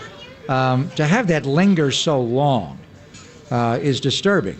And I'm trying to recall, there have been situations, obviously, where players have had fights and it has lingered in other sports. Basketball is more of a team game. I'm not saying baseball's not, but basketball's more of one. I honestly thought just watching them on the floor, whether or not they like each other and hang together, they did coexist peacefully and professionally and well. I mean, many times I can recall Draymond and Jordan Poole, whether it was Jordan slipping a pass into Draymond off a screen or vice versa, or Draymond making a bounce pass and setting a screen for Jordan Poole. I thought they were beyond it.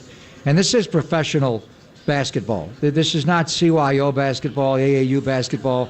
You're paid a lot of money to just do your job. Well, plus in the job that they're in, you really don't have time to you're not thinking on the court. If you and I hated each other, this would be difficult. We don't hate each other. I like you. I don't know what you feel about me, but the point is... I miss Kontos. But the point is that they're on the floor playing basketball. In the back of your mind, you're not thinking, God, I hate Draymond. Like, you can't do that in professional sports because things are going too fast, right? But there's been guys, I can recall guys in broadcast, guys that did Giants games. I can recall them not liking each other. I know people you don't like, and you're a professional. It's not a question of whether you like them or not. It's can you do the job fine. Maybe it's not the highest level if you don't like somebody. But the bottom line is there's a lot of different players. If you were to go through, so who doesn't like each other? Jordan doesn't like Draymond because he sucker punched him, or Draymond doesn't like Jordan because he did something that forced him to sucker punch him. And then does anybody else on the team have a problem with Jordan Poole? Does anybody else on the team have a problem with Draymond losing his mind in the middle of a game and taking a technical? And he yells at everybody. He yelled at James Wiseman. Why Bob Myers is not resigning? So let's bring him in. I mean, Kevin Durant and Draymond Green obviously had a situation that entire last year. I mean, it got to the point where Draymond berated him in that overtime loss to the Clippers. I recall 3 or 4 times where Draymond yelled at Kevin Durant. Was there a point where, I'm sure Durant do you know who I am? I'm Kevin Durant. You don't yell at me the way you yell at Jordan Poole. I'm Kevin Durant. Kevin Durant did say that to the media. He said that in a different context, but I'm sure he looked at him like, seriously? How many scoring championships you got? So there's like two guys on the earth can do what I do. And I'm not saying Draymond's not a value, and there's probably two guys on earth that can do what Draymond does.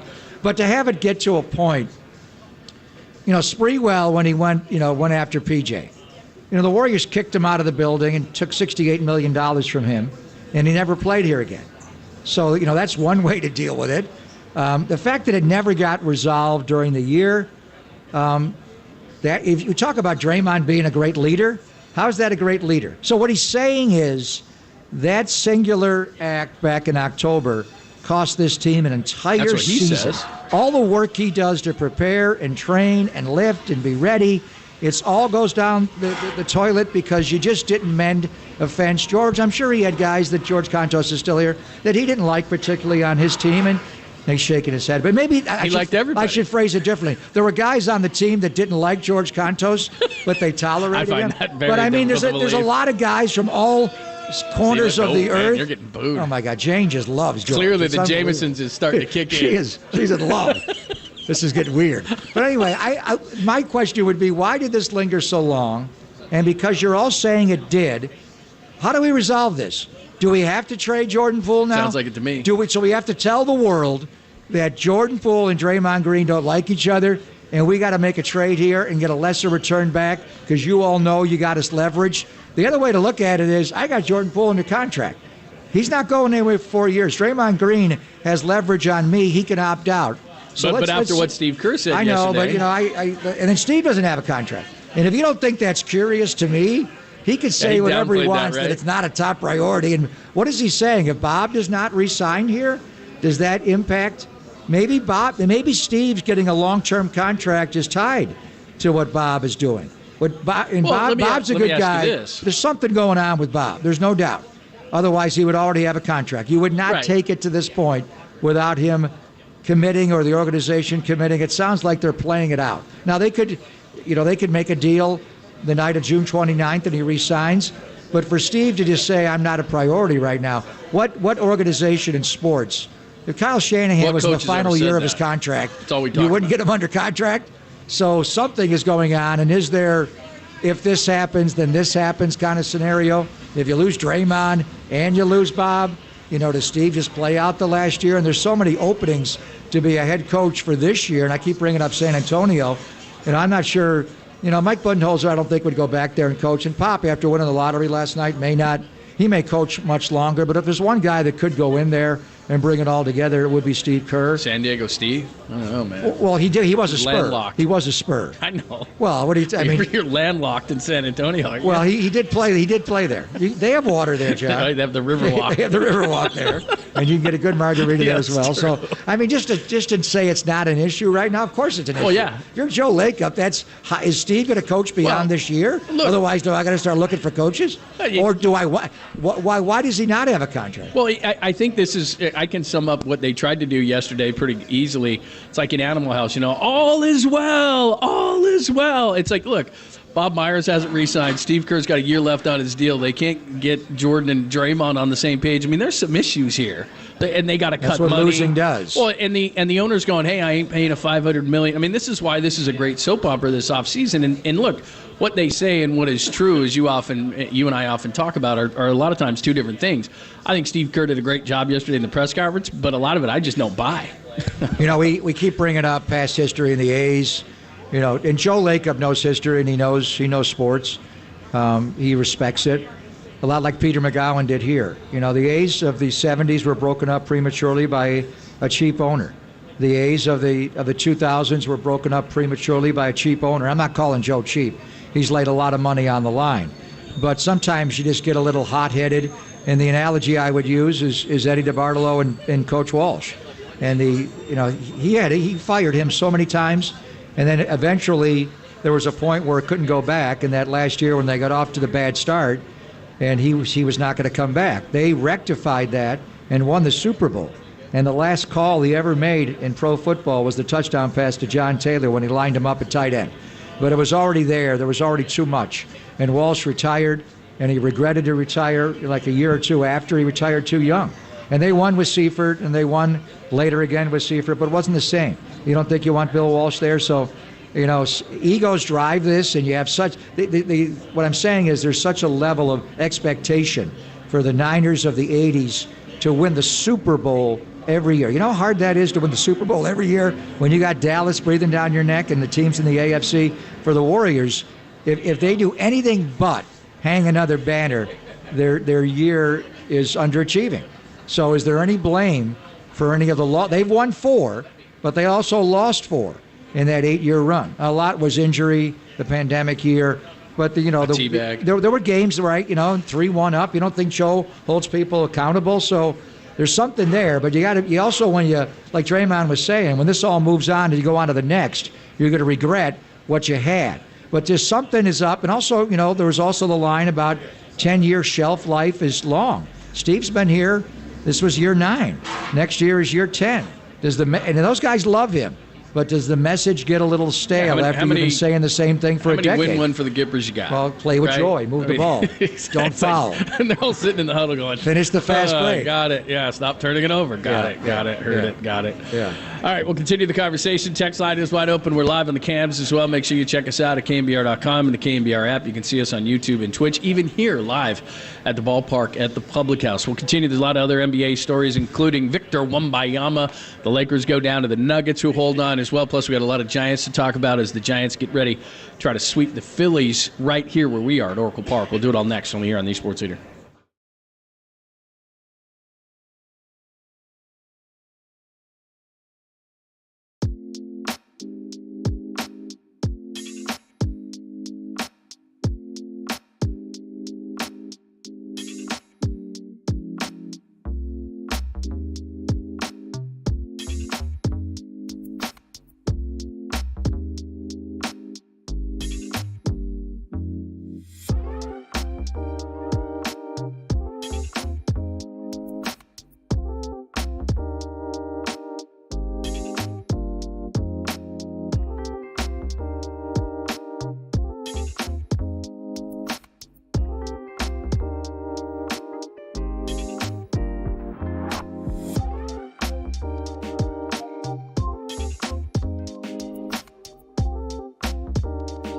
And I'm Greg Papa, always on KNBR. Whether you are retired or planning on being retired, wouldn't you want to know if you were paying too much in fees or taking on too much risk?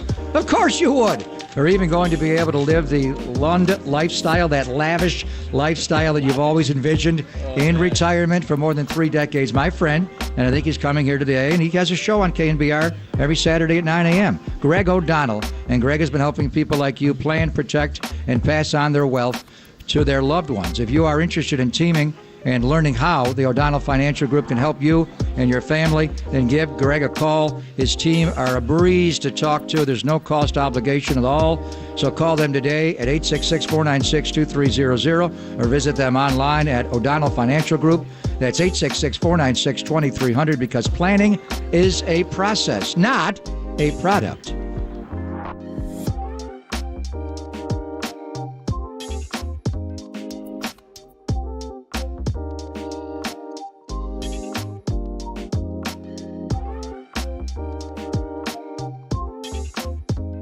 The following is a test of the emergency alert system.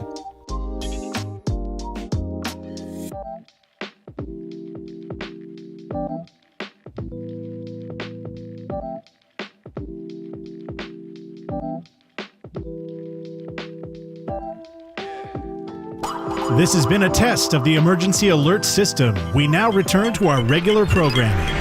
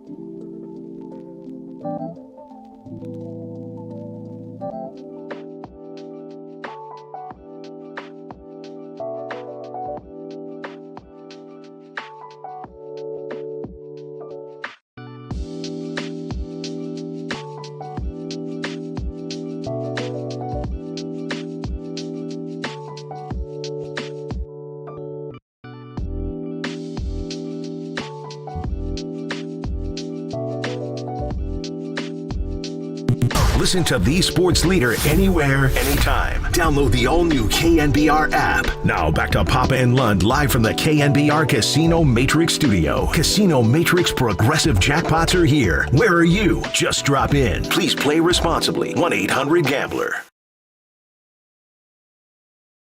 Thanks for joining us. We're live at Public House, Papa and Lund. Thank you so much for hanging out today as the Giants go for the sweep against the Phillies today. By the way, why don't we just do this now? I'm going to make an executive Philly decision. fan just came in. Boo! He looks like Charlie. Are you Charlie Manuel? He looks a lot like Charlie Manuel, man. Looks What's a that? lot like Charlie. Do you realize since 2014 in this ballpark, you guys are 6-22? Oof, and that was rough. before we beat your ass in the championship series in 10. Man, look at he just walked in. That's rough, man. When was the last time you guys won a World Series? Uh-oh. Here we go. New York Giants. All right. Let's do this. Let's do this right now. All of a sudden, Philadelphians like New York? Yeah. Very odd. All right, I love you. I love Philly. Let's make an executive decision to give away $50 to Tony's right now. Give it to that guy. 10th Tony caller. Gemignani. 415-896-KNBR. Way better than Geno's or Pat's cheesesteak. 415-896-KNBR. Tony's Pizza, of course, they make the best pizza in the entire world. I think I'm going there today, John. They've been making pizzas for over 30 years. All sorts of great styles of pizzas. You know this. New York style, Sicilian, Detroit, grandma style pizzas. Fresh pasta, calzones, Chicago style beef sandwiches, Slice House locations right here at Oracle Park as well as Levi's Stadium. So again, a $50 gift card to Tony's. You're the 10th caller right now at 415-896-KNBR. 415-896-KNBR. That number only. Thanks to Tony's Pizza. Good luck. I think I'm going there today, Good John. now? I'm going to the North Beach today. What the heck happened over there? The guy from Philly? I don't know. He walked on the deck. He's not from South Philly. I don't even want to bring up the NFC Championship game. I know. That guy. That's what I was waiting for that guy to say. I was like, is this guy going to give us a little championship game talk? How do you feel about Javon Hargrave? Oh, man. Yeah, I like him. I like him for sure. All right. The other things going around the NBA yesterday, if people had tuned in yesterday to the YouTube or Twitch, you had this. I can't believe. Are you a from 1997? I saved that thing shit. had holes in it, and you were wearing. It's my workout. It's my workout wall. And it worked because they're going to get Victor Wembanyama, the Spurs. Are they going to take him number one? R.C. Buford was very non-committal. He could take Scoot Henderson. Yeah, go ahead, take Scoot. But all of a sudden now we looked at the Western Conference yesterday and said, okay, who's going to threaten him? All of a sudden, if that kid's is advertised and they've taken a bunch of young guys. Maybe a couple of vets want to go play for Pop or something, but man, the luck of I don't know though. Can you flip it in 1 year? Like Tim Duncan came in right away. He was a senior. He played 4 years. He played 4 years for Dave That's Odom different. at Wake Forest. The very first training camp practice that was my first year of the Spurs. He was the best player on the floor, and they had David Robinson, Sean Elliott, Avery Johnson. They had good players, and the very first preseason game he ever played was against Chris Webber, an established player in the NBA. And he completely dominated him. It was like he's Brad Daugherty. This guy's been in the league for like 10 years. He's hitting the bank shot. He's, Mr. Fundamental. One thing he had to learn was how to throw out of a double team. It took him like one practice to figure that out. And he was the best player on the team and in the league overnight. And in his second year, the Spurs won the championship. Can this guy do that in the modern NBA? He's 19. John, can you go that's from a lot to ask, right? can you, in the body and the people around him? I mean, Tim Duncan was part of a process where the Spurs, David Robinson got hurt 1 year.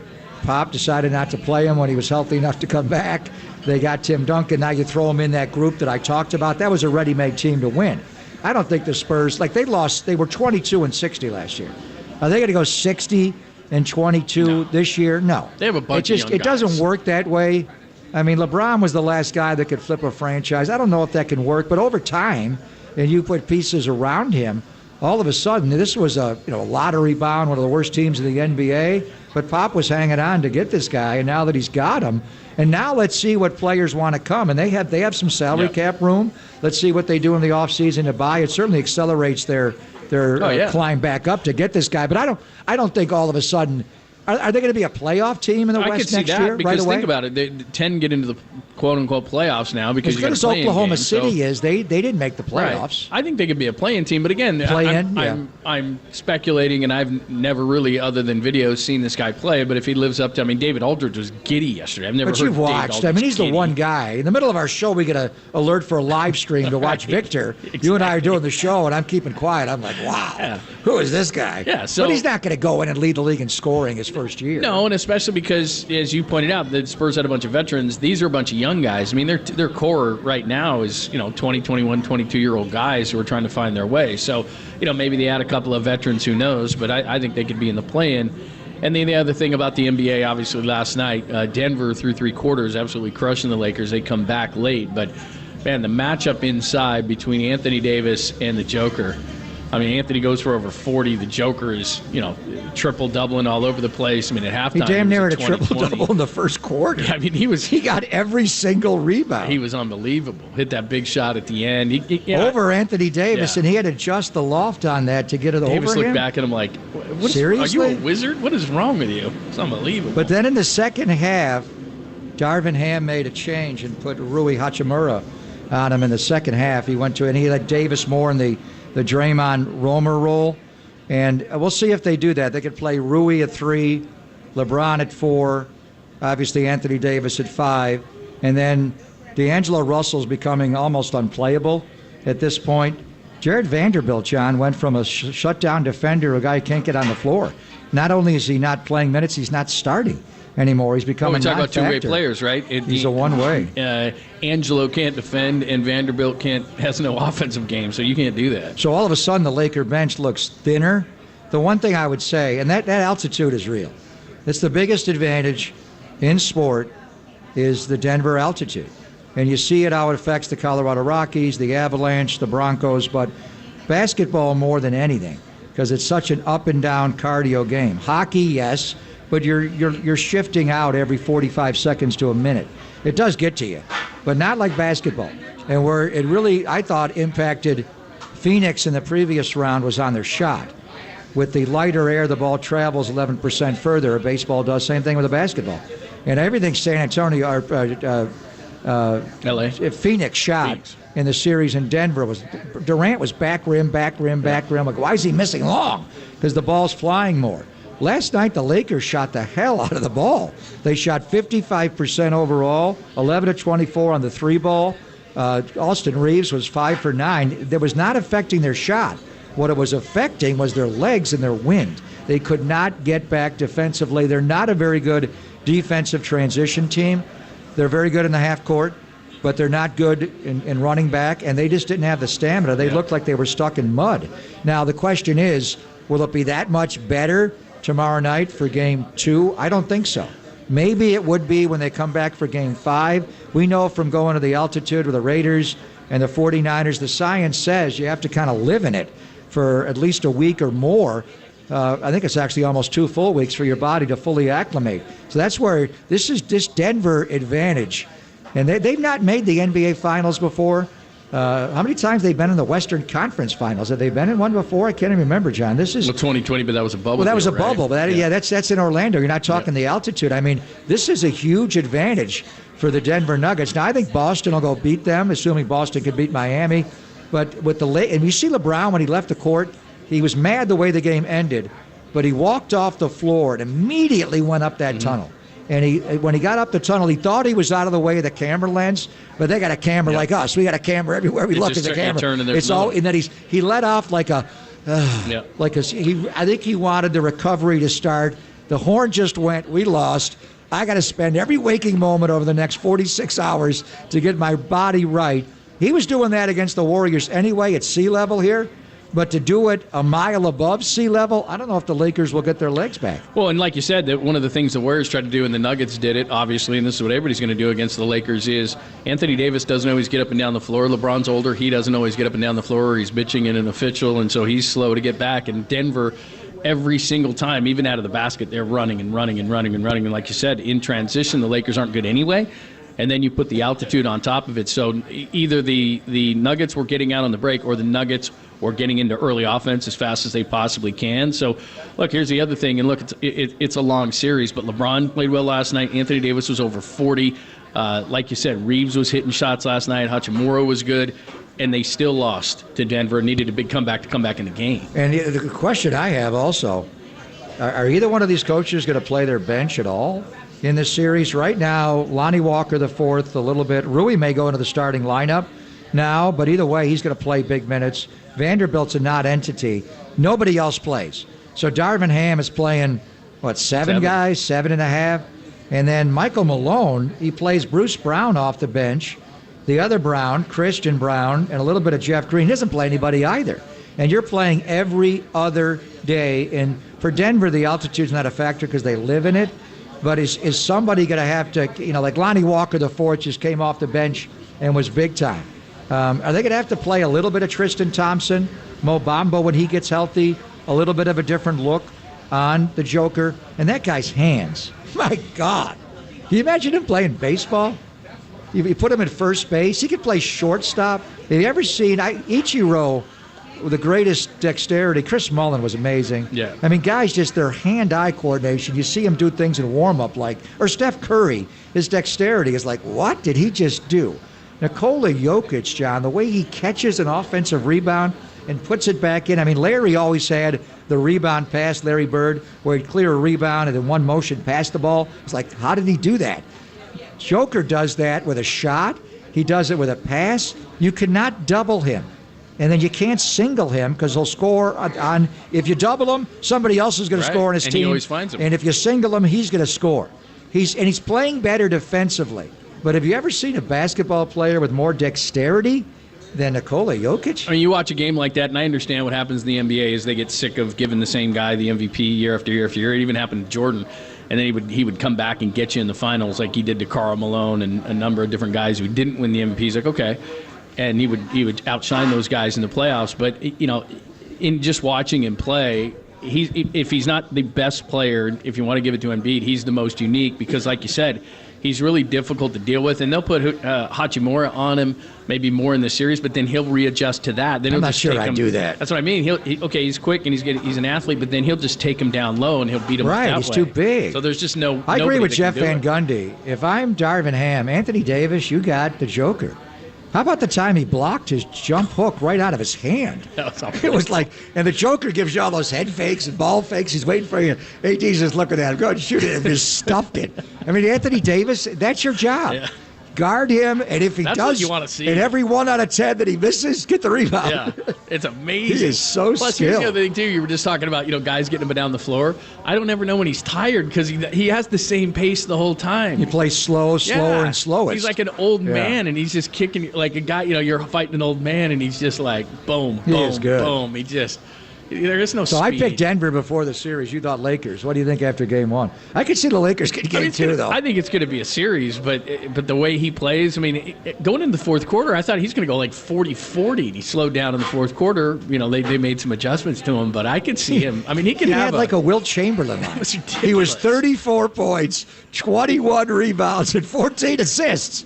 Who does that? It was ridiculous. And then AD was 40 and 10 on the other side. Amazing. But you know what? The ratings last night sucked because the Warriors won. That is what it is. Honestly, how much of the ratings going to dip because Steph's not playing? Well, it's going to be fun to watch because the Kings and Warriors had big ratings, and then the Warriors and the Lakers had big ratings. And a lot of people nationally who don't understand the story say that it's about the Lakers, but it's not. It's about the Warriors. Lakers are big. They are, but the Warriors have gotten the big. Without question. So, yeah, it's going to dip. What's the line of the last 25 NBA games that 14 million people have watched? The Warriors and Steph Curry have been in every single one. Think about that. That was pretty exciting last night, though. That was pretty fun to watch. Without the Warriors in it? I'm just saying, it took me a minute to get into the game, certainly, but the first 10 minutes I watched liked the pregame when San Antonio won the lottery. After that, I was like... The first 10 minutes I watched, I thought to myself, how would the Warriors have played against Denver? Probably not well. Well, when they were coming back on them, I thought this is where the Warriors would have gotten them. Yeah, they would have. I think Denver would have been a better matchup for the Warriors than the Lakers. Could they shoot? Well, it's easy to say that now because we lost to the Lakers in 6. Sure, we could shoot. What are you talking about? Well, they didn't. I'm just saying if they could have shot. On those guys' defensive, is Denver good enough defensively? Michael Porter Jr. was guarding last night. A couple of nice blocks. Jamal Murray was guarding last night. The Joker was guarding last night. All right, we'll come back. McCovey Cove Dave is here. Number 100 today. Let's get it. Who's going to hit it? If we get Blake Sable? Oh, wow. What a call. He's calling Sable. I was going to go there. I was going to go there. You were going to go Blake Sable? He knows. He's got the wind patterns all figured out. You guys don't understand the power of an Oppo Taco Casey Schmidt, but okay. You're going whatever, Casey man. Oppo, Dave? How would that be for number 100? Never been done before. All right, let's get to it. Dave's going to join us coming up next. We're live at the Public House. Stop on by. Check us out online as well at KNBR.com, the KNBR app. You can see the live feed. It's popping low here on the Sports Center.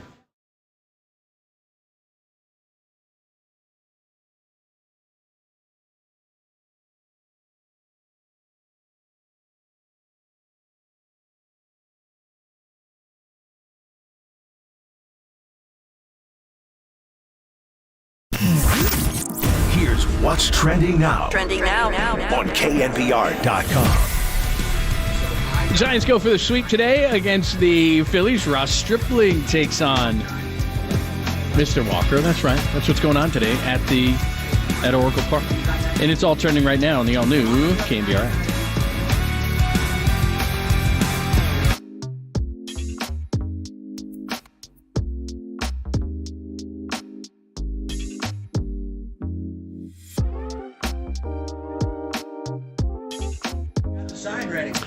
Yes, summer starts right here at Modesto Toyota for, I'm telling you, great, and I do mean great savings on that new Toyota you want with no dealer markup. Modesto Toyota has no dealer markup, and there are new cars, SUVs, and trucks arriving every day, just like it used to be. It's awesome. So what you do is you go to ModestoToyota.com, pick out the one you want. Yeah, that's got all the stuff I need on it. You reserve it, and that's all with no dealer markup, and it's that simple. Modesto Toyota, as I'm telling you all the time, has been family-owned and operated since 1965, and it's tough to be in business these days, so you know they're doing a lot right. They've grown every year because they take care of you, the customer. I have felt that love on many occasions. That means getting you a great deal with the very best price and, of course, great customer service. So what are you waiting for? It's time to get out and enjoy the wonderful weather. Summer starts here with great savings on that new car, SUV, or truck you want from the arriving vehicles daily. Those big trucks, I've seen them. They are loaded with new Toyota. So come get yours with no dealer markup. Come get a great deal on your next Toyota at Modesto Toyota, where I get my Toyotas, where my son got his Toyota. Well, actually, I got my son's Toyota there, but you understand. Check them out, arriving daily with no dealer markup at ModestoToyota.com.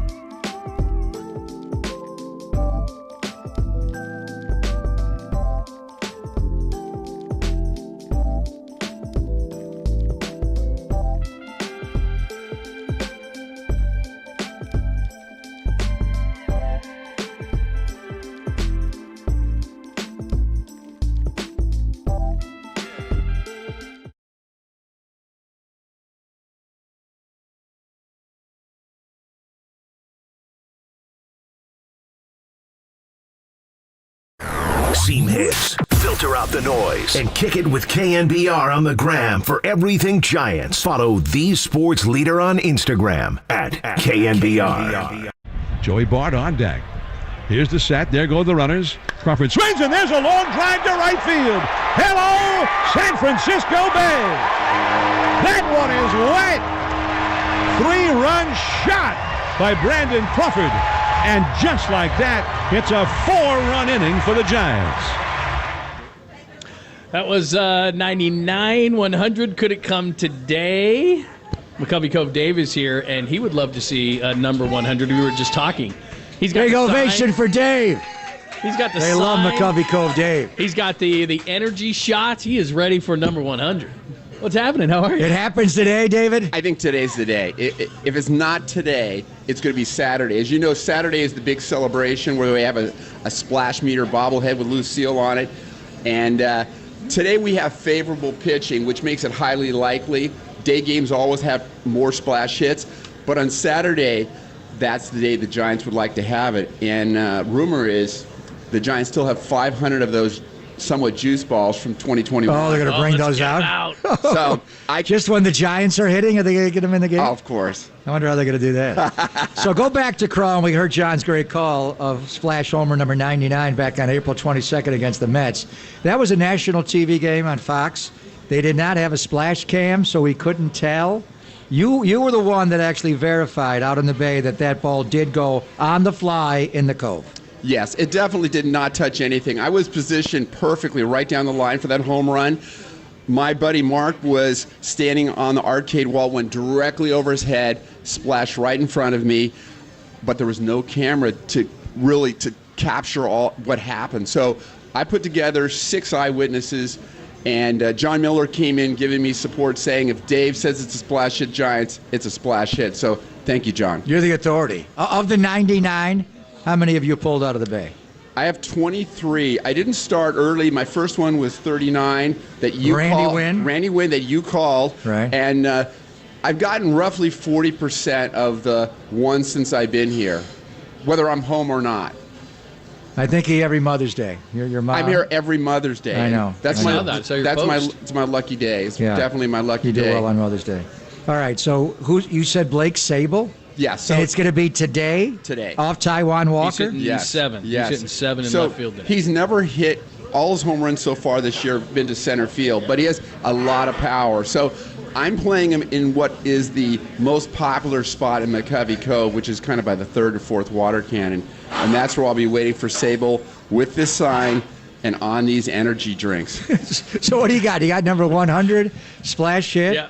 Splash hit, 100. Cam, yeah. What are the energy drinks for? Well, I'm taking one every 2 innings. I'll take one at the beginning. John and I have one for the pregame. I'm kind of...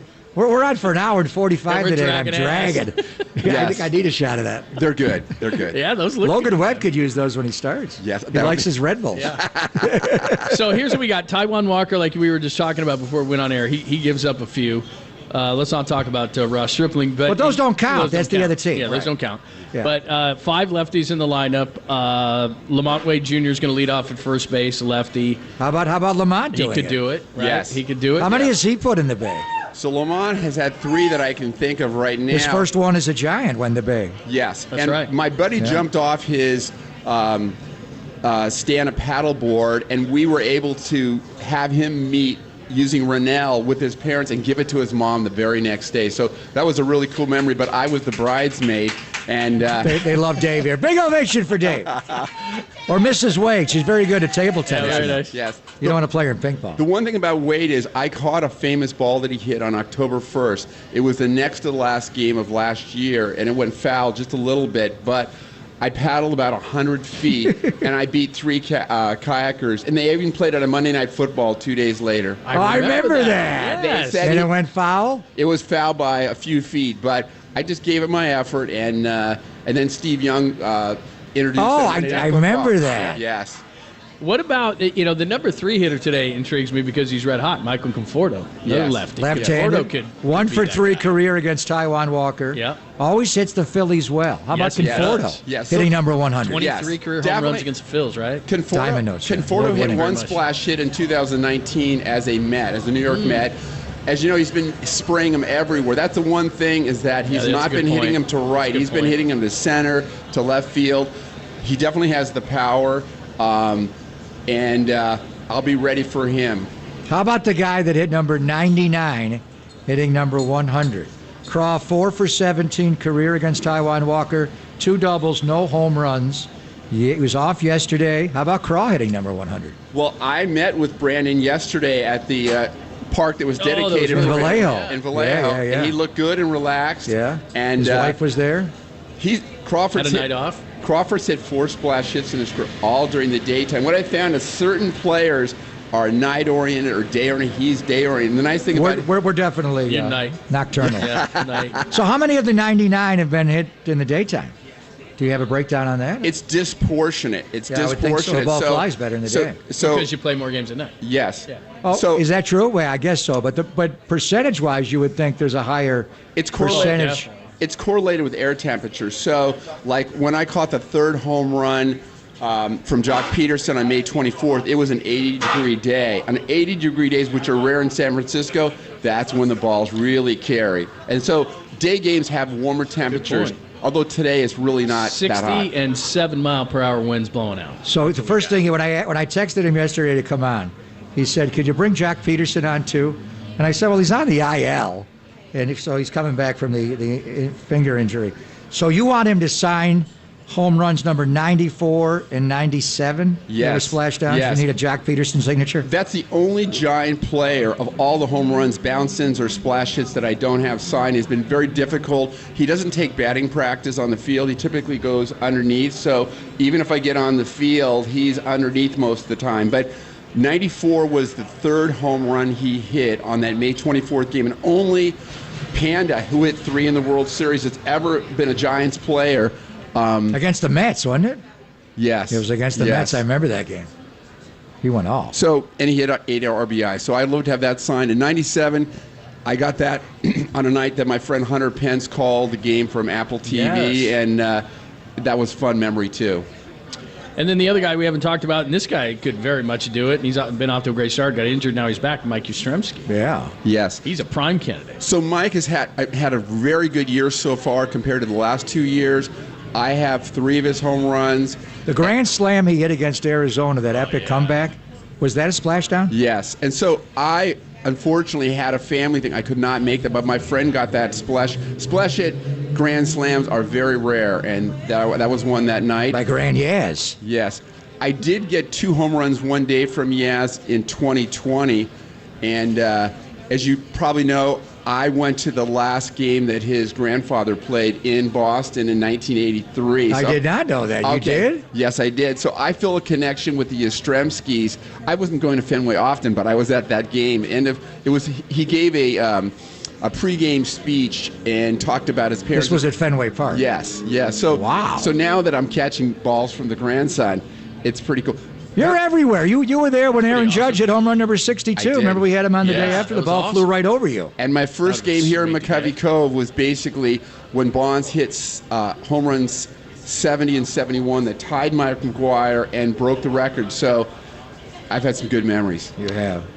McCovey Cove Dave is here as we're getting ready for day baseball, looking for a splash hit number 100. Blake Sable is the call. Blake Sable. Are you going out on a limb? You're saying it? I'm going. I want him. His first at-bat today? Taijuan's not going to be in there long, Dave. He's got to get him early. I know. I think I go with first at bat. Sable will be the 29th Giants player to hit a Giant splash hit. You know, Barry hit 35, but he'll be the 28th non-Barry to hit at least one. So, give me your. I don't want you to give this away because, if you ask a coach what's their strategy before the game, they're he's what are you giving insane? But what he's got spray charts all over the cove. But you've told us this before, and this is what I would do if I were out there: is I would just watch you because you're the professional. So I'd post up on him. I'd front you. So how do you like? Do you have a crowd around you in the cove? To where it's like you're not going to tell them. You're not going to show your hand, and then all of a sudden, here comes that ball, and you're going right at it. There's a little etiquette among the kayakers that have been there for a long time that we only get so close to each other. Last night, I defended my prime spot, and I didn't even go underneath the port walk to get out of the wind at night. Even though it felt like it was Candlestick Park last night, I stayed in my spot, the prime spot. Crocky's here. The Philly fans, they're fanatics. Sorry, David, sorry. The most important thing about getting a splash hit is to be in the right location. So like when Crawford's up, you'll see me shifting between the first and second water cannon for sure. And my kayak is fast. I'm willing to swim. And all those things. One, yeah, right? Yes. In fact, my son said, Dad, you know what? Just swim anyhow. Do you have a glove in the kayak? I don't. I don't even have a net. What if you caught it in the air? How cool would that be? I try. I mentally am ready to try. Only if it was directly in front of my face. You're going to do it barehanded? Yeah, barehanded. So Wow. I would try to do that. Those are flying at that. When they're coming into cove at that velo. I don't want to knock out the any exit teeth. velo. No, you're too pretty. Don't lead with those teeth. I would expect this one is going to be the most competitive ball ever. So you're like, when that thing's coming, you expect everybody to be jumping out and fighting. And then what is the etiquette? I'm going to jump off the railing. Well, you see this in the stands all the time, right? So like, okay, there's an etiquette of, generally speaking, if you're a decent human being, you're going to give a kid a ball. Not you, I'm saying, Yes. but just in terms of in the ballpark. But outside of the ballpark, there's kind of an etiquette where, okay, that guy got the ball. There's a lot of times where it's like a guy had it, then he missed it, and I got it, and it's mine. Like, Yes. What is the etiquette of, okay, that guy's got it? Or if he starts fumbling, it is like, well, sorry. It's fair game. That's happened to you. It's fair game. So, like when I got the home run from Charlie Blackmon last year, I was in third place, but I ended up getting it because I was willing to swim, and I never gave up. Other guys, one guy caught his net on a little metal thing on his kayak. Another person was just not as skilled, but I never stopped. So today, basically, once you have to have the ball in your hand. So if someone's fumbling it and you get it, winner takes all. Wow. That is awesome, man. This thing's going to be Today it's happening, John. Yes. May 17th, 2023. Yes. Blake Sable Yes. of Taiwan Walker, And it would be a number first. 100. Wow, Is that the man. call? Yes, and if I get it, I would offer it to the Hall of Fame. I would definitely. I'm going back to the Hall of Fame, and I would offer it. I don't believe they have any splash hits under display right now, and I think that would be a cool one. David, thank you. Thank you, guys. McCovey Thank you so Cove much. Dave. Yep, the great. Energy shots, splash hit number 100 signed. He is ready. Look at that. He's got three Today- of the today's the energy day. shots in a rubber band, and he's got the sign for 100. That is McCovey Cove. It's like Dave. That Wilt is awesome. Chamberlain when he scored 100. Yeah. He's got the sign, Yeah. but he's got it laminated. Yeah. way- Yeah, you can't get it it's way- wet. You can't get it wet. It's way That's too incredible. perfect. Dave! It's incredible. Pop and Lud, we're at the ballpark, obviously, at the Public House, sponsored by our good friends at Pacific Coast Termite, the trusted company that is rated A+ by the BBB, the Better Business Bureau. Call Pacific Coast Termite, 1-800-PACIFIC. That's 1-800-PACIFIC. We will give you a few more thoughts on the Giants and the Phillies and a couple of remnants as well, and then we'll get you ready for award-winning Diamond Notes, broadcaster discussion. I'm not sure who we're talking to today. Maybe Dave, maybe John. Who knows? We'll get into all that next only here on the Sports Leader.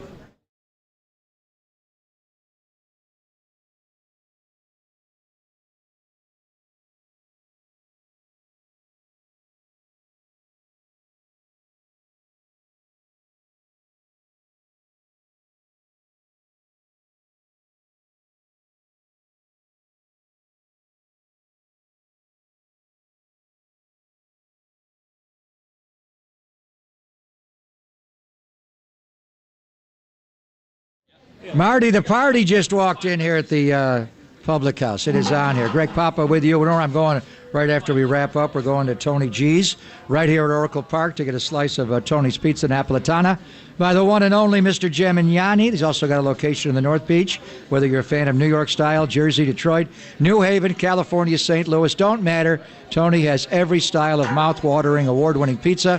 He also makes the traditionals, Neapolitan, Grandma, and Sicilian pizzas. And he's got other restaurants in the North Beach. He's got one here, obviously, Levi's. He's got one at Chase Center.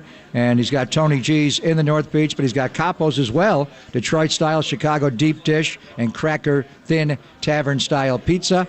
And John Lund is here today, so you got to go for the full bar artisan cocktails, a curated wine list, and they also make things besides pizza. The Italian beef sandwiches are a little spicy, but yummy. Try the fresh house-made pasta and Italian sausages, and, of course, save room for dessert. He's got all the Italian specialty desserts like my Mama Papa would make, tiramisu, holy cannoli, and gelato as well. Tony Gemignani is a 13-time World Pizza Champion, known for making the best pizza in the world. Look for his Slice House locations across the Bay Area, and today here at Oracle Park.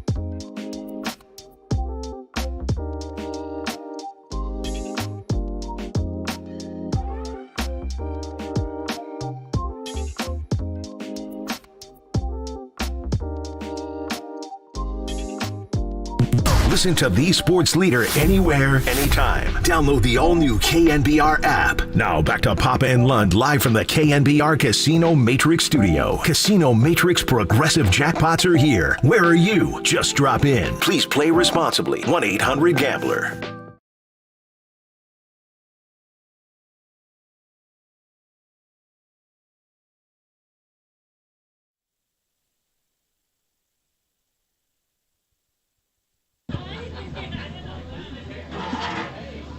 Can't leave Hammer in Thanks for charge of joining this, us. John. I told you. I just left to get a drink. All of a sudden, the mic goes dead when Bonds is in the box sitting on 714. Yeah, I forgot to turn and on the BK mics. Kim's in the box. Where did he even go? No, he left. Lee Hammer says no. Hey, we're 95 minutes into the show, and Lee's gone. He's the engineer of the program. He left 5 minutes into the show, John. He's gone. We got a nice crowd on the patio now. A little slow to get going. Come but on, we the got, sun popped out. And look at this. It's all ladies, by the way. It's Ladies' Day. Ladies and gentlemen, boys and girls of all ages, it's Marty Lurie. Oh, another shot at Jameson? Oh, yeah, why not? You There. kidding me? Oh, Dave. Barbara, Mary Jane. Dave's going to be drinking Jameson. Here's going to be deep fly Dave ball. is not getting a splash yet today. Deep fly ball to right field. This one's going to get wet. It's going to be McCovey Cove. Dave, whehere is he? He's doing shots with Barbara and Mary Jane. Where is he?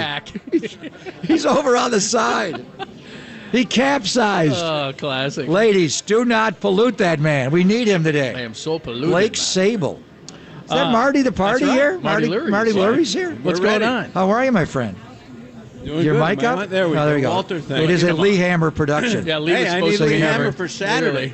I'm going to be out here Saturday. Oh, you're right here in the I'm spot? right here Saturday. That's Marty, right. Marty on the patio of the party. Yeah, need Lee Hammer. So we were talking about Casey Schmidt, and he's obviously locked in offensively. There's going to be a point where they make him expand a little bit, and maybe he's not on base every other time. But defensively, Marty, when was the last time? Eric Chavez, even when he came up with the A's, Walsh made him a great defensive player, but it took a little while. When he first came up, and I remember the night he came up was the night Mac was, pushing for the home run record, was his debut. This guy's better than Eric Chavez. Oh, no question. When Chavez came up, Pop, he was afraid of the ball.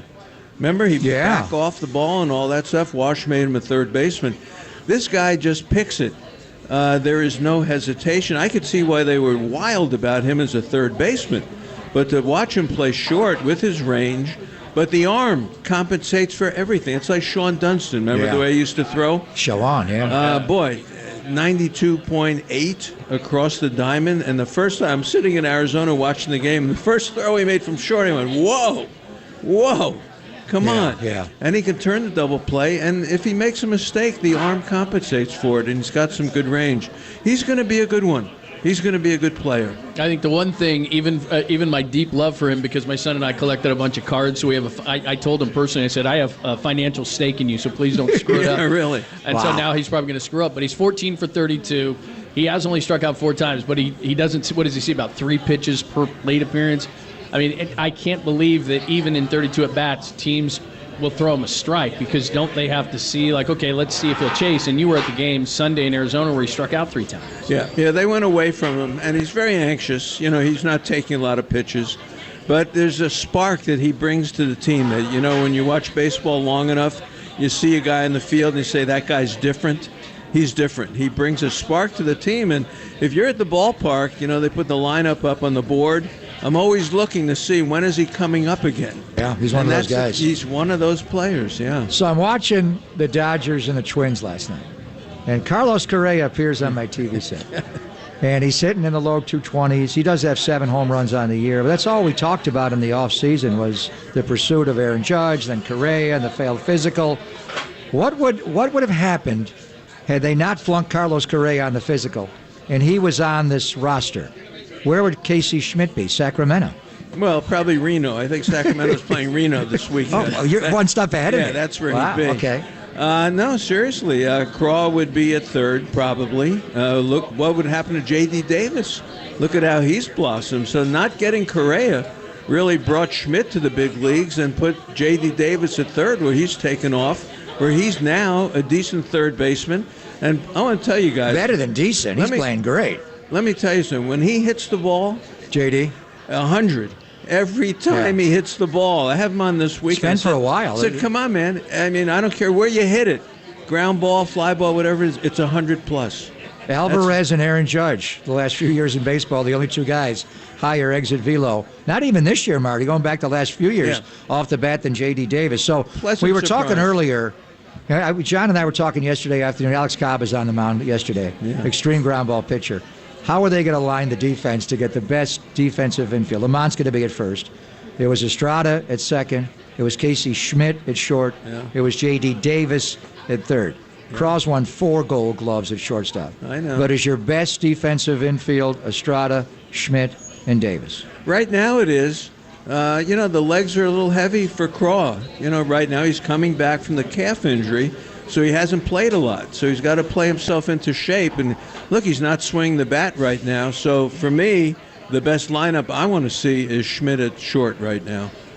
Look, it's a tough decision to make, and I love Craw. We all do. But you can't do it. But at some point, and look, it's not all his fault. I know there are injuries, but as of yesterday, I didn't check this morning, but they were -11 in defensive runs saved at shortstop, which is the worst of any position in baseball, and that's the position he plays. So like you said, at some point, and this new regime, they're looking at it just from a practical and numerical standpoint, analytical standpoint.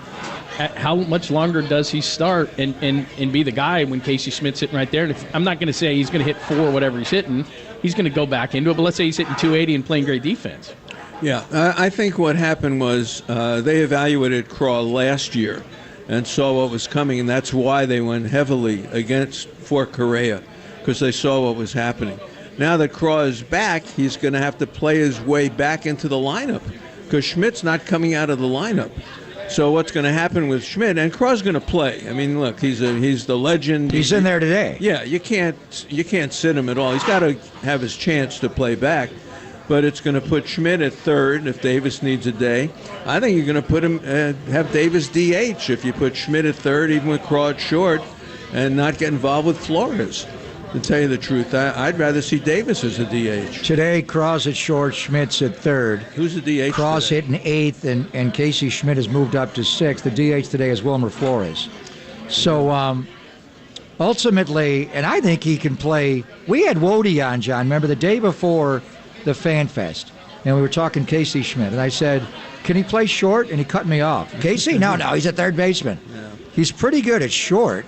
He's pretty good at second. We haven't seen him turn the double play yet.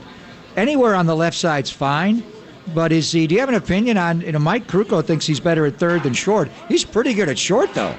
I'm not convinced that short's his best spot. I think third base is his best spot. I mean, just think about it. I mean, the guy's got a great glove. He's got a great arm. He's a dead bang third baseman. I mean, I could see why they were wild about him. His range is pretty good, though. It is, but he's still a little, he's still a little jumpy. Yeah. He slides a lot. He's down on the ground a lot. This is a little Corey Seager-ish to me. He's better than him. That's what he reminds me a little bit of that. It's not perfect. Come on. It's not perfect. He's way better defensively than Corey Seager. All right, but I'm just saying. All right. What I'm saying is not perfect. All right. He's perfect at third? To me, at third base, he's perfect. Imagine him coming in on a ball and getting rid of the ball and throwing somebody out. I mean, the arm just makes a whole difference for me. I would agree. And look, I'm not saying they're wasting him at second. I know they got to get him in there, but I'd rather third or short, and I agree with you. Hell, third. I'd rather pitch him today than Ross Stripling. Let me tell you, he was a closer. I know, it's a good one at San Diego. And J.D. Davis was at Fullerton. They both could pitch. Yeah. I mean, if you could throw it 93 across the diamond, what could you do from the mound if you got some proper coaching? We asked him. He said 95. I mean, easily. I asked J.D. Davis yesterday. I said, all right, you see this kid at short. Who's a better pitcher? Who's got the better arm? He says, come on. He's a kid. Old man strength. Yeah. It's classic. Marty the Party. You're back here on Saturday? Yeah, Saturday here awesome, and Sunday at the park as well. Great to see you guys. I listen to you guys all the time. It is the great Marty Lurie. Make sure that you are down here on Saturday and checking it out. And again, we will give you world-class Diamond Notes. We'll talk to the broadcasters in a few minutes as well. We'll get you ready for day baseball. Any jewels on Diamond Notes? Blake Sable is going to hit splash hit. What do you got? Who's your call today? Lamont. Oh, today? Good call.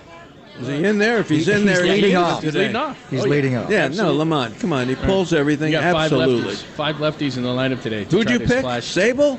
The McCovey Cove Dave. We went to the Authority. Come on. Yeah. Come on. He's Who's taking gonna shots there. He was doing Jameson shots. He's going to capsize. Deep fly to right. This is it, number 100. Where did Dave go? He's in the water. I don't want to see him get a DUI on the kayak. Even on the kayak. You better start Marty talking would to get me. him off of that. You better start He would talking defend to you. me, really. All right, thanks. All right. Thanks to Marty. Thanks to Take George care, Marty. Contos today. Pop, much appreciated. Thank you, Johnny. Your fine performance. Thanks, Barbara! as always. Thanks to No more Jameson. Lee Hammer. No more kind of, Jameson. And thanks to Walter as well. Giants baseball coming up next, live from the patio, only here on the Sports Leader. Goodbye.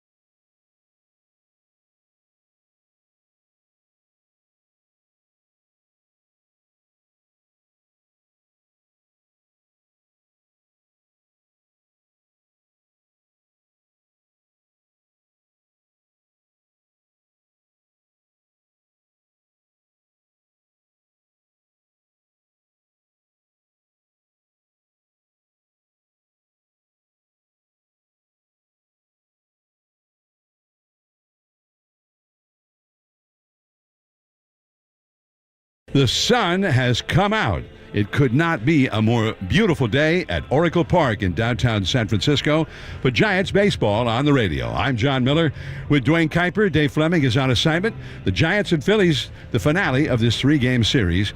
And we've got a full pregame show still to come. Stay tuned for that next.